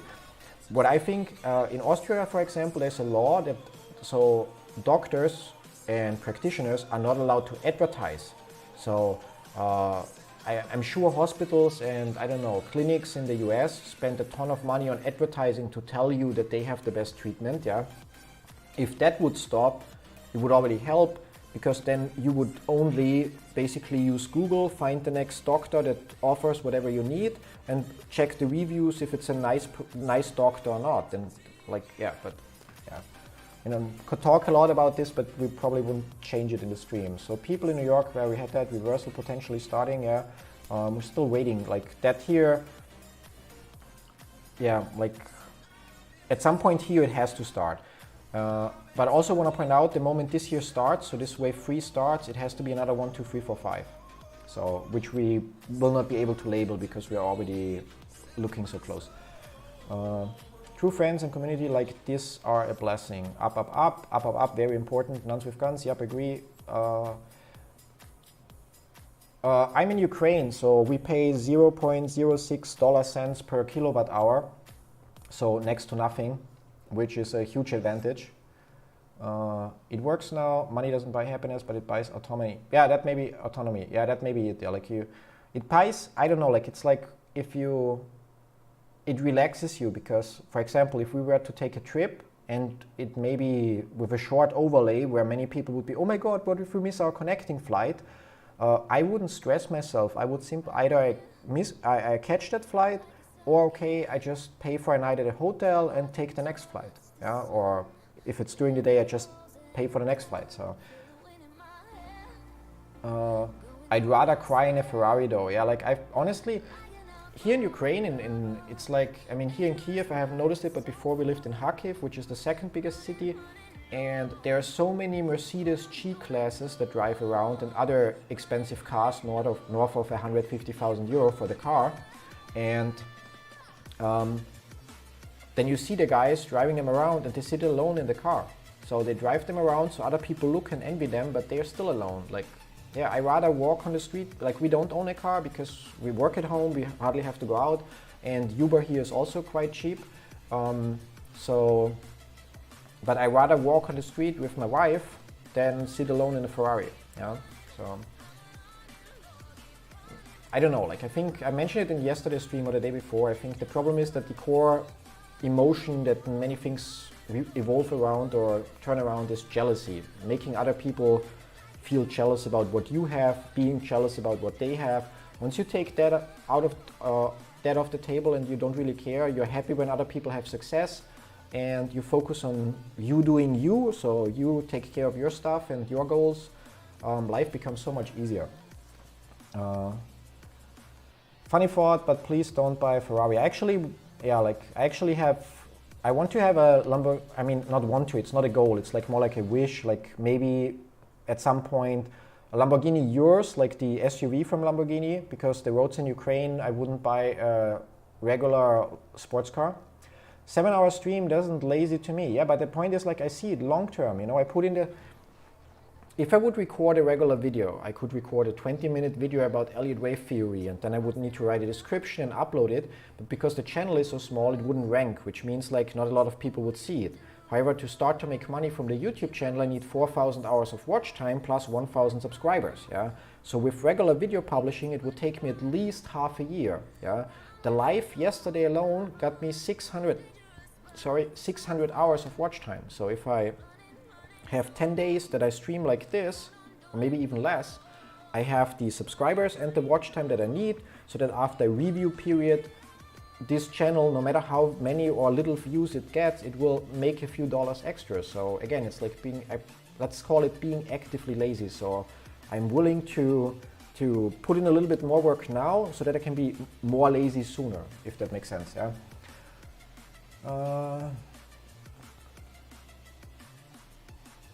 You could only, blah, blah, blah. 5-minute MACD crossing in an impulse wave now in part 3 should give us a breakout. Yeah, we'll have to see if that happens. We're still moving sideways here. You could generate more excitement by only streaming where in the midst of wave 3, yeah, but that would require that everybody hits the subscribe button, and then when we have the beginning of a wave 3, I push the stream button, and I would still have to watch the chart all the time to spot it. Which would be more boring for me, because then I would have nobody to talk to or interact with, so, and I would still get no work done. So if you want a buddy, buy a dog. Yeah. You can do it like me. I use Webull for level 2 data. Yeah, I cannot sign up for Webull. Like, you have to. I have a residency in Germany and one in Ukraine. With Ukraine, it's impossible to get anything done because US has restrictions against it and so on. And in Germany, it's also like limited amount of brokers available. Yeah. Nice wedge forming, should break out to the up in roughly 10 minutes. And yeah, let's check. Hey man, try Webull. Yeah, I tried. Blah blah blah. So yeah, Charles, but Webull is not for people from Europe. Yeah. So I love the Webull UI, but don't trust them at all. Webull lends your shares also. Yeah, like I think you have to turn it off. Have less than 5% in Webull. Why is it Fidelity? If I would be in the US, I probably would also use Fidelity and maybe Webull for the charting, because I haven't seen the Webull interface until today when we watched Warden. But yeah. Did you check the option chain? No. Looks like we have a lot of puts now. 4 million on 100. I respect that car, but for me it would be a Mazda RX-7. Wildside. Yeah, like I like the tuning company. Like I like what they do, but I'm kind of like outgrew that. Like for now, I like cars and I like fast cars. And when we make trips or so, I'm willing to spend a little bit more on the car to enjoy the driving, then and would spend a little bit less on the room because we wouldn't spend a lot of time there, yeah. And I don't know, but I'm honestly at a point where maybe even a year ago or 2 years ago, where maybe I would have thought, okay, someday we'll buy this Lamborghini or so. But now I'm honestly at a point where, like, I would only buy it if the purchase of the car would be like, I don't know, less than 5% of the cash that I have, yeah. So that I really don't feel buying it. And then I would rather lease it and basically have monthly cash flow that is way higher than what I have to pay monthly for the car, so that I don't have to deal with selling the car at some point, but so just that every year I can get a new one, yeah, or something like that. So a lot of ifs and when and so on, but overall in Ukraine, even without a car, perfectly fine if you live in a city, because Uber is so cheap. Yeah, but when you have like 15, 20 millions, you can consider getting one. Yeah, that's what I mean, like 2 million on 50. Hello from the US. Hey there. I just want enough money so my fiance can stop working and follow her passion. You see, Aaron, I'm not gonna judge you, but that's the problem. You say, I just want enough money so my girlfriend can stop working, yeah, and follow her passion. But that's not a goal, because that's a wish, because I'm coming, yeah. So it has to be specific, timely limited, not too easy, but also not impossible. So run the numbers. What is the passion of your fiance? How much money would you need for that? Yeah, and then come up with a number, and then think about how long it would take you to reach that amount easy and then shorten that period to make it challenging. And if you then really want it, if you really have the burning desire to reach that, then you will find a way. You will make the sacrifices that are needed, you will see the opportunities that you otherwise would ignore and so on, and you will get there. Yeah, that's it. It sounds stupid, simple, but it's really like that. If you have the burning desire to reach something, you will always find a way. And once GME pops off, I'm trying to live in the shack in Thailand. My fondest memories are squatting down, eating some great street food. Yeah, definitely. Love Thailand. You can still sign up for it. You can just trade on it. Okay, I need to try that with Webull. Eating crab, omelets. Don't know that restaurant. I like this growing trend of finance stock streamers. It's nice to have a relevant stream playing in the background instead of trading, monitoring stock alone. Yep, same for me. Like nice to interact instead of just staring at the chart. My wife calls it playing cat, like sitting here and just doing this. Yeah, but yeah. I'm gonna take a short break because my lovely wife said that food is ready, and we all know happy wife, happy life. So I'm gonna increase the music a little bit so that it's not too boring. And don't forget, I need to turn off the energy saver so the chart stays visible. Turn off never. There we go. And yeah, I'll be back in probably 10 minutes or so. Yeah, so hang in there, and hopefully we don't see everything go up while I'm gone. I'm gonna mute me first, and yeah, see you soon.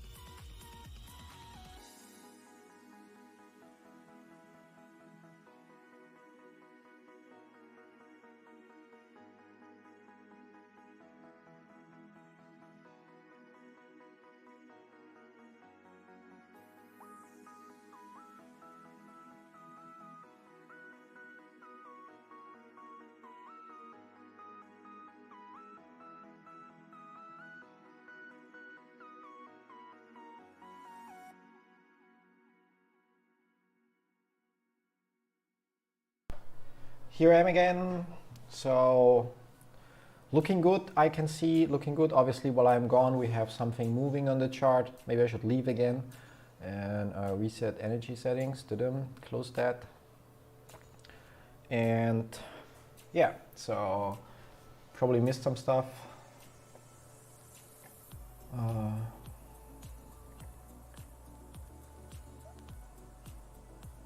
Now I know, yeah, Christian leaving for dinner is a bullish indicator. Should keep track if that often happens, yeah. It's because I go behind the screen to manipulate the markets. Cannot do that in front of the camera.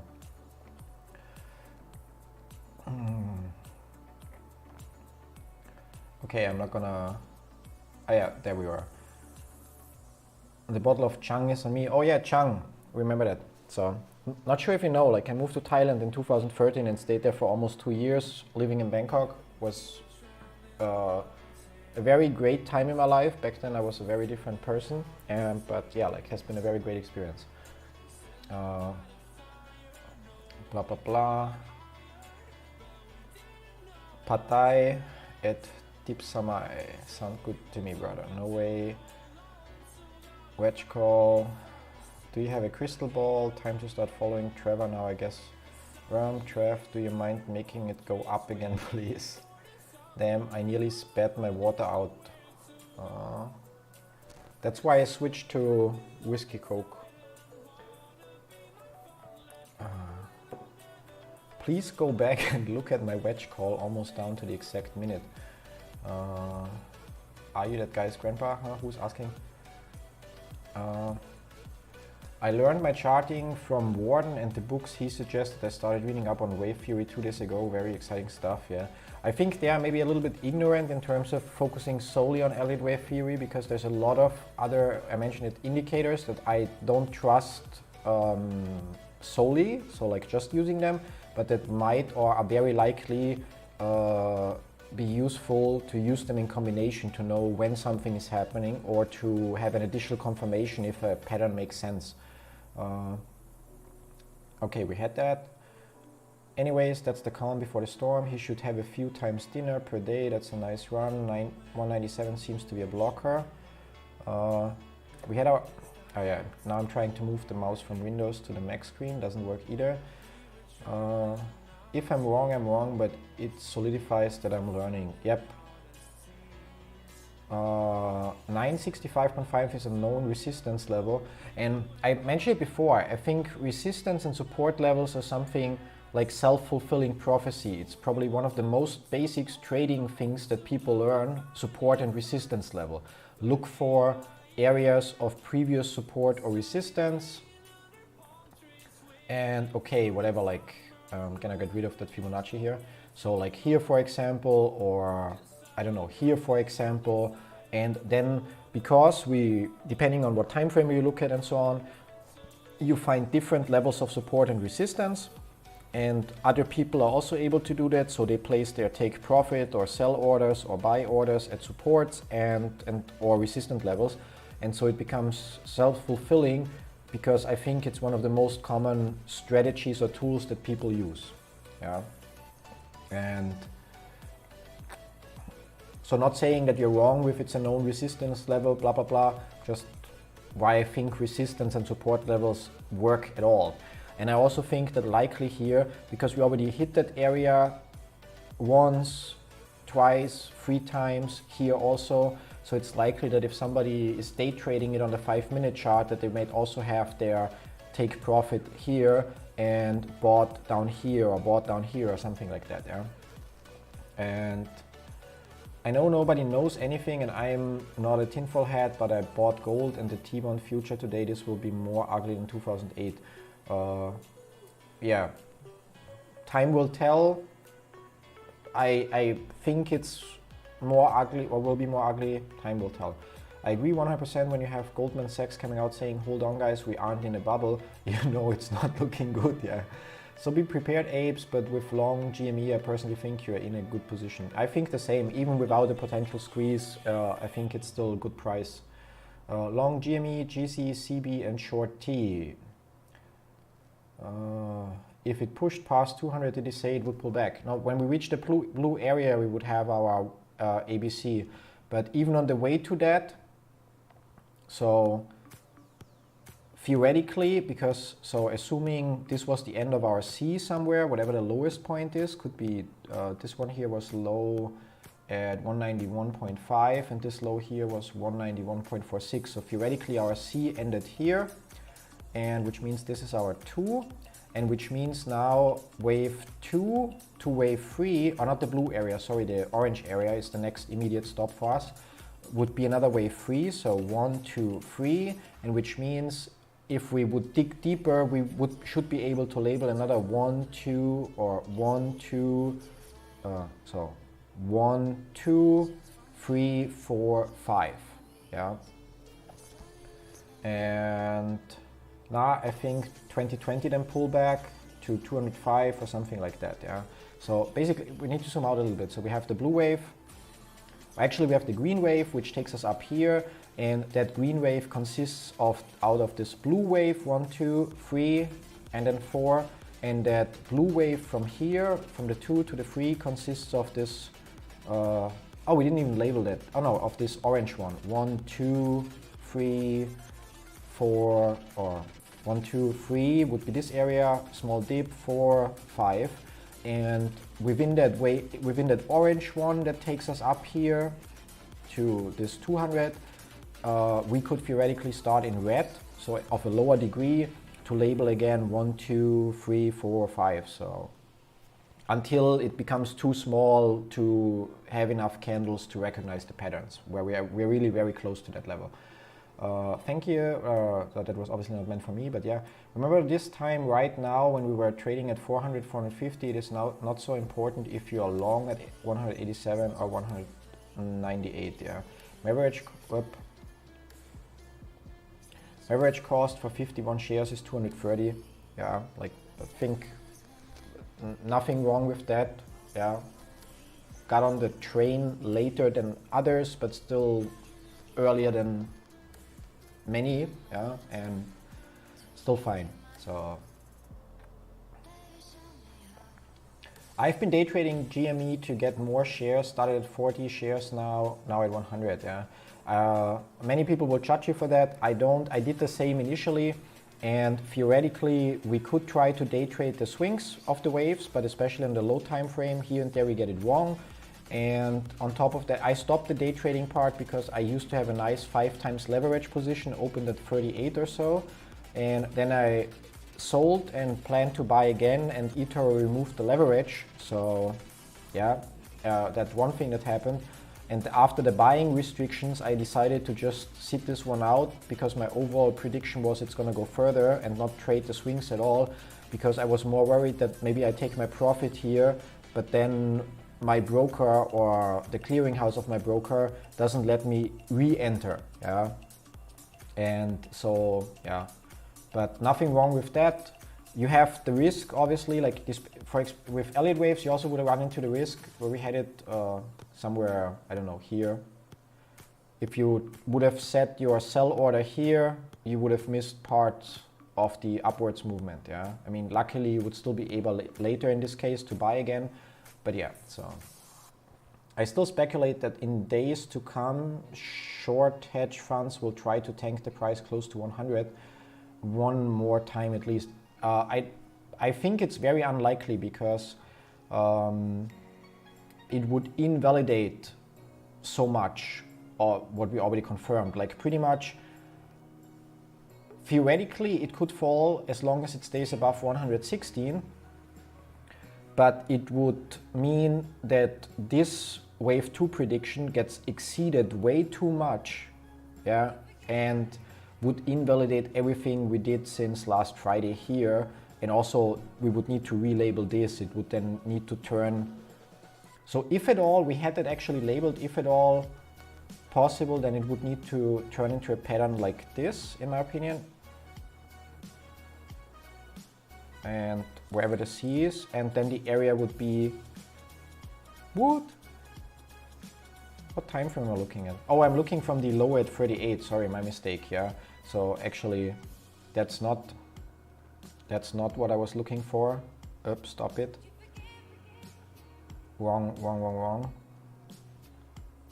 I meant here, so that's what I was looking for, the dip after the earnings at 100. So if it stays above 116, then this would be wave 1, and what we were fighting with the last 2 days with this wave 2, that would then be invalid and would need to move closer here, and which is unlikely in my opinion, because it would exceed the predicted area for wave 2 way too much.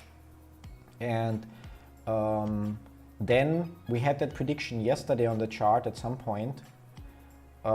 It would then turn what we labeled here into, that should be a new high if I'm not mistaken, into something like this.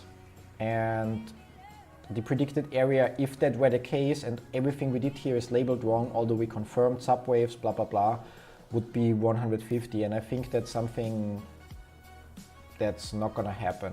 I mean, possible, everything's possible, but I don't expect it to happen at all. And I think this is why I will sell my AMC to have a backup and buy the dip, yeah, and this is why I'm sitting with a loaded cannon to fire when time comes here. Yeah, I'm also still, I have funds available to more or less like double my initial investment if I want to, but depending on what happens, I will or won't, or maybe only partial, we will see. I think they will try to do it on the 5th. Why specifically on the 5th? Did I miss something there? And where did it go? Oh, there. When the announcement is, lovely country, I dare them, haha, nice call on the whiskey coke, cheers, thank you. Can you explain what you see in the Elliott wave right now? I'm a little bit lost, yeah, I saw like, oh yeah, here, wrong screen. Well, what we see is from the earnings low 116, wave 1, wave 2, so we are in this wave 3, this is in light blue, and wave 3 splits up into another impulse, which is in green, 1, 2, 3, yeah, so we are in wave 3 of this wave 3, and this wave 3 splits up into the blue impulse, which is another 1, 2, 3, so we are within this blue wave 3 of the green wave 3 of the light blue wave 3, and within this wave 3 we went a little bit further and basically labeled the 1, 2 in orange, which means we are here in the wave 3 in orange of the blue wave 3, of the green wave 3, of the light blue wave 3. And wave 3 can never be the shortest and is usually the longest movement, which means overall, well, this orange wave 3 should go up here, bounce a little, go further, and basically the 0.5 in orange will be the 0.3 in blue. Then we will have in blue another dip a little bit and up. The area here is not confirmed or anything, it's just I moved the labels forward so we can use them later. And once we have the blue wave 5, it will be the end of wave number 3 in green. It will be followed with a dip and blah, blah, blah, and so on. So basically what we're currently expecting is that the next target is this 204 to 207 area, and if we would dig further we would be able to, from here, from this 0.2 to whenever we reach this 0.5, label another 1, 2, 3, 4, 5 to get there. Yeah, so my charting is lined with resistance and support levels. Now, I'm not saying that they are wrong, yeah, so definitely not. I'm just saying that in my opinion they are self-fulfilling because most people use them. And the question is,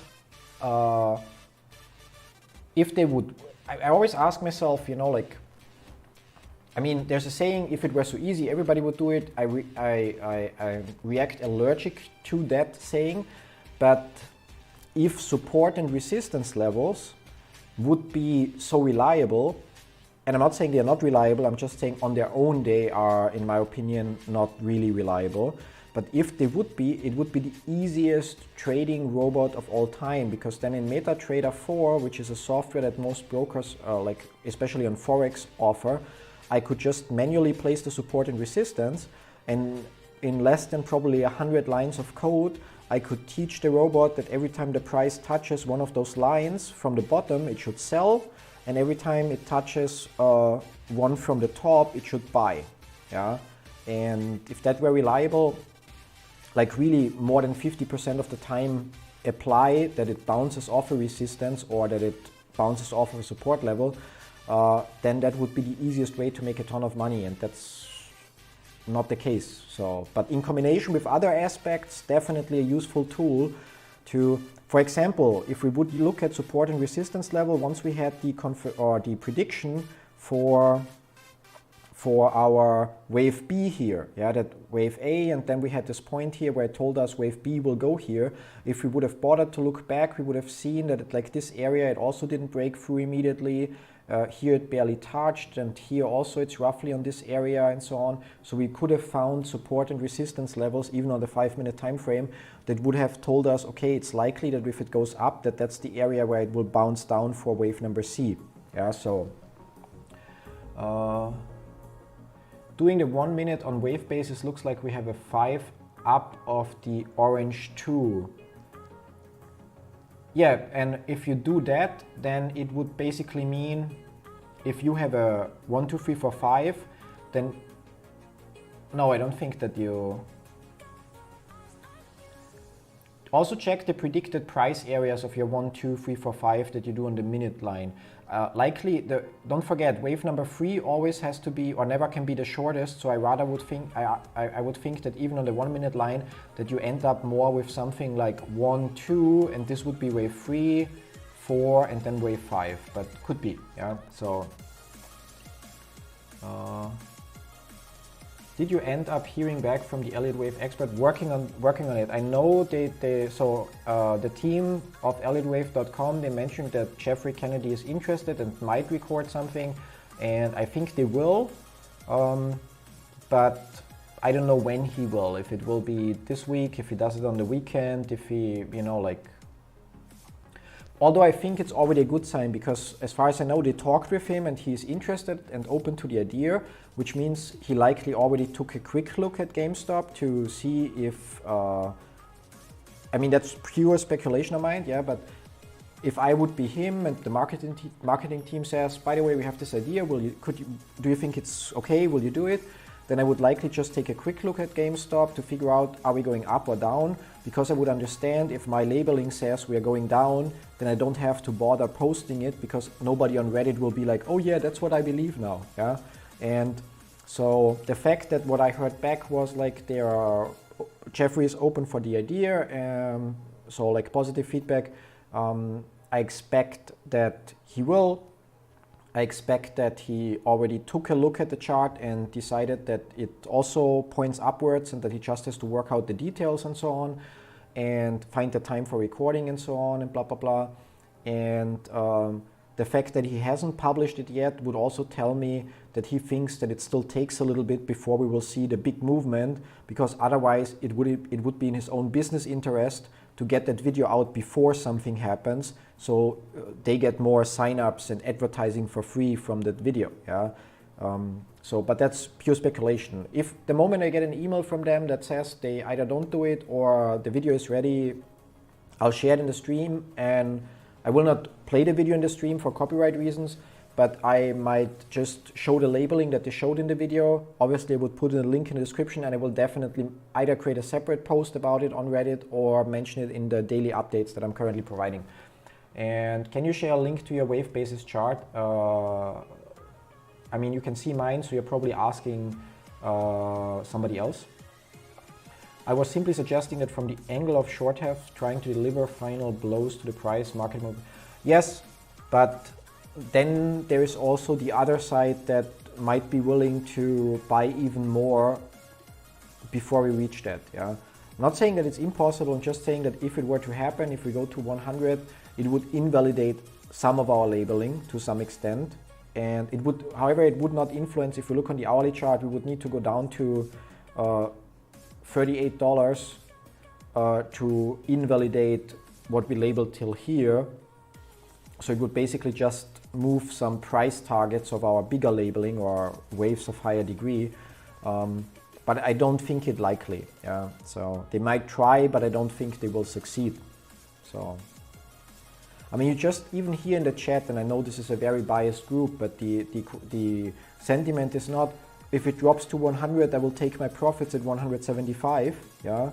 But the sentiment is, if it drops that far, I already have reserves to buy more. Yeah. So, and imagine like how many other people there are like us that have the same, that believe in GameStop, believe in the current situation, and that would exactly do the same. And it, yeah, but time will tell. That's where time comes in, yeah.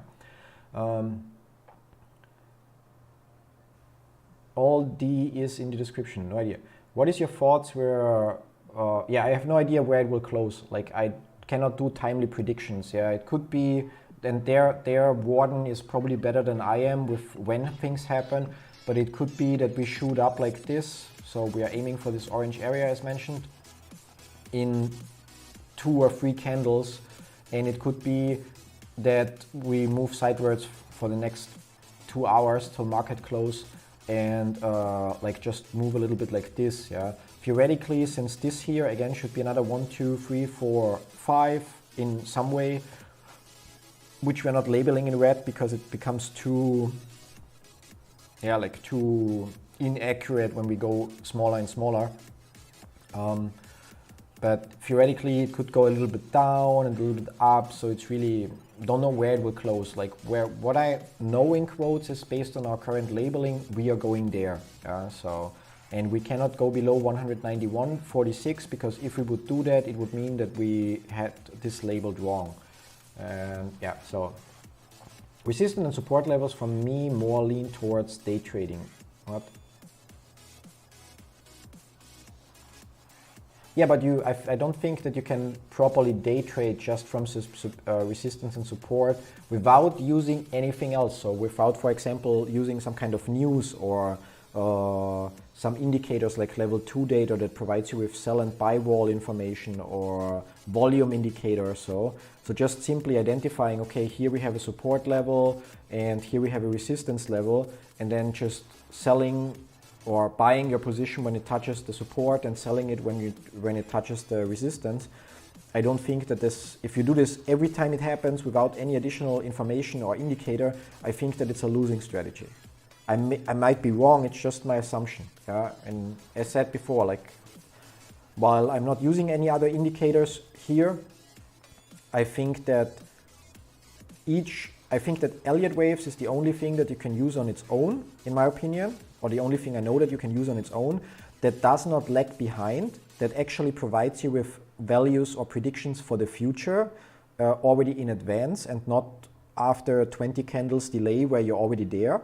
Yeah, and every other indicator, or most other indicators, are lacking behind, which is an issue, and on its own are not reliable. So you need to combine 1, 2, or 2, 3, 4 indicators and have different rules then defined, whatever, if the moving average crosses over this and the RSI is higher or lower than this and so on, to come up with a strategy that has a more than 50% accuracy, so that overall you end up with a profit, assuming that your winning trades and losing trades have the same percentage in terms of profit loss.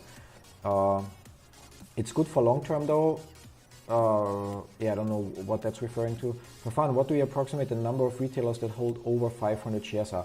I have no idea, you know, like, I really have no idea. It's like, if you look on eToro alone, yeah, and they have a user base of 20 million users. Now, I don't know how accurate they are in terms of how much numbers are a little bit tilted for marketing, yeah, but so they have, I think 20 million users was the number they reached, yeah, if I'm not mistaken, yeah. But even if it would be 2 million users, and currently apparently 8.94%, so at 2 million users, that would be close to 2 million people, or 1.8 million people, and at, no, not one, 180,000 people and at 20 million users, I would need to look up the announcement, but I think they reached 20 million users, which means it would be 1.8 million people that hold shares, and then the question is how many of them invested with $50 and how many of them invested tens of thousands of dollars. So it's like, and that's just one broker, definitely not the biggest broker, I guess. And yeah, so it's like, I wouldn't even know where to start that guess, yeah. So here now we have a small gap down, or maybe it just didn't refresh properly. I definitely have not tested the resistance level on other stocks, like I have GME. I'm assuming with the amount of holding happening on GME, they're a little more reliable. That could play an influence, but GME is also more volatile than other stocks. So because there's more people willing to buy, more people, yeah, there's more action going on with GameStop. And as a result, it may simply be that that's why support and resistance levels are harder fought over. I really don't know. Yeah, like if it works for you so far, great that it does. Yeah, for me it's like, yeah. Will we have to invalidate something today? That's the big question that comes with this candle. So, because now, so we would have our 1 here, and it could be like this. Wrong label. We want 1, 2, 3, 4, 5, not a corrective pattern. Just for the fun of it.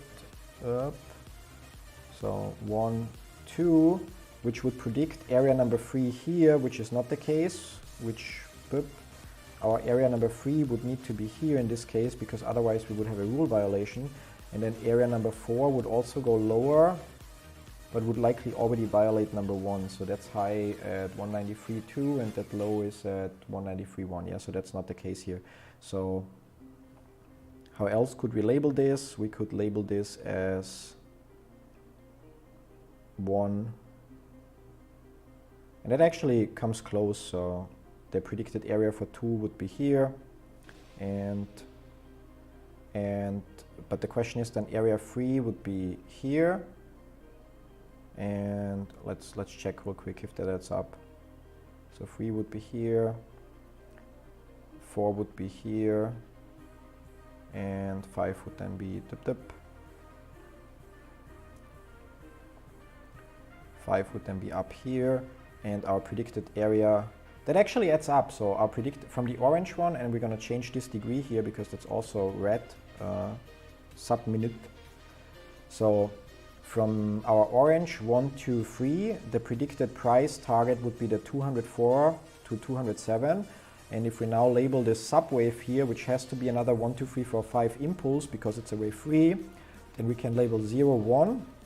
It predicts area 2 that we just saw. And then if we hit those areas quite nicely or exceed them a little bit, or maybe we hit 3 precisely, 4 falls a little bit short and so on, then our area 5 starts to overlap with the predicted area that it has to reach. You can try to hit the undo button on the left, but one tip that I can already give you when you're working on the lowest time frames, close wave bases out when the market is closed and on the weekend, because if what happened to me, for example, on the weekend, I opened the 5-minute chart, but there's no data on the weekend. So it tells you no data available and you don't get to see anything, and then on Monday you can start from 0. So, but yeah, so where we have deep fucking value is asking for a push. If it drops to 100, it is a sale. Yeah, that's the thing. It's like, it's not, oh my god, it drops to 100, which would usually be the mindset, and I need to take my profits, or oh my god, or I already lost so much, let's cut my losses. But people literally perceive it as, wouldn't it be nice if it drops again to 50 so we can buy more? Yeah, it's not like, and usually people would be, I want to make money, I want to get rich, people are greedy. Yeah, so usually, and some of those people are those that ask, when will it happen? When will it happen? Not all of them, but some of them. And on the other hand, we are literally, okay, if it would drop to 50 again, I would just buy more. Yeah, so that's why I don't think it really could happen that we see 100 again. Maybe it's possible theoretically, I just don't believe it. And wave basis lets you share a specific chart that you've worked on that is not in the description. I want to be able to play around with his chart to get a better idea of what level of wave. And if you tell me how, oh yeah, that looks like a share or not. Link symbol, link, no, that's linking things between each other. That's layout. If you tell me where this magic share button is hiding, then I'll look into it. But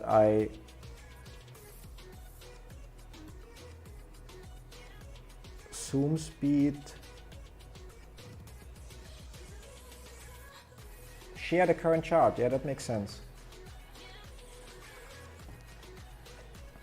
Now we probably broke things, so just need to log into the streaming PC so I can share the link. Yeah. Cool, didn't know that. Yeah, thank you. See, those streams always teach me something as well. And am I connecting now? No. Or did I? Oh yeah, there it is. There you go, other screen. And likely don't have it in the clipboard anymore, so paste here, copy again. And did not know that. Yeah, thanks for pointing it out. So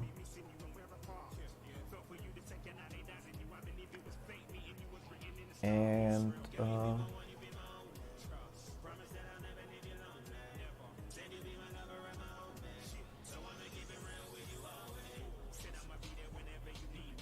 yeah, so support resistance, just a piece of the puzzle. Yeah, I think the more indicators and trading strategies you master, so you can Google, for example, for candlestick patterns. So certain patterns, like you have, I don't know, like dojis, like something like this, although this has bigger wicks and it's not a perfect doji, and they are usually followed by reversal, but not always. Yeah, and like here we also have something. It's not precisely a doji, but yeah, like so, and it then goes up. Yeah, then here we would have a, I think it's called hammer or hanging man, and a doji, and it's followed by one green candle, but then it goes down again and so on. So, but if you combine all those things, like the more you know, like if you combine like the candlestick patterns, then the bigger patterns like head and shoulders and I don't know, bull flags and stuff like that, then you just get more tools to confirm certain or increase the likelihood of your predictions becoming true, or you have more indicators that say that that point in the same direction. Yeah, it's and Yup mentioned it earlier that if it drops big, I'm sitting. Yeah, that's what I mean. Like in this chat, there are enough people that already said if it drops, I'm just gonna drop more cash on it. Yeah, and it's to the right of the bell under the search box. Yeah, I found that. Thank you for a stream, and I know I speak for everyone here when I say thank you. I know it's pure speculation, but do you believe the price would hit 1 million? Why or why not? I think that's, yeah. So I finally get to drink.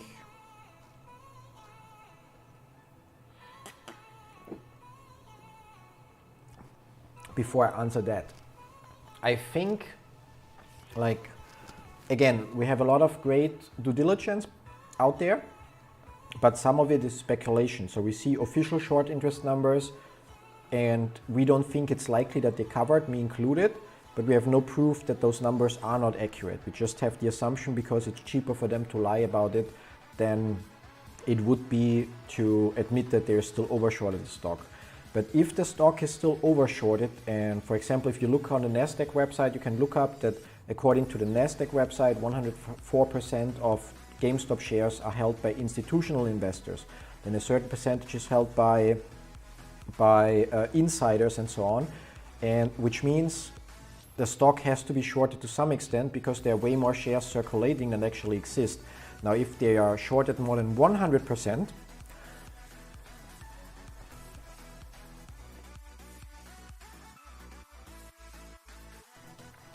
so that theoretically, so not 100% of all the shares, but 100% of all the shares that theoretically could be traded, yeah, because insiders, not all of them are allowed or can sell their shares if they would want to, or not without proper notice and whatnot. So assuming that they shorted more than 100% of the shares that can be traded within a day or two, then they would theoretically be forced to buy every available share more than once. Which means all it would take is one person that has their sell limit order at $1 million, and that order would execute. And that order would also be visible on the chart. It might be, maybe that's one person that only owns one share, but they're the only one crazy enough to set a sell limit order at $1 million or $2 million or 10 million. Then we would see that jump up there. And then other people that have crazy profit targets that basically are in a way that it's not selling at this fixed price, but like with eToro only has a take profit, which is a little bit tricky because first of all, I can only set it at most 10 times higher than the current price. So like 1,000% profit from now. And second of all, the way it works is when the price reaches that area, my position is sold as a market order. So if it triggers and then the price drops again, it could be that it doesn't sell for this price but for lower. On the other way, if it shoots up through that take profit, it could be that I get to sell it for more. But so basically, if one person has this sell limit order high enough, then and shorts have to buy every share more than once, then there's a guarantee that that order will be executed, and it will register on the chart as a high of 1 million, 2 million, or whatever. Yeah. Doesn't mean that the majority of people will be able to sell at that price, because maybe their brokers don't allow to set sell limit orders, and basically would only be triggering the take profit if something else already drove the price up there and blah blah blah. So I wouldn't be surprised. Like the biggest wave pattern that I could come up with predicts values I don't even want to mention. Yeah, so it's like for me the point where I would start to look closely if we're at the end of a wave 5 would be when we're beyond $100,000. Yeah. If we are above $10,000, I'm still fully relaxed, and we'll just follow along. And if we don't get there, so if, for example, let's say we go to $15,000 and I'm like, oh, it goes way further, and then we drop down to $5,000, that's just a number. I would need to then map things out and so on, but let's assume 5,000 is that number. That would be the number where I would then, assuming that's the number, it would then be the number where I would admit, okay, I kind of screwed up and now I'm gonna sell at 5,000 so that I at least take, I don't know, 400 something thousand before taxes away from it. Yeah. So considering very big, and only if I'm able to confirm a corrective pattern in some way and blah blah blah and so on. But yeah, I expect it to go very very high. I literally, like, my wife still doesn't believe it fully. But personally, while I'm not sure if it happens this month, next month, or next year, I literally believe that this trade here will kind of like, it won't change our lives, to be honest. It will just mean that I can even be more relaxed about growing our business. I wouldn't invest the money that we make from this trade into our business, because our business should grow on its own based on getting more customers, more revenue, and so on. And with that, we hire more employees to build more features, provide better support, and blah blah blah. But yeah, I expect it to go.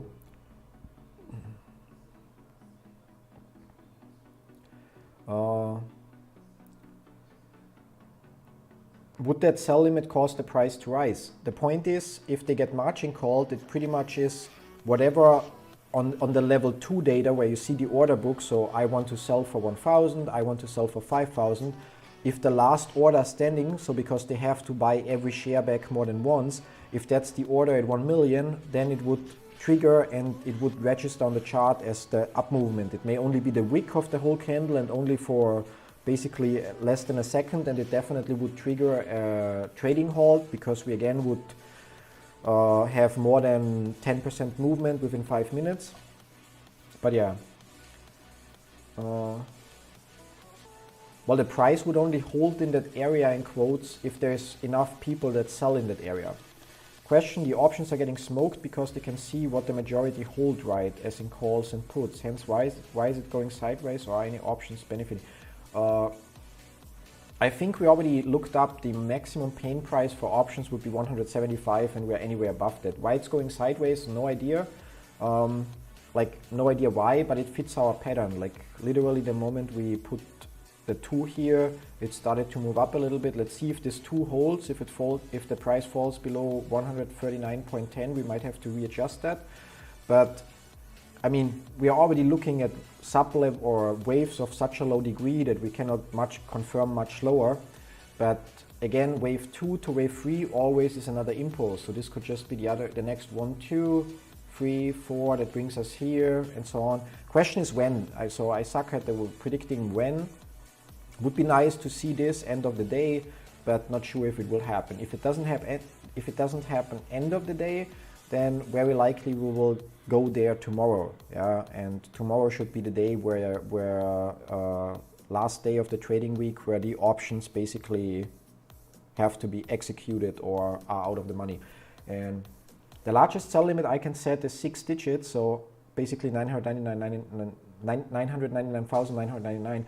I also saw a post from some other guy that said his sell limit order for 3 million, but now his broker introduced the rule that it's now at 1 million. And I think that's probably, maybe that's on purpose, yeah, that it shouldn't matter for the broker. eToro always had the rule that it's like 1000% of whatever position you currently have at whatever price level it currently is and so on. But with other brokers, maybe they're restricting the values that you can enter as sell limit orders to prevent it from really shooting up to I don't know where. Yeah? And why it would be hard to say for RN? I got a bounce, I'm off work early today and got some things to take care of. So you literally spent the whole day at work watching this, and now that you have free time, you're like, I'm not gonna spend it watching. Yeah, thank you. Like, I mean, thank you for being here, and you rock. Like spending the time at work here. Have a great evening, and I don't know, maybe tune in tomorrow. Looking forward to it. Always nice to have you here. So till next time, and yeah.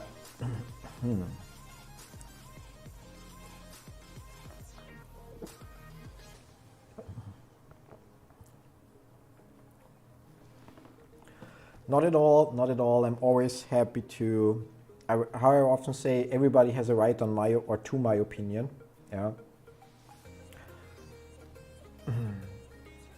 And I also, like from those streams, I really also learned a lot more about Elliott wave labeling, especially the last 2 days. So like, fine.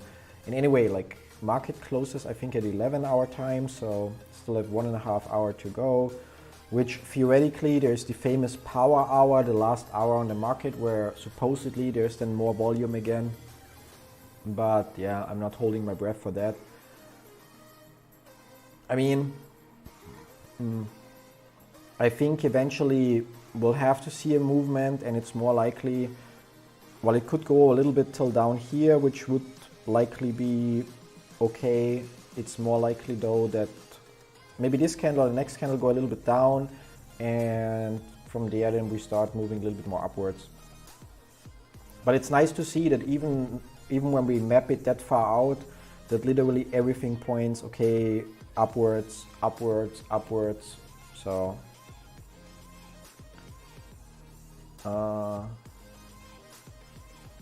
thanks for the sub, and yeah, like I enjoy the streams as well. So it's not that I feel like this is working in terms of, or it doesn't feel like work to me. It's like literally just having a nice conversation and labeling some charts and just waiting for the lid to blow off. Yeah? ETFs are rebalancing in power hour today too, yeah? Which means we should have more volume. All my share on eToro, should I buy from another broker that allows sell limit higher?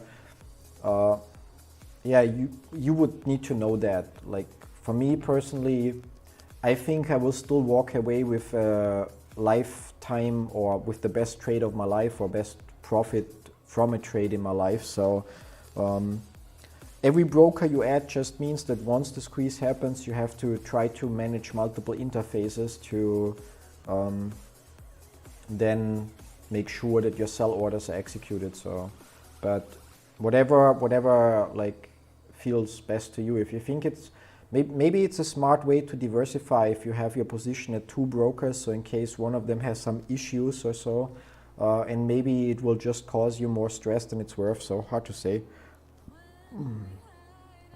Yeah, that's why I think I put air quotes to power hour, because I also like whenever I read the daily live chat in Reddit for GameStop, and then people are power hour is coming, and for the first couple of days I was expecting something to happen, and eventually I just also noticed like power hour apparently doesn't mean that much. However, if ETFs are rebalancing and if they're equally weighted, and GameStop since the last rebalancing increased, then it would mean that they would have to sell some GameStop to buy some other shares so that they're balanced again. So could be that we have more volume. C2, oh, there is one, it starts here. That's another impulse. or do you mean the other C2 here? So try to use the right brackets, or from 187. Yeah, like no, here we have the orange one. So this one here, it's just I didn't have the lines visible. Yeah, so that's the new one. And then the latest one is in red. And that's really like $50 per month for wave basis. I really am willingly just paying it so I have this color coding of multiple wave degrees. Because if I would try to do the same here on TradingView, and I love TradingView, but where you basically only have this and no automatic, like if you label the same wave, so if I try to label subwaves and say here starts another impulse, it just overlays the same labels. So it's like, yeah, and you don't have the different brackets and the writings different and so on. So yeah.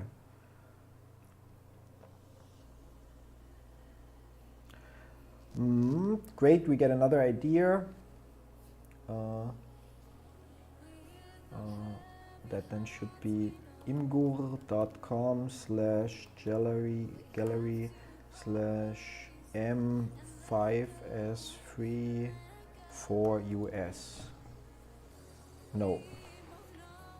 M5s3 for US. M5. Oh yeah, yeah. Obviously imgur, not imgut.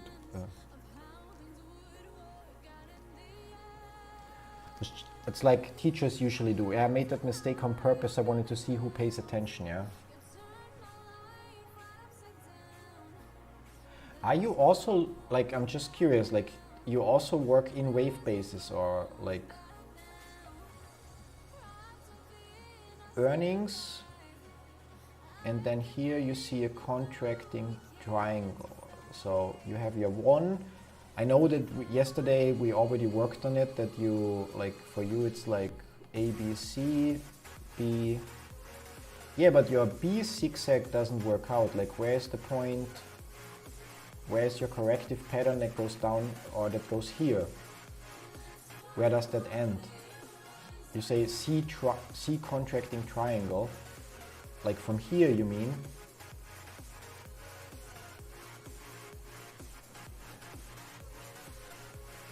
Yeah, but a double free, I mean, maybe. So a double free would start with any corrective pattern, not a triangle, and not a double zigzag, and not a triple zigzag, or a triple free. Yeah. So it could start with an ABC. But usually, I think, like yesterday, we mentioned in the book that. I don't know, like, let's look it up. Yeah? Let's actually look it up in the online book. So just have to find the right page or chapter. That I will look up really quick here. Double and triple freeze, page 52, chapter 1, somewhere there. Okay.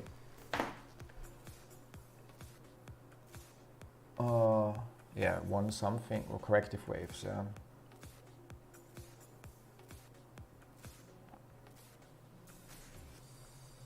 Okay, let's look double. A combination of the above forms comes in two types, double freeze and triple freeze. So a combination of flats and triangles and probably zigzags, yeah.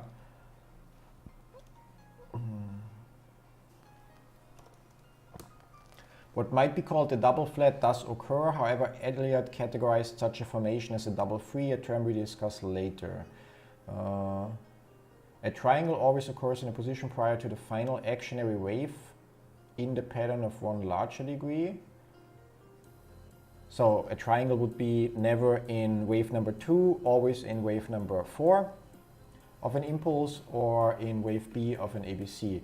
Or the final wave X in a double or triple zigzag, blah, blah, blah. A triangle may also, blah, blah, blah, blah, blah. Although upon extremely rare occasions, a second wave in an impulse appears to take the form of a triangle, it is usually due to the fact that a triangle is part of the correction, which is in fact a double free. See figure 3.12. Yeah, but 3.12 is, let's go find figure 3.12, which is on, I think he's using wave base. In Webull, okay. 3.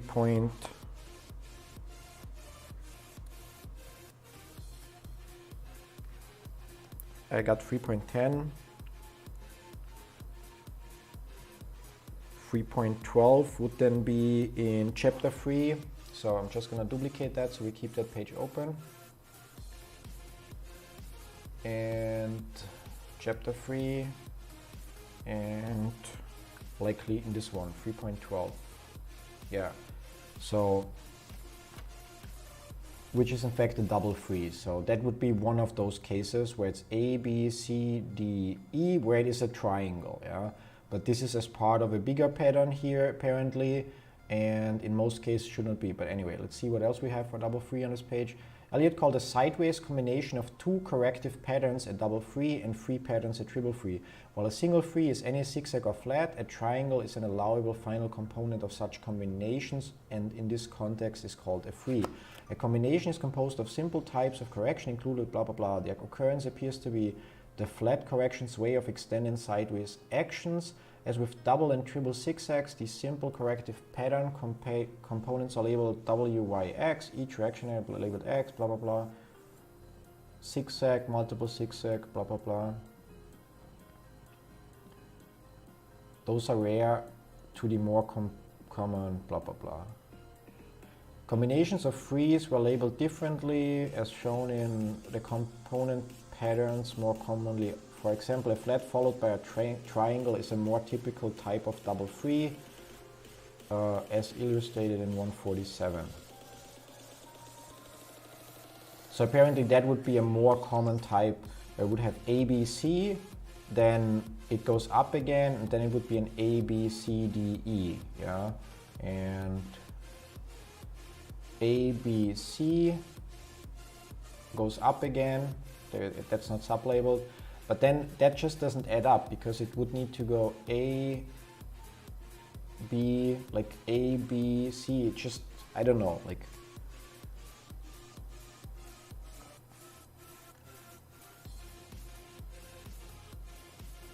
I mean, it would be, it goes down and then it goes up again, and then here it would then be A, B, C, D, E,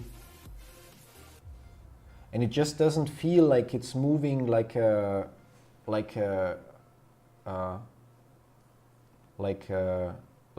where you have those movements again that split up in smaller zigzags in that case, yeah. Yes, we're streaming till market close and then make a short summary and basically our prediction for tomorrow. And yeah, I definitely would recommend that you just trade the trial account for wave basis. It's like 2 weeks, should be, even if you don't use it afterwards because you don't want to spend the $50 on it, but especially during the streams. First of all, since we now know, I can share my chart and you can then basically open it and relabel whatever you want. And then when you share screenshots, it will be easier to figure things out. Or even better, you can share the link of your chart or the last part of the link, because obviously we cannot share links in the chat for some reason, although they are not blocked anymore. But so like this, just the last number or this chart image, blah, blah, blah. And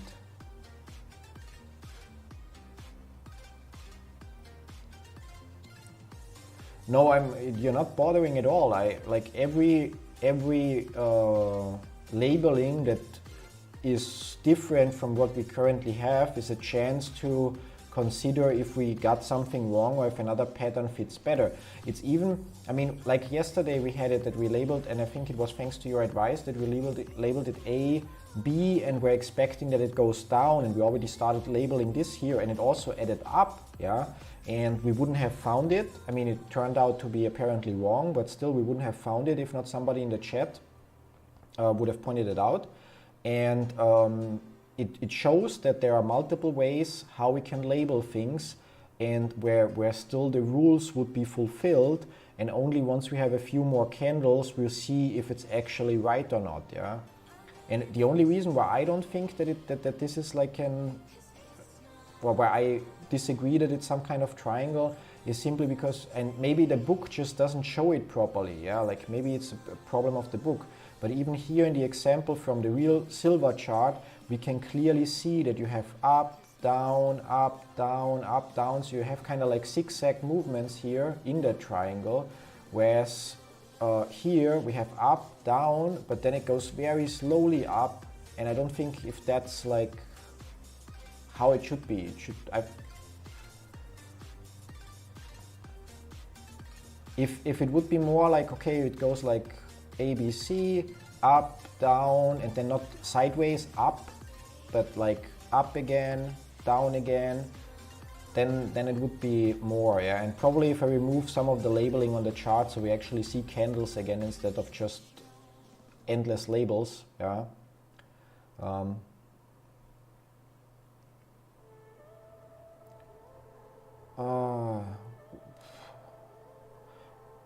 Yeah, like basically everything. So up till here where we opened today, everything in the post on Reddit still stands. So overall, depending on how far we zoom out, the next stop is 1300 to 1500, and when we zoom in, then the next stop becomes actually 300 to 76. And if we look at a smaller wave degree, it's this one, and then this one, and then this one, and then this one. So the next thing that we want to see is actually this 201 to 200 area, and then it will like correct a little, go up, which should then lead us to this area. Then it will in orange correct a little and go up, which should lead to this area, and so on. So basically the immediate projection is 200 and then 217 and all of that. So the green waves should eventually lead us to the light blue waves, which are in the 300 area, and those should lead us to a wave that we don't have visible on this chart, which is in the 1500 area. So that's where we stand right now.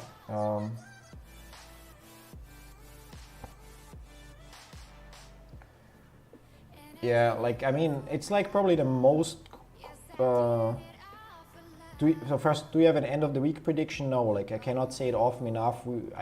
We don't have timely predictions. We predict where it goes, but I mean, overstating it, yeah, theoretically, well, we expect to go there, and there is a subwave in there as well that we just don't label because it becomes too small to confirm. So we predict the where it goes, but if this takes 5 minutes, 5 hours, or 5 days, we don't know. Yeah, so as long as we can confirm each wave, we also, yeah, like it's just Elliott waves are not good at predicting the timely restraints. There are some rules for it, or some guidelines that sometimes apply, but we're not predicting the when at all. And do you have any comment about the validity? Yeah, so Elliott waves apply as long as you have a free market. Yeah, and while everybody is super excited about GameStop being manipulated, and maybe or probably it's manipulated more than other stocks, but it's not the first stock that has been manipulated, and you can apply Elliott wave theory if you follow the rules on pretty much every stock that you can find history for. So unless there is buying restrictions, government interference, or brokers that prevent their users from buying or selling, Elliott wave should apply. And even if that happens, then it just means it doesn't mean that Elliott waves don't apply at all anymore. It could just mean that we cannot enforce every rule. Like on the monthly chart, we have wave 1, 2, 3, and then we have the dip here for to 38.50. But that dip only, in my opinion, only exists because of the buying restrictions. So I think there should be a dip, but I don't think it should be that far. And this is a rule violation because wave 1 is here at $60 and wave 4 cannot retrace into wave 1. However, because in my opinion that dip is caused by buying restrictions, so there was more sell-off than usually would have happened in a free market, I can ignore that rule violation because it didn't happen or it wouldn't have happened in a free market in my opinion. Yeah, so hope that makes sense. So there we go. Let's invalidate some of our candles. Yeah, so talking, that doesn't look as nice. But ABC, yeah, so although it may go further. So the red waves are, the thing is like to keep in mind that those are our overall predictions on the hourly chart, and our stream focuses currently on this small part here. Yeah? So while our overall predictions are unchanged for quite some time now, in looking at those very small parts here, when we look on the 5-minute time frame, it happens from time to time, and last 2 days it happened a lot, that we have to relabel because we are looking too close in quotes. Yeah.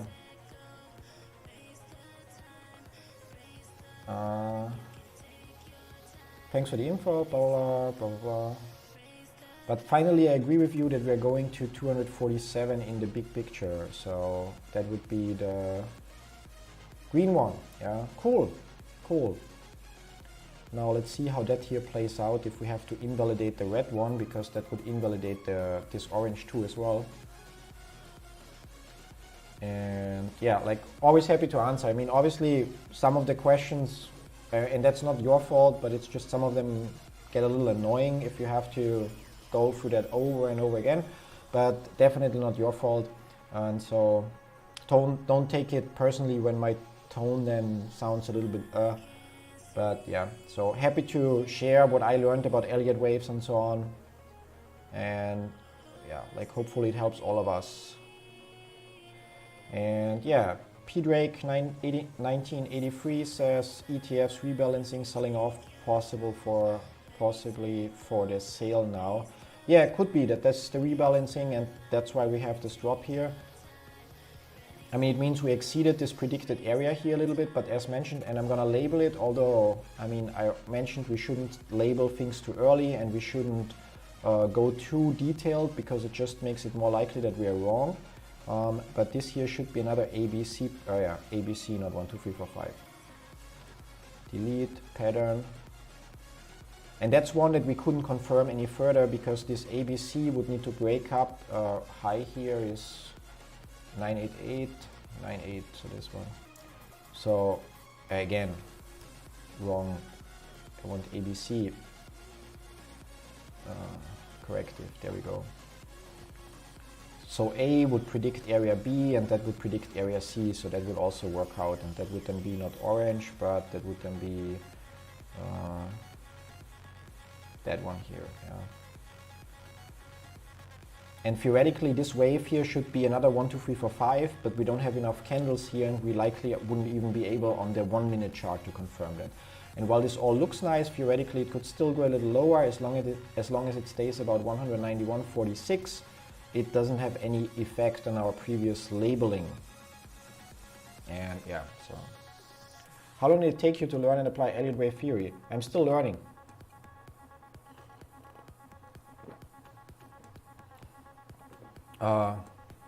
So I heard about the theory a couple of years ago, but didn't know the name of it, just saw some guy that trades, or one of my clients that trades Forex and had like insane results and insane accuracy, but he didn't know the name and he just babbled something about 1, 2, 3, 4, 5, and I thought like, what the fuck are you talking about? But since I knew that he followed the strategy, I from time to time Googled again, and last year actually found Elliott wave theory. And since then, I've been just trying to apply it more and more. But I probably learned the most from the live streams that we had the last couple of days and from writing the posts for Reddit, because when I just labeled it before, it was just for me, and if I'm wrong, like I might have a small loss or something. But posting about it, it's kind of like I try to double check everything so that while people can show up and say I disagree, that it's not somebody can show up and point out absolute rookie mistakes. Yeah. And the live streams, especially the last 2 days, we're relabeling a lot because things didn't work the way we thought they would, or how I labeled them. Learned a lot, but overall, I think to get started, if you read chapter 1 of the book, link is in the description, you can either order it physical or just read it online for free like we did here. So the whole book is available online for free. And then there's a 1-page cheat sheet that contains all the rules for what wave needs to fit in what other wave and so on. And yeah, chapter 1 of the book, the cheat sheet, and preferably a wave basis account where you can also label waves of different degrees, and you're good to go. And then it's just labeling, like starting from the biggest time frame since the IPO, and then narrowing your work down. As mentioned, like if we look at this screen and you see like light blue wave, a green wave that is part of that light blue, a blue wave that is part of the green wave, an orange wave that is part of the blue wave, a red wave that is part of the orange wave, and then here finally we even labeled that pink wave that is part of the red wave. And all of this that we see on this entire page is literally just this area here on the hourly chart, yeah. And basically part of this wave, and that wave is part of that wave, and this wave here is part of stuff that we had on the monthly chart, yeah. So you work away from the biggest pattern or biggest time frame down, and you don't have to go all the way this far. It's just literally, we look at the 5-minute chart because otherwise the stream would be boring, and with sideways movements it's even boring on 5 minutes sometimes. And yeah, so, but that's the point, yeah. So besides the logical side of things, you're showing what are your illogical thoughts about the short squeeze. I'm not sure what you mean by illogical thoughts. Do you think there's too much pressure on the hedges? They're actually fucked at this point. I don't know. Like, I think GameStop is going up based on Elliott wave theory. For everything else, if we look at the official numbers, the short interest isn't there. Yeah, now my belief is the short interest is actually way higher than officially reported, but that's an opinion, it's not a fact. Yeah? While it's a likely opinion, blah blah blah, because it's cheaper for hedge funds to pay a fine for reporting the wrong values, it's a pure opinion and assumption. So I don't know. We have a lot of circumstantial evidence that short sellers have no way out anymore, yeah, but it's all circumstantial. Like, we always have some facts, and then somebody speculates what that could mean and makes a theory out of it, but we don't have solid proof. And that's one of the reasons why I love Elliott waves, because I don't care.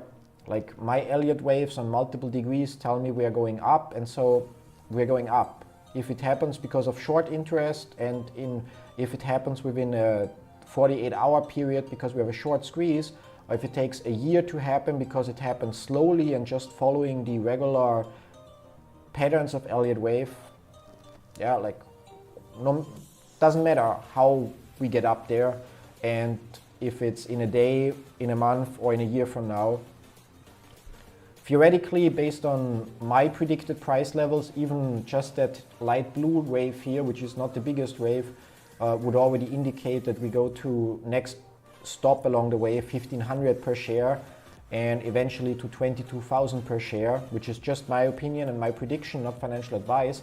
So even if that takes a year to happen, my average is at, or my average doesn't matter, but I have like 80 shares times 20,000. Yeah, so if that takes a year to happen, I'm not gonna complain. So I don't worry about the when, and I don't worry about the, I follow all the other due diligence posts and do some other research and try to keep a track on short interest and so on. But most of it is simply speculation to some extent. And I rather just follow Elliott waves and lean back and enjoy the ride. Hope makes sense. Or could they wiggle out and sell off along the waves to cover? Yeah, I mean,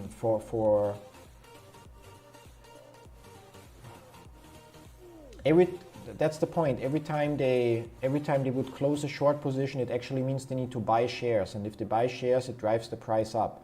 So, which means the next time they want to do it, it costs them more. Yeah, now, and you cannot even consider that they say, okay, they shorted here again, and people panic sell and they drive the price down, and then they close some shorts, yeah, because there's also always other people buying. So if they would short 1,000 position, just my opinion, if they would short 1,000 shares here, just a random number, and then other people sell and the price falls, and then they buy back the 1,000 shares plus a few more to close some of the other short positions. Considering that there's other people that already, when it drops, there's people that would say, okay, we have a stop the magnet. We have a trend line here, and there's people that as soon as the price touches this line already buy, because they assume it will go up according to this line. Yeah, then we have a resistance level here. So there's people that as soon as the price touches this resistance level, which actually happened, as we can see here with the candles, that buy. So I don't think that they can, maybe they can, but I don't think that they can like literally push the price short a little bit to make profit and close those shorts out, because it would, in my opinion, drive the price back up higher than what was here, but it could be wrong. Yeah? And ElliottWave.com has the book for free online and lots of useful information. Yeah, like links to that are literally in the description of this live. Not 7 million of volume today. I think that in the end of the day or early tomorrow will be an explosion. Yeah, like it's hard to say. Like we would be, I mean, wave 3 is usually the strongest movement, and it's usually also, or it cannot be the shortest, and it's usually the longest. So, and if we look now, if our labeling is correct, we would be in the wave 3 of red, which the whole red wave is actually wave 3 of blue. Blue is actually wave 3 of green. Green is actually wave 3 of light blue, and so on. So yeah, like we should see the bigger movements. So although this biggest wave 3 movement obviously splits up like this and so on, but yeah, like question is when. Patience is key. Like it's literally, if you don't have patience, you miss out. That's why I wouldn't worry about the when, for example, yeah. And if you believe that GameStop is a solid investment, that Ryan Cohen can turn the company around and turn them in a profitable e-commerce company, then you would say, well, if a squeeze happens, it's great, and I make the, I don't know, an insane one-time profit instantly. But if it doesn't happen, I still expect to make a profit within the next 1 or 2 year period. And you just hold your shares, and it may not be thousands of percent, but maybe 100, 200% in a year, which is still like an insane return compared to other potential investments that you could do or other ways you could use your money. So now, will this go further or will we stay here? Now the funny part obviously is here when we look at this, yeah, so that we haven't had to relabel anything today, I guess. We just had to move one price level. So there we get to move a price level again, yeah. So low 191.81, low 192. So this would move here. And yeah, so maybe we'll have to relabel the red part if we go a little lower. And what about the extremely low fees they pay for borrowing shares? This is actually my only concern, because it seems they are allowed to play their game for a very long time. That's one thing. In one of the due diligence posts, it's mentioned that apparently hedge funds, okay, we might have to relabel a little bit. I'm going to move that and let's see then what happens if we have to relabel. But that they also locate shares but don't borrow them yet, which leads to the same broker or the same share being located multiple times, yeah?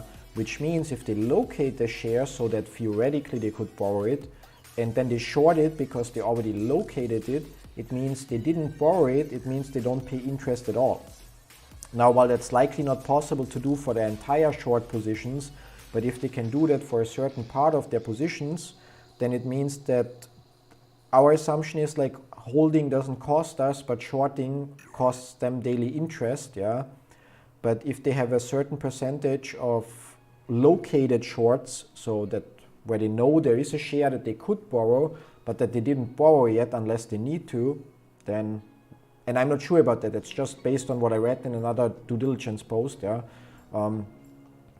Then they could theoretically also hold their short positions indefinitely, as long as they have the money to theoretically cover them, yeah?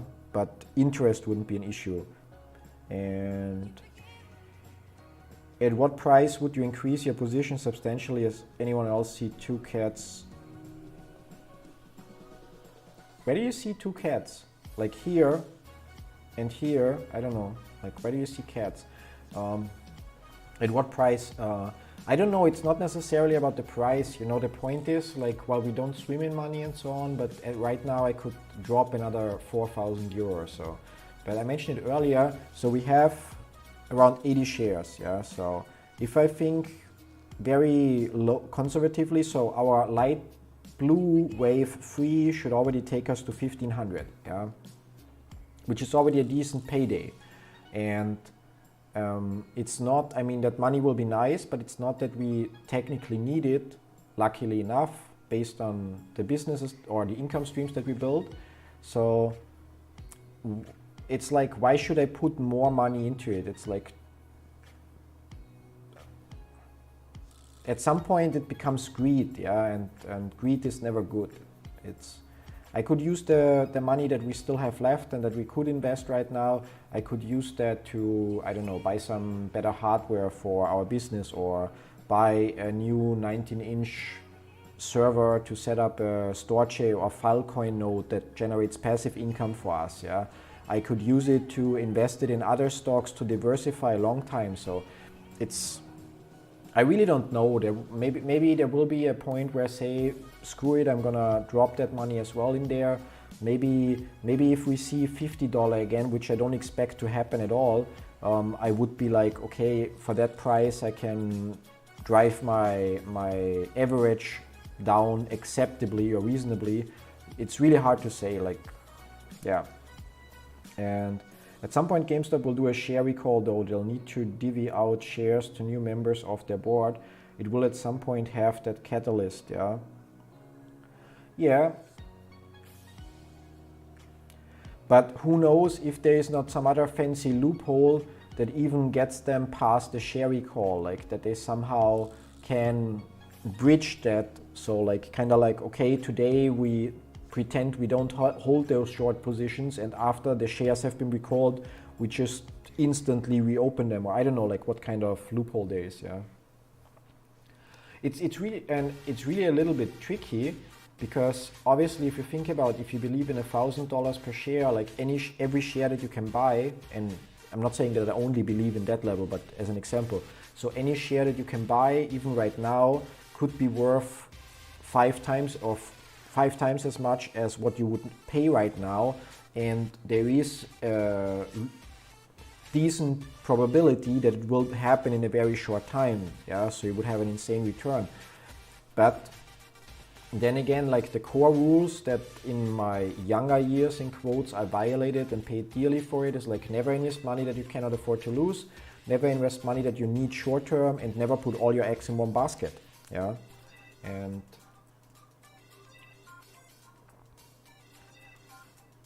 if that isn't a sign of a broken system, I don't know what is. We always have some other loophole, yeah. Totally agree, though, they might be able to avoid it.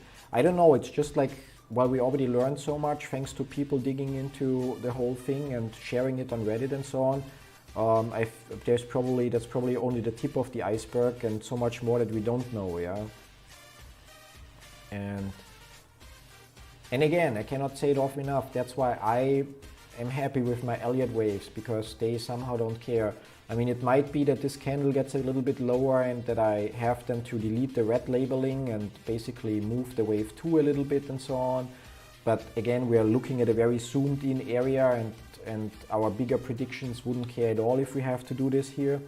But overall, it provides me with multiple waves that tell me we are going up, and so I can just sit back and watch when the price drops, because I know it's just a wave 2 or a wave 4 before the next move that takes us further up.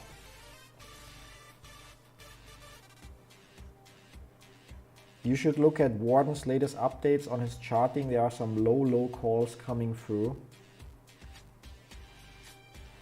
Did he provide, like we had him twice on the stream today, and yeah, we'll check that later, yeah. But I'm not good with the stuff that he does, so like, while I see that he has accuracy in terms of predicting the, like, let's call it support resistance, or the when something's happening,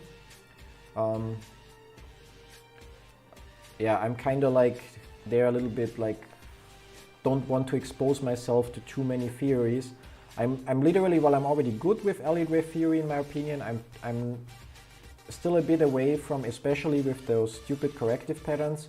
So like, I don't know, like that wave 2 here. So I'm still a bit away from mastering them to a degree where I'm satisfied with it. And I want to do that first before I then throw in other kinds of indicators or analytical methods that I would then use in addition to confirm whatever prediction Elliott waves give me or so.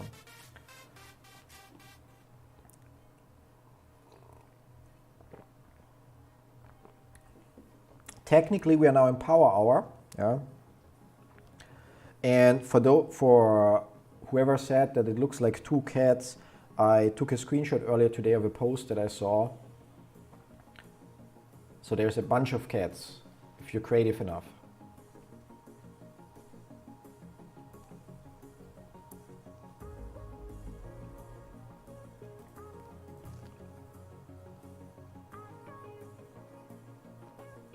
And the thing is, now technically we can also confirm that subwave, like although it really gets very tricky, but and we would need a 1, 2, 3, 4, 5, so it would be like 1, yeah, and it jumps then on different 3, 4, 5, so, and although the 1 is wrong, or the 1 might be here on the green one, so 1 predicts the move upwards here, 2 predicts this here but gets higher, 3 predicts 4, 4 predicts 5, and that would also be in pink. No, that would not even be in pink because we're in the subwave of pink, so that would even be lower. Wave degree, yeah, sub micro, yeah, so.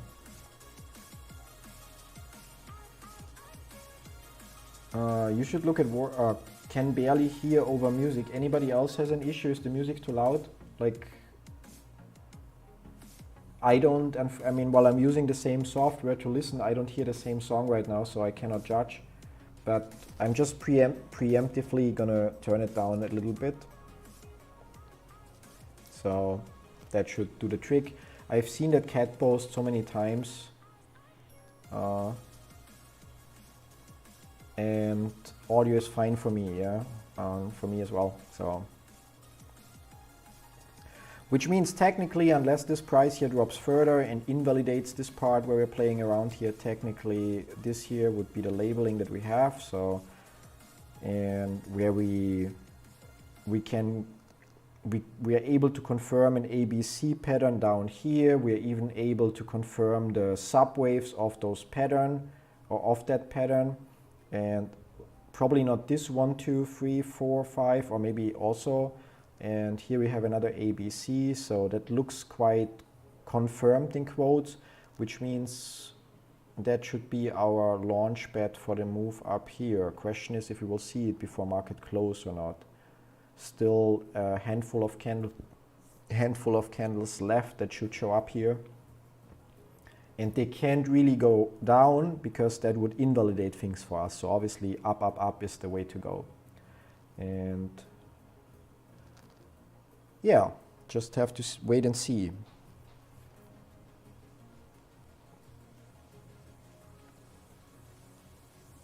It's actually crazy. Like I honestly would have never thought that we'll label things like this, like literally it doesn't get much smaller, yeah. This is the way, up, up, up, yeah.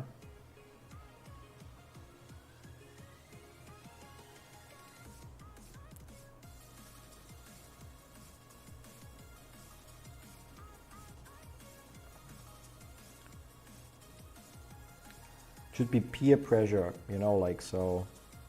Maybe candles in other stocks go up and then GameStop is like, I also need to go up. How is my portfolio doing? My small one.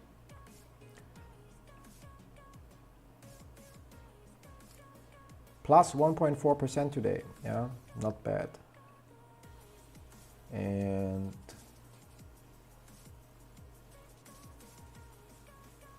cool. So ending March with likely plus 6%. That's nice. Although February was minus 12 thanks to buying restrictions, but yeah. It's my first time watching your stream. I was able to day trade based on your patterns, added 3 point more game shares with my profit. Yeah, so I'm glad that you were able to add more shares. I really am, so not judging the day trading. Keep in mind that could backfire for you, because if we run into the situation like here and you sell here and you would miss out on this upward movement, and then maybe there is no dip that goes like this. Or to illustrate it better, okay, there we don't have a wave labeled. I think on the hourly chart we see it.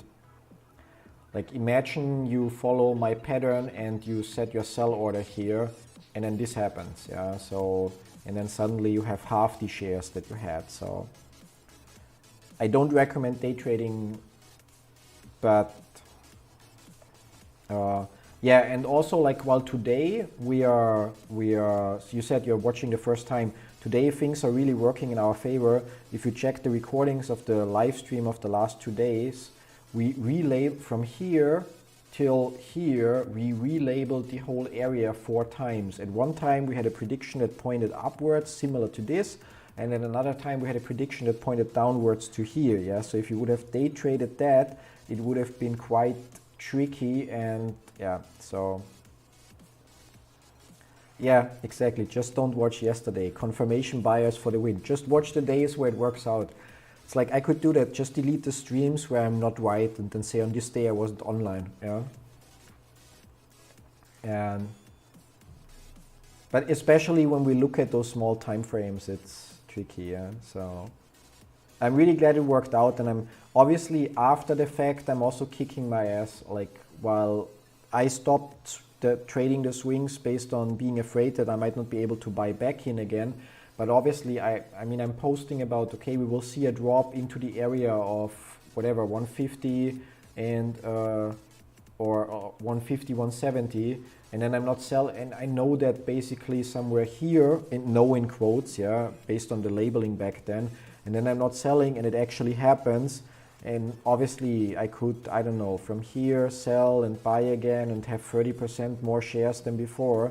But if I'm wrong once, suddenly I have half the shares that I had before. So, and I know that on Reddit people are like hating, don't day trade, it helps the shorts to cover and so on. But since more than, I don't know, more than half of all trades, if I recall it right, are anyway happening by automated computers.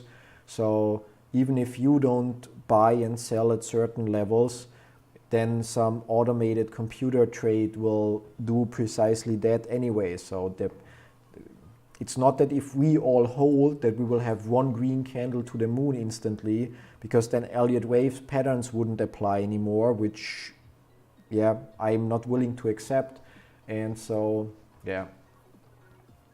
I think from my personal experience so far, I would say that the light blue predictions, so on that degree, are the ones that have been most accurate so far. Yeah.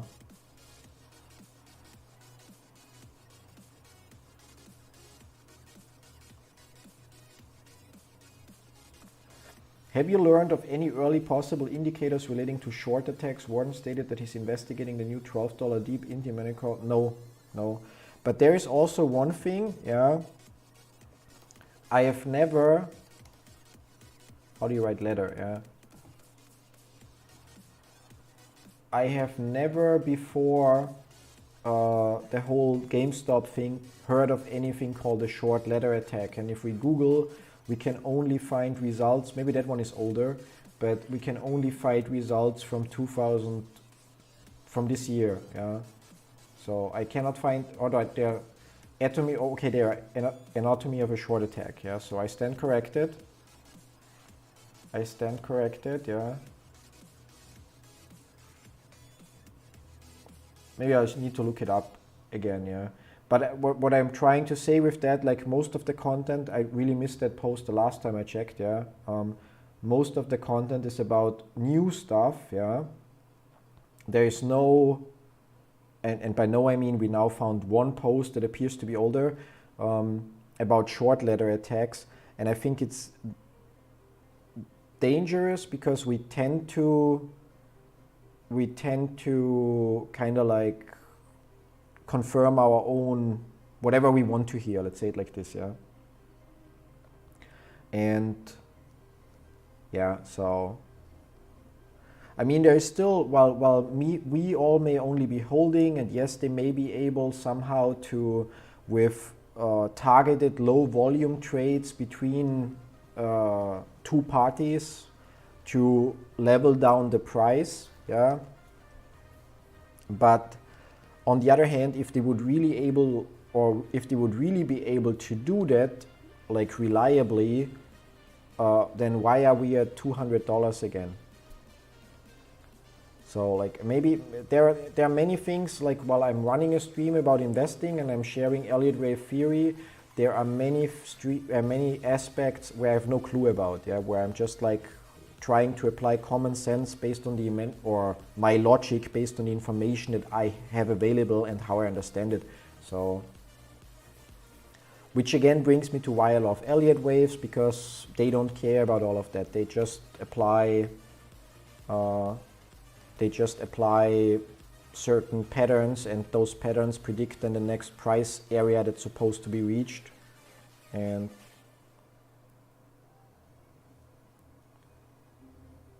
Warden's horse race style stock commentary seems like dopamine for Redditors. I have to be honest, today on the call with him, I was able to take more away. Previously, when I look at his post, it's a little bit harder for me take something away like, okay, that's like a definitive prediction, yeah, because live charting and I mean, and that's in no way negative what I'm saying here about Warden. I think the work he's doing is great, and as mentioned today in the live with him, I was able to take more away. But when I previously looked at the post, it kind of like when I hear live charting, I don't expect that somebody says, okay, or writes, okay, it looks like we have a trend channel here, yeah, like I was in the post form, and I didn't check all of them, maybe some of them are more accurate than others, but in the post form I was more expecting something like, okay, now we, or whatever, like I expect, or it's likely that within the next 5 minutes, or it's likely that the next point is, so pretty much I was expecting more like what we are trying to do here with Elliott waves, that it's going to be like, okay, we are likely to retrace into this area and from there then bounce off towards that area or something like that, yeah. And I don't know, like, but it's great that he spends a lot of time and it helps a lot of people, and I definitely can also learn a lot from the way he analyzes the chart and the different indicators and tools that he uses, yeah, and then eventually maybe combine that with Elliott waves. But first I want to master Elliott waves a little bit further, so especially mapping out the different corrective patterns and then take it from there, yeah. And one thing you definitely have to also say, it's like Warden also understands the value of a YouTube channel and the benefit to both sides. Like again, if I would just write a post and then every 15 minutes I write an update and take screenshots, and also then people don't understand that the predicted price area on the chart are not based on the candles that come in the future, but just based on the points labeled in the past. So then it's kind of like, I don't know, like it would take me a lot of time and people would still not understand everything. And so live streams are great because people can answer questions if something is not clear. And also in cases the last 2 days where we had to relabel multiple times, first of all, without the help of the chat, I wouldn't have come up with the solutions that some of them turned out to be false as well, but eventually led us to the final result that we're looking at right now.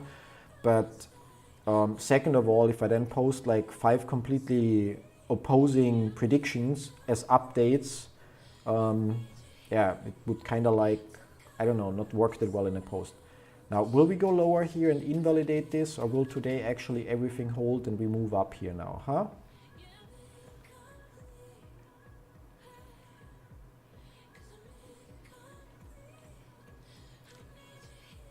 Let's see if that would work out. So that would be again an pink. Pink would be the right color, yeah. So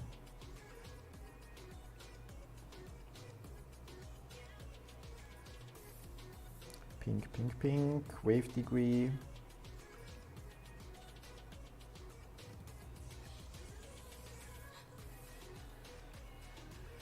Oops.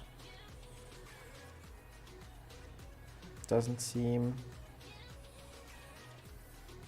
doesn't add up that nicely, because we need to go there. For that we would need to have a stronger wave 3 that pretty much doubles the predicted area. And even then, no, it cannot double, but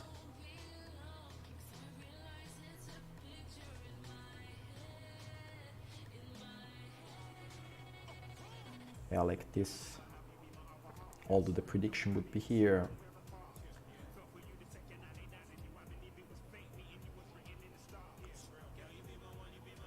And like, I hate that time of the, like, or I hate this low volume, no movement, yeah, because it's just,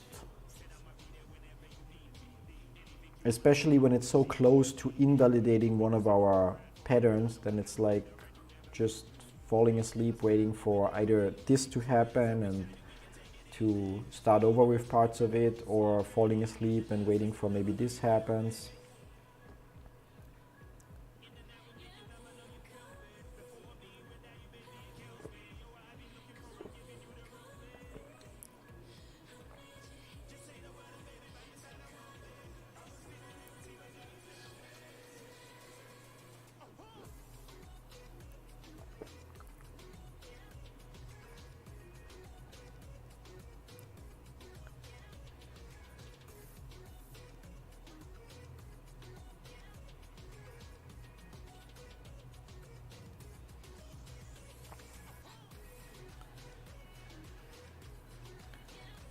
Dum dum.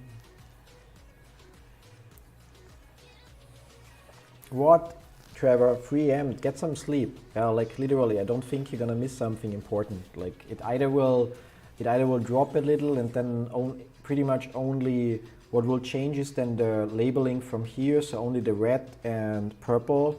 And again, we are looking really, really close. So if we look in the Elliott wave book,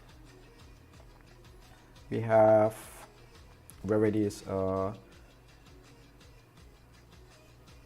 here. So you have basically the super millennium, millennium, super sub-millennium, grand super cycle, cycle, primary, intermediate, blah, blah, blah, and so on. And theoretically it goes further, yeah. And we are basically, in reality, already on the lowest possible scale that we can label. It doesn't get much more. We could, only the 1 minute chart would maybe allow 1 more degree of labeling. And well, that's what I mean. Like, I don't use other indicators, but maybe using them, see, that's the point, would already tell us in advance. But pretty much as long as we don't go below 190, 140, which we just did, the whole red stuff stands, yeah. But that we did now, which sucks. No, we did not. 190, 129, yeah. So kind of sucks because it invalidates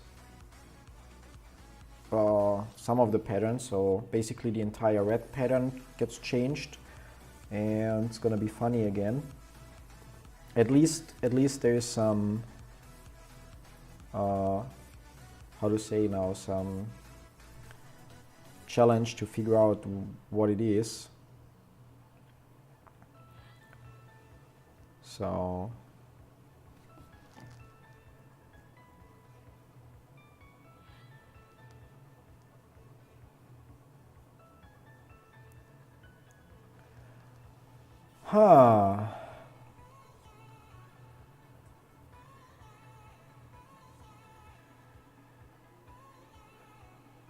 yeah, and especially, like, I mean, really get some sleep then in that case. Like, well, I will have to relabel this, but I will then also, like, likely tomorrow morning update or provide an update on Reddit that contains this.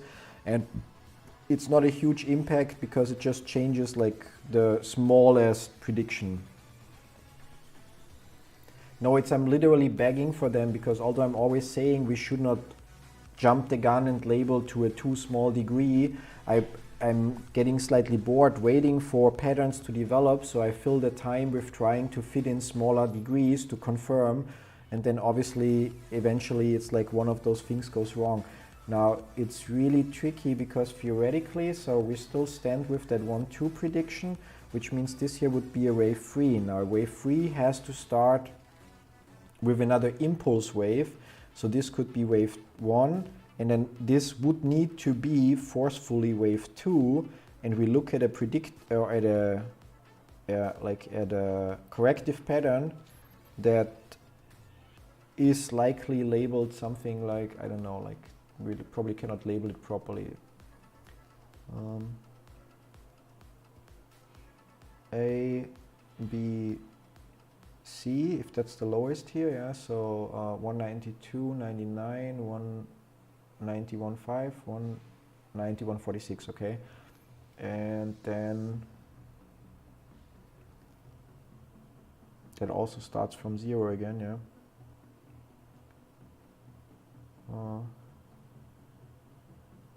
But that doesn't add up because then we would have another one, so. No. So there we need Mario because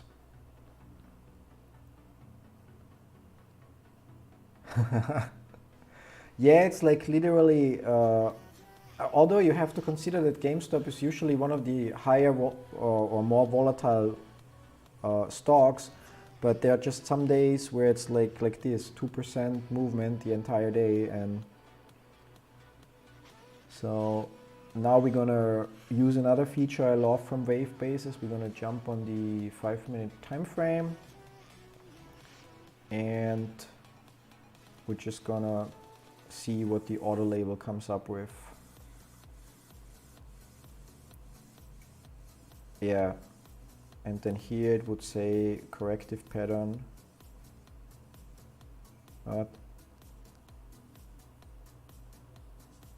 Impulse 1, 2.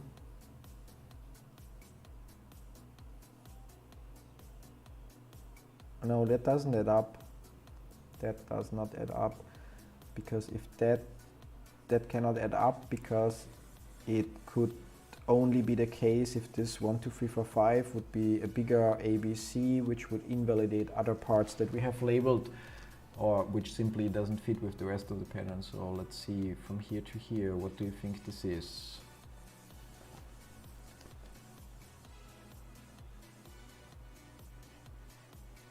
A leading diagonal, yeah, it's like the in 3% of cases or 7% of cases, yeah. Okay, like what do we have here? We have our wave 2, which means this is a wave 3. Now wave 3 cannot be the shortest, so among wave 1, 3 and 5. Usually it's the longest, but it just cannot be the shortest. Can you put the dark skin on trading view? It's a bit of, sorry, yeah, like I'm just not gonna switch. I actually would like to have the bright here as well, but we already had the same situation before. So basically wave number 2 has to be any corrective pattern but not a triangle. And likely if we do it like this,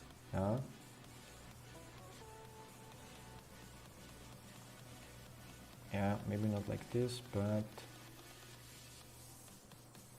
while not perfect, that would be ABC. Now, the A in an ABC is always an impulse or a leading diagonal, which would be tricky. Yeah, we don't have a volume indicator here, so also not, again, like we're literally just using Elliott waves. And yeah, why do you not tag there properly? Okay, now you do. But if that's an ABC, then I would need to fit another ABC in there.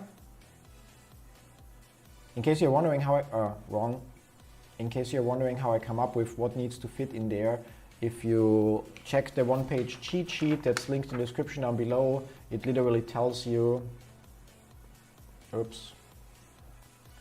that in a zigzag, wave 1 is an impulse or a leading diagonal, and wave B is another correction. And if you then look at the table that's also within the box, you see that wave B is in 30% of cases a zigzag, in 40% of cases a sideways movement, which means in 70% of cases it's basically another thing labeled ABC. And so in 70% of cases I need to fit another ABC in there nicely. Yeah, not perfect, but acceptable. And this here would need to be another impulse or ending diagonal, which are labeled 1, 2, 3, 4, 5, which could be 1, 2, that's likely not wave 3 because, yeah, it's likely more this, 3, 4, and then this could be wave 5. And if we check, wave 1 would predict wave 2 would predict wave 3 predicts wave 4, wave 4 doesn't nail wave 5, but still. And then this here would likely be a leading diagonal, which are, yeah, horrible to label, which is also 1, 2, 3, 4, 5, just doesn't follow the same rules. So it's kind of like tricky. But yeah, I'm not going to label that 1, 2, 3, 4, 5 because, I mean, let's check if I can, but it doesn't follow the same rules. So it could be 1, 2, 3, 4, 5. Actually, it's like almost like in the book. If we look here, so regular impulse would be 1, 2, 3, 4, 5, and wave number 4 is higher than wave number 1 and so on. And if we look at a leading diagonal, you have 1, 2, 3, 4, 5, so it kind of like tightens down. And if we, sorry for again the light shock, yeah. And so if we look here, we would have 1, 2, and where were we? Oh yeah, so 1, 2, 3, 4, so it also tightens down, and then wave number 5 is then kind of like the, yeah, so I think that makes sense. So we can label that likely like this. So 1, 2, 3, 4, 5, yeah.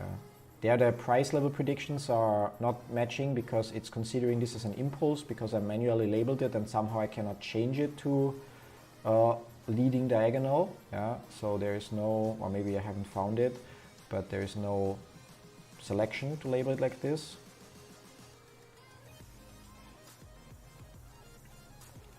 So yeah, that would again be valid labeling in my opinion. So instead of what we originally expected, that this is A, B, C, and now we have 1, 2 and go up, we simply have a bigger wave 2. And there's also something, every time when wave 2, the correction in wave 2 is like takes longer or is like more sideways, then usually the correction in wave number 4 is a sharp correction, yeah. And yeah, so where did we have a, so here we have a sharp correction, so the green wave 4 will likely be a little bit longer. Here that's also basically a sharp correction with a fast zigzag, so the light blue correction might also be a little bit sideways movement. And yeah, so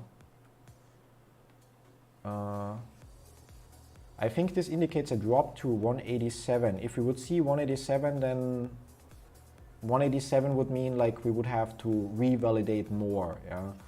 But so far with that, so basically just the assumption from here, from point 1, that this is ABC, became invalid,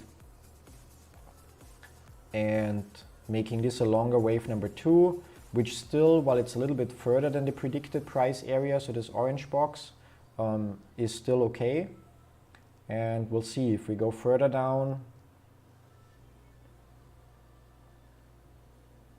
then we'll have to maybe adjust, yeah.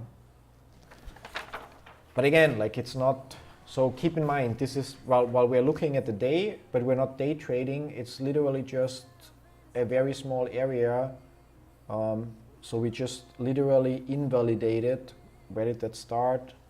From here, that was at 6 p.m. my time, and here it's now 10 p.m., so 4 hours. So we literally just invalidated those 4 candles here, yeah. So on the bigger, and that's the hourly time frame, it's also not a very big time frame, so we literally didn't change a lot, yeah.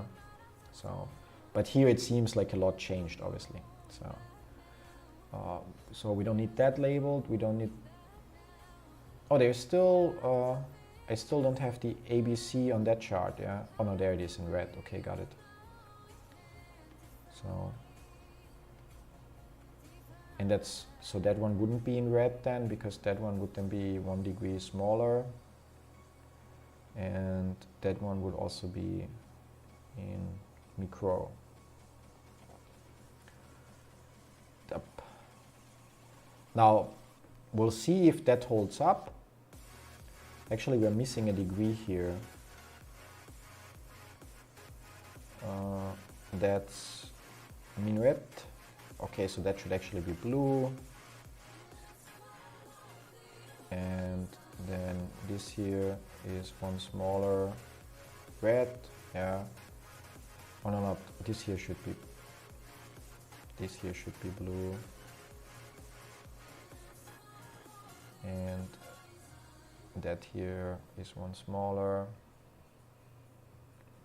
So like this, and which means that one is also red. And that one is also.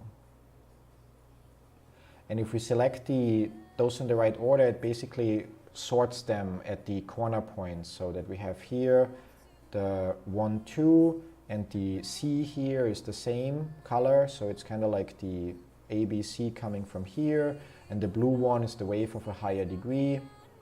And then here we have some, oh no, here it's also fine. So when we highlight the topmost, it's the biggest one in this case, and then when we go smaller we see blue, which is this pattern here, and red is then just a pattern within the blue. And yeah, so, and I think like that's really one of the benefits. I think in a stream this makes sense, I can explain it, people can ask questions, so on. If we would just post that screenshot and maybe with all the wave lines hidden, visible, then even if I would do my best to describe in a post what it means, I think it would either people understand Elliott waves and would look at it and say yes, makes sense, or people don't understand it and would anyway not understand it if it's written in a post. So, but yeah, with that we have the last 30 minutes, so let's see if we can get up further a little, or if it invalidates this here further.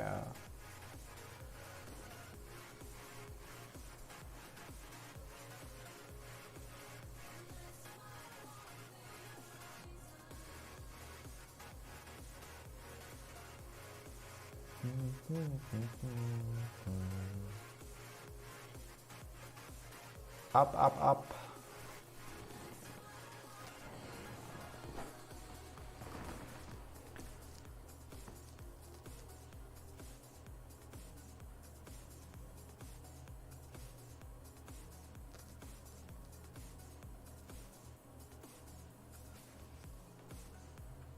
Yeah, there we go. Up, up, up.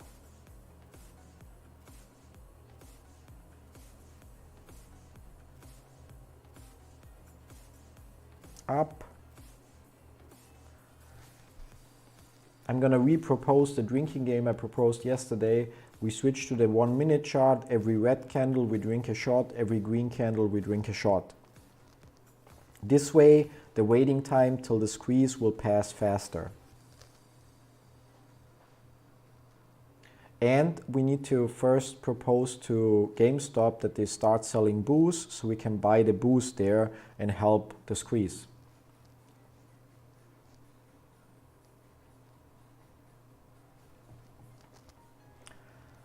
Up, up, up we go.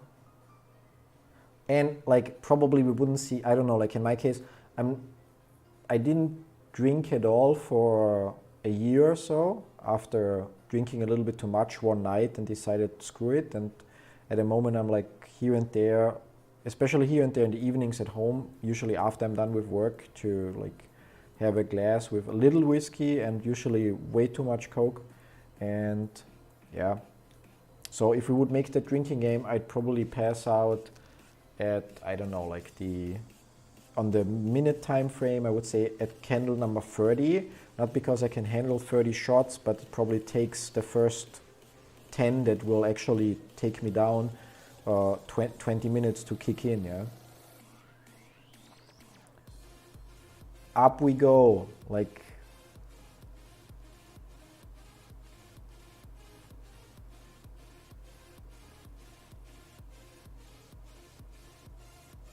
passing out is the best way to hold. Yeah, I mean, if you're wasted, you cannot sell. Yeah.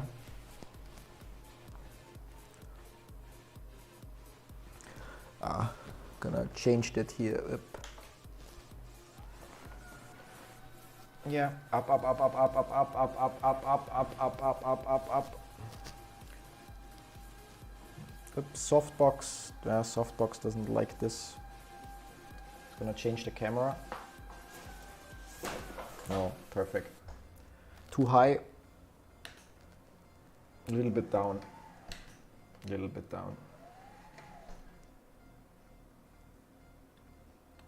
I don't know what happened, but we just had to relabel like the last 4 hours. Yeah, so not that much.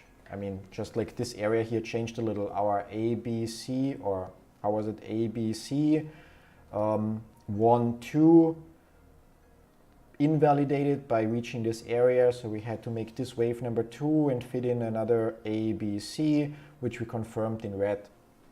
So yeah, desk is rising, very bullish. Just need to move the chair somewhere so I don't trip over it. And find the right height to actually, yeah, that's comfortable. So sitting the whole day is kind of like, and yeah, that's why we bought that chair for the studio in the first place. At that table. So especially like in our studio setup, I really like it because we also have the lights, although one exception, there's one softbox that is behind the desk and stands a little too close today.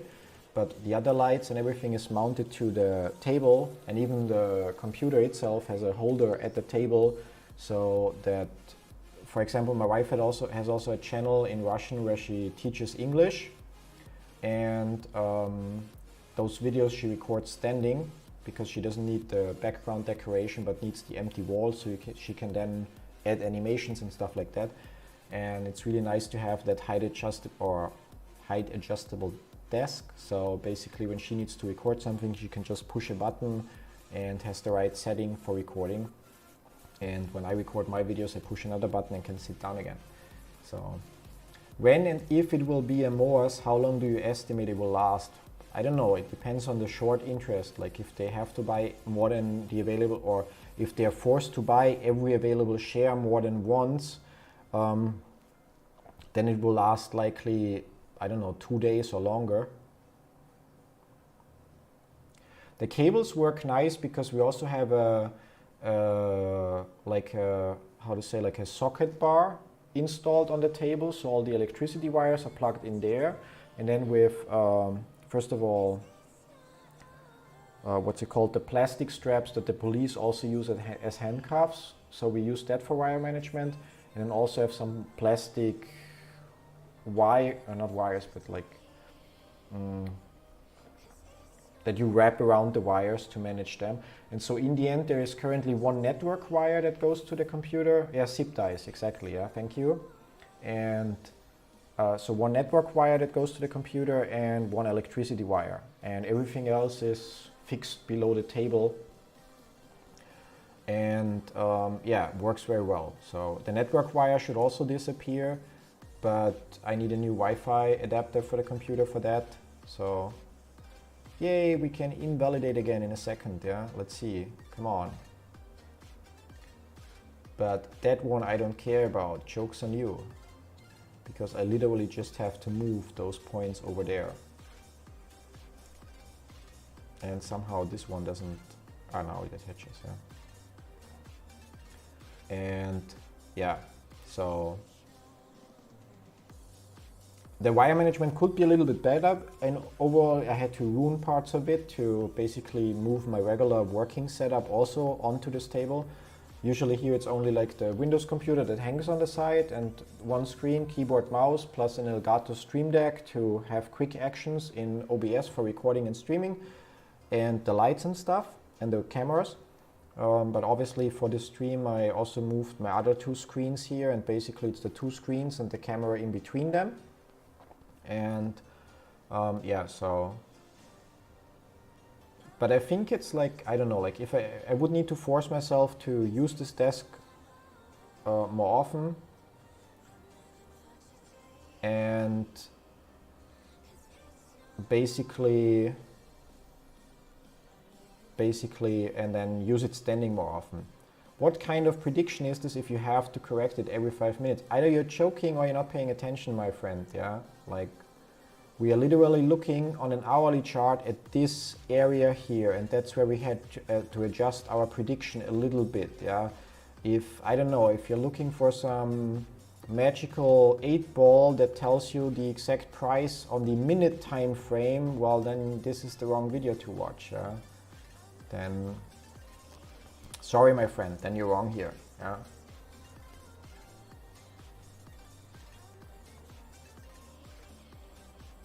And I wouldn't call it invalidating if I have to move this here over there, just to say so, yeah? Like, in order to really invalidate something, we would need to see a price below 187, which would invalidate this 0.0 here, yeah?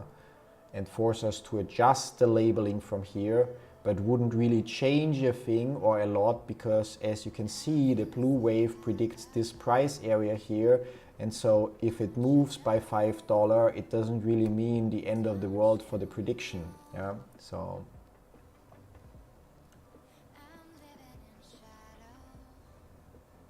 you aren't predicting as much as data and theory tracking. That's an interesting argument, yeah? I mean, I'm not saying that I'm predicting, I'm saying we're using Elliott waves and the rules from Elliott waves, or the rules provided and guidelines provided by Elliott waves to predict the price. So yeah, like, and those rules basically cause those price areas to appear, yeah? So what I'm doing here is trying or doing my best based on what I know about Elliott waves to apply Elliott wave theory to find the right patterns, yeah? Now, if you just jumped in here and are dissatisfied because on a 5-minute timeline looking on, yeah, like, so you're just clarifying it, yeah? But yeah, like if somebody just jumps in here and then based on the 5-minute timeline, because we have to change something, things, whatever, then I can only recommend use the link in the description to grab or to read the Elliott wave theory book, chapter 1, and understand how it works with waves of different degrees, and then likely you'll understand why relabeling here on that time frame a little bit is not a big issue at all. At least not to me, but yeah.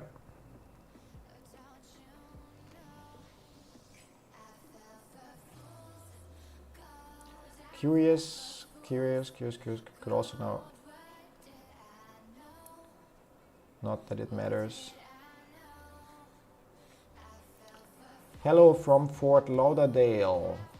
Greetings, what time is it for you? You have like -6, so like 4 p.m., 5 p.m.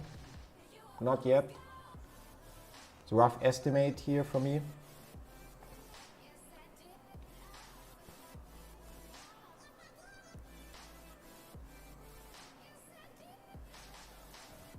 Ah, 3:44, yeah, so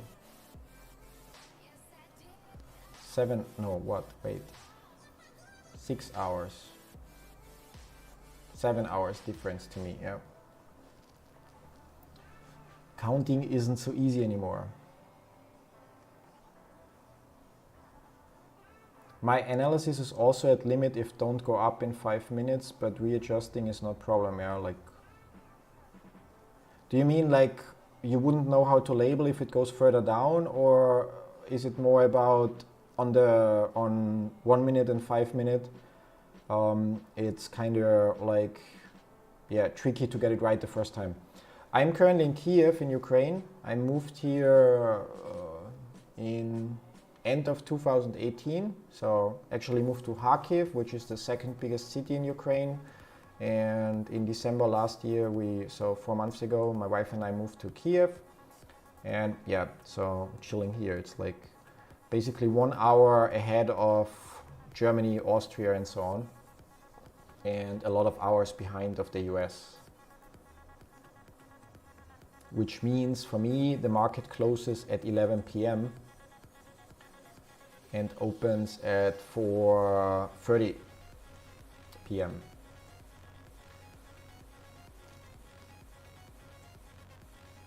I mean, you know, like I'm happy with criticism and so on, but it's kind of like, yeah, I mean, I get where when you just jump in, predicting without data is just an opinion. That is the advantage of using waves. Your opinion has little impact on the larger patterns. I think my opinion only affects it insofar that my opinion decides which pattern I try to fit in, and hopefully I can fit in. But besides that, my opinion is pretty much irrelevant, because like I literally try to apply Elliott wave theory as described and by the book and by the one-page cheat sheet that we have. Both are linked in the description down below, and to basically simply fulfill the requirements and follow whatever they tell me. Yeah. So,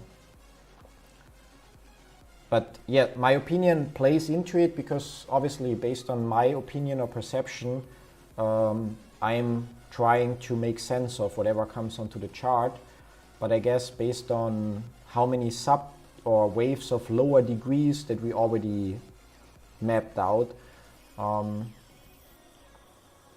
I think that what we do is fairly accurate. However, the red and blue waves and partially the orange waves are of such a low degree that relabeling those on occasion is like, yeah, if it happens, it happens. We're looking so close with those wave patterns here that it's bound to happen, because like we're literally, what do we have here? We have here 194.2 and that's 192. So a $2 movement has an impact on waves of that degree. Yeah. Thanks for the stream. I've been watching all day and I must say it's great. Is your wife's boyfriend okay with you doing your stream right now? I saw a comment about that, and I get the whole wife's boyfriend thing from Wall Street Bets, yeah.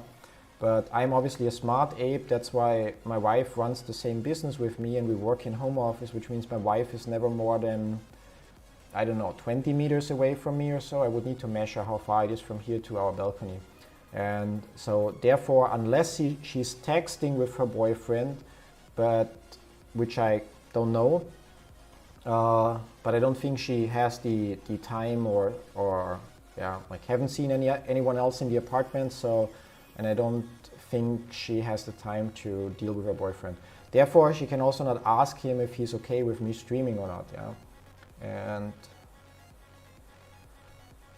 And yeah, indicators looking like we might get some upward volume before close. CP, what? You meant what as a joke? Huh?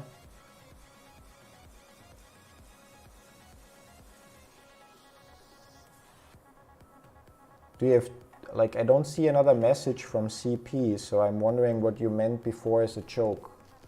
And it's tricky because, you know, like chat messages, just like text messages, they don't carry tone. So it's not like I don't see if you're grinning while you're writing it or not. And while like 99.9% of people that jumped onto the stream over the last couple of days are all, it was meant to be, yeah. So yeah, no, I'm also not taking it as a like, I don't know, like I'm not offended by things like that, but I also like to point out how happy I am with my wife, yeah, and she's not standing anywhere where she could hear this right now, and wouldn't share, yeah. Threatening to cross the web, yeah. Tried to pronounce that yesterday, if I remember it right. So.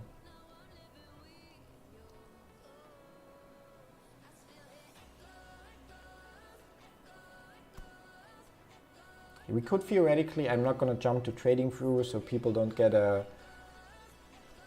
Thank you, I was practicing before the stream. Yeah, just kidding. Everybody is doing since 2 months, it's getting really boring. It's not a joke within Wall Street Bets, but it's something that's ongoing permanently as far as I remember. So, and I think like I think, I mean, I'm okay with parts of that vocabulary, jokes, language, however you want to call it, being used in the stream. But I think it's something that mostly belongs into the Wall Street Bets community. It's also something that, for example, I pointed out in on eToro, where suddenly people were more or less insulting others because the average eToro user didn't know what Wall Street Bet is, and suddenly they are just being called shills and things about their wife's boyfriend and so on. So I think, like, I don't know, so I know Wall Street Bet, so I know the language, I know it's meant as a joke and so on, and I'm fine with that, and therefore no judgment from my side and so on, and I'm gonna respond however I think it's right, okay, or how I want to that, and but really no kind of like, how to say, like no negative feelings or something like that when somebody makes a wife's boyfriend joke here. But yeah, and I stumbled onto your stream today and I've enjoyed it, especially with the friendly people in the chat. It's so late for me, but I'll stick around for market close since there's only 10 minutes left, 8 minutes left. This is the, yeah, this is the way. Like, I'm glad you liked it here. I also honestly, when I started those daily streams, first of all, it was a little risky because if I write a post before market open or after market close, I have time to phrase it and take the screenshots the way I want and so on. And in a stream, obviously, I'm on the spot. So I could ignore some chat messages or so on if something is criticism.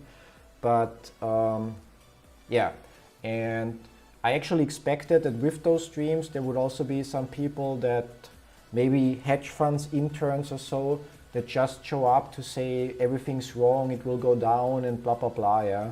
And or report the stream or whatever. So I'm really positively surprised because everybody that showed up here, I think on our Friday stream, we had one guy that we had to mute, but even he, while he overstepped a little bit in refusing to communicate his disagreement with others in a acceptable way, he still brought some valid arguments to the discussion. And other than that, like literally every day has been pure pleasure, yeah.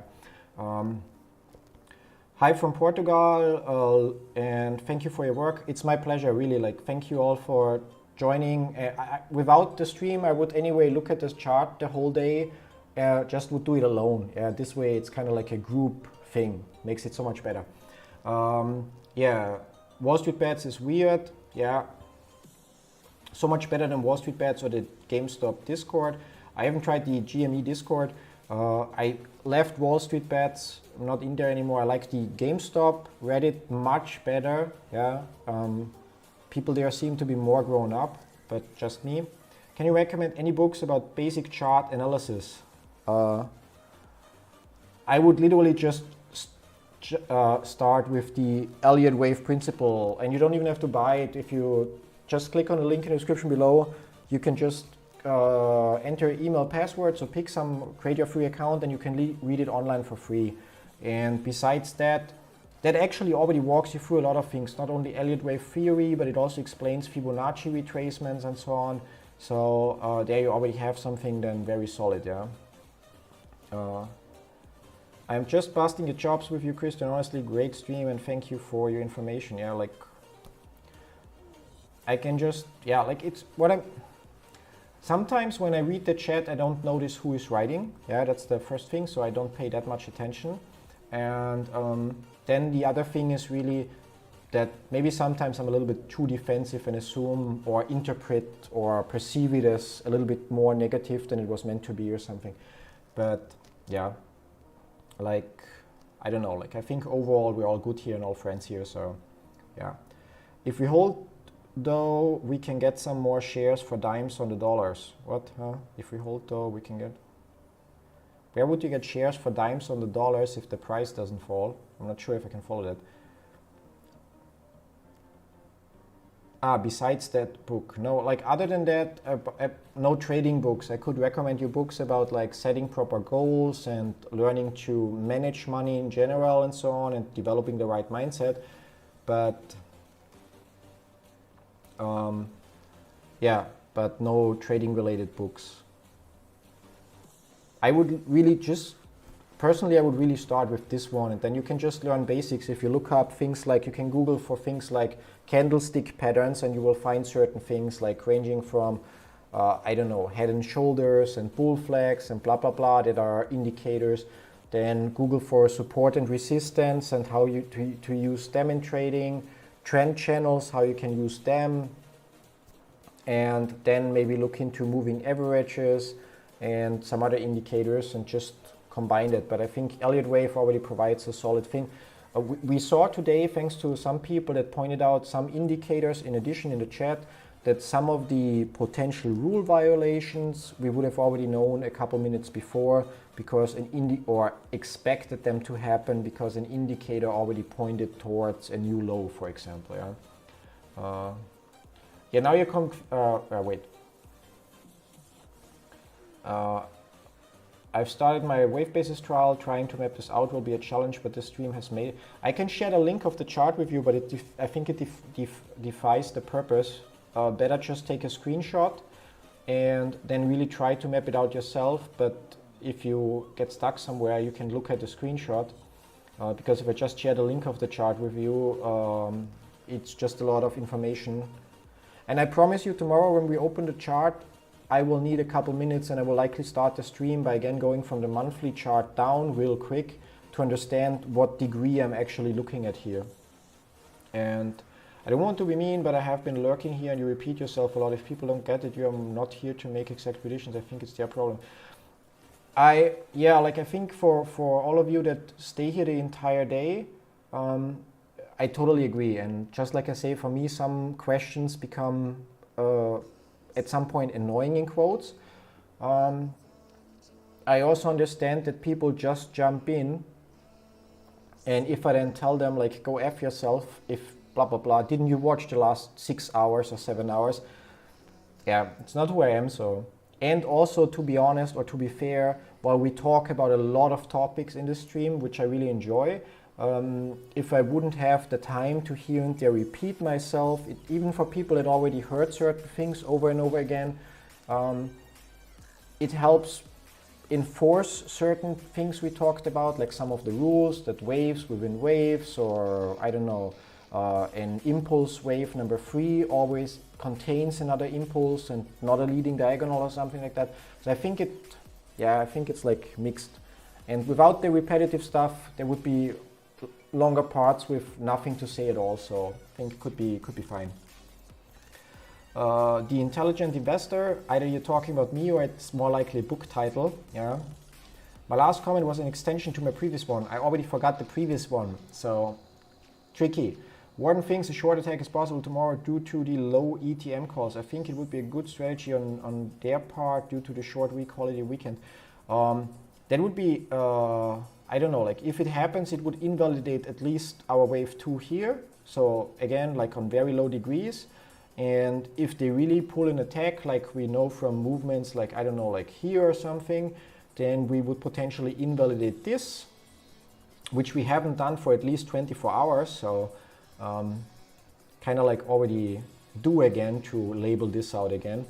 But yeah, like overall, even if it happens, our overall predictions from the hourly chart will not be affected. For that, we would need to go below 116 to be really affected. I mean, the intermediate or the immediate wave 2 here in green would change, but that's also only part of this wave 2 here. So the overall prediction, for the overall prediction to change, we would need to drop below 116, yeah. And so, yeah, if that happens, I don't think it's likely, but everything's possible. So, who's talking what? Why are we talking about shampoo? Who's talking about shampoo? Yeah, just talking your work would feel like cheating. What's the point if I can't understand what I'm looking at? Yeah, I mean, yeah, but still, like, take a screenshot. So, or if you want, I share the link with the chart with you, and if you get stuck along the way, you can still import it. So you could theoretically have my labeling. We're gonna do that. All right, now market closed, okay? But I can share the link with you, and then you can open my labeling in one chart and label yourself in the other, and then double check. So just gonna pick the share, Are you familiar with the Tom Denmark indicator? It's kind of based on the Elliott wave theory. No, haven't heard of it. I'm gonna try to remember and look that up. And okay, if I'm not wrong, yeah, I mean, The Intelligent Investor by Benjamin Graham was Warren Buffett's mentor, a classic old school investing book. Yeah, cool. So here is my latest chart as of right now. And hey Christian, do you do this daily? Just wondering because I would like to tune in again. We will have another stream tomorrow from market open till market close. Then Friday the markets are closed. There will be no stream. I will likely schedule a stream.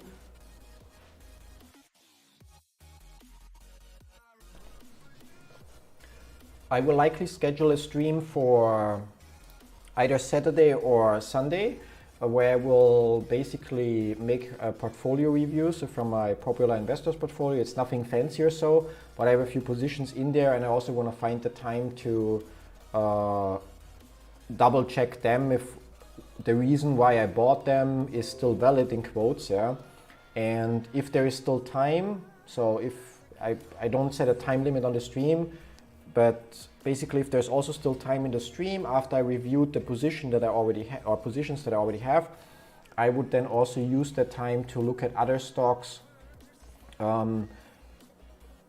based on Elliott wave theory, but only stocks that I can also invest in case it turns out that I've come to the conclusion that it's the right time to buy or so. So AMC, unfortunately not possible because it's not offered at eToro, in case somebody wants to ask. However, things like Palantir and so on already in my portfolio.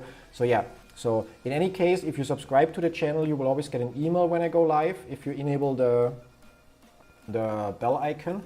And other than that, you can just bookmark the channel if you don't want to subscribe. And on the main channel page, you will always see the scheduled lives if there are some scheduled. The only case where I would just spontaneously jump live would be if no live is scheduled and I see the actual squeeze starts. That would be a point where I definitely would just run to the computer, turn it on and start the stream, and everybody could watch how I hopefully find the 80% exit spot. Yeah. But yeah, and thanks a lot. Yeah, bye Michael. I just think that GME is currently very hard to predict and classify due to all these separate interests that are involved. I can remember a time that the stock has been this closely monitored by all. Yes, but on the other hand, I mean, again, like we look very close here, but our prediction here for this retracement was correct. Our prediction here for this area, we actually predicted 130 to, yeah, like a little bit higher, 170 to 130, I think was the closest prediction we had, went a little bit lower. So while not all our predictions on when we zoom in further have been accurate or held up, but our overall predictions so far worked out quite well. Yeah, so thank you from the New York Canadian border. I have ordered the book and look forward to learning more about Elliott waves. Yeah, like enjoy it. I hope you do, and hopefully even if you think you don't know a lot about Elliott waves, once you start reading chapter 1 and understand the basics, whenever we are live and you kind of disagree or you have a question or you think something could be labeled different, just don't hesitate to say or to spit it out, and we'll look at it and see if it fits.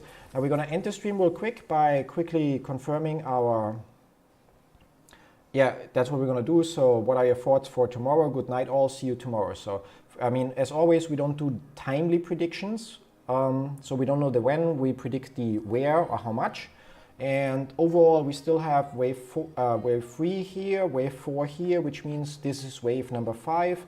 Within this wave, we still are within wave number 3. The price area of that light blue wave number 3 would be predicted at around 1,300 to 1,500.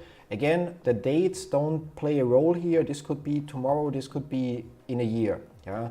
And within that wave number 3, we have our green wave number 3, which likely will take a little bit longer if we start to look at how this plays out with this wave start here, but which also likely will have a strong movement at some point. So because we have this low point here, so it could be 1, 2, blah, blah, blah. Anyway, so our light blue bigger target 1,300, 1,500. Within that, we have a wave number 3, with a in-between goal of 350 roughly, 370. And if we zoom further in, then basically we have somewhere this 350 target, which is this one. And then of a smaller degree, we have another wave number 3 where we are waiting to reach this here to confirm that. And then we get to the area. So that green area is also something that's, I wouldn't give that 100% accuracy because we already had to relabel green a few times. So far our light blue predictions hold up quite well. And the blue area, so within that green wave, we have this blue area which would be intermediate. And assuming that we don't see a low tomorrow that invalidates this part here, we would actually expect tomorrow to definitely reach the 200, maybe have a small bounce from the 200 area and then reach above 200. Yeah, and because I don't know, like if we have sideways movement the whole day, I don't think that works out. So, but yeah, and yeah, thank you for pointing it out. Obviously, I'm talking about, it's like my number one issue. Don't forget, 95% of the times the issue sits in front of the computer. In this case, it stands. So real quick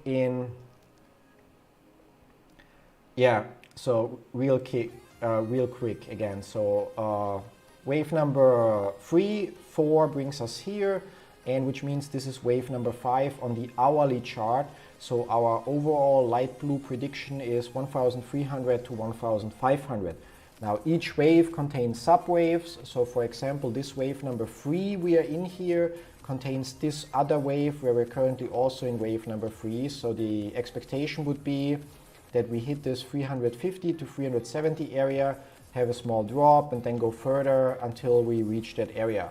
However, so far our light blue predictions have been more accurate than our, on smaller timescales, lower predictions. Here that green prediction was also quite accurate, which is light blue on the lower time frame.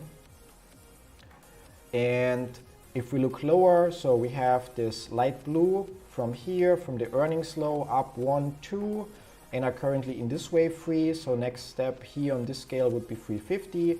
Which again subdivides into this green wave where we are also in wave 3. Next step 230, which subdivides into the blue wave where the next step would be the 220 area, which subdivides depending on, as long as we stay about 187, into this orange wave. So the next area would be 200, roughly slightly above 200 or touching 200, bouncing a little and then going through 200. Yeah, so yeah. Cool. Yeah, so thank you all for watching. And I missed Trevor pointing already out that we can see this chart and Medlar because I was focused on the chart. Yeah, Mario, I will not look at the chart that you shared now last because I also want to then call it a day. But would do that tomorrow in the early hours of the stream happily. And yeah, thanks for tuning in. It's been my pleasure. Always fun with all of you guys. And I think compared to the last 2 days, today went really great. And yeah, so gonna end it here. See you tomorrow or hopefully see you tomorrow. And have a great day or night or whatever time it is at your place. So till then, bye-bye.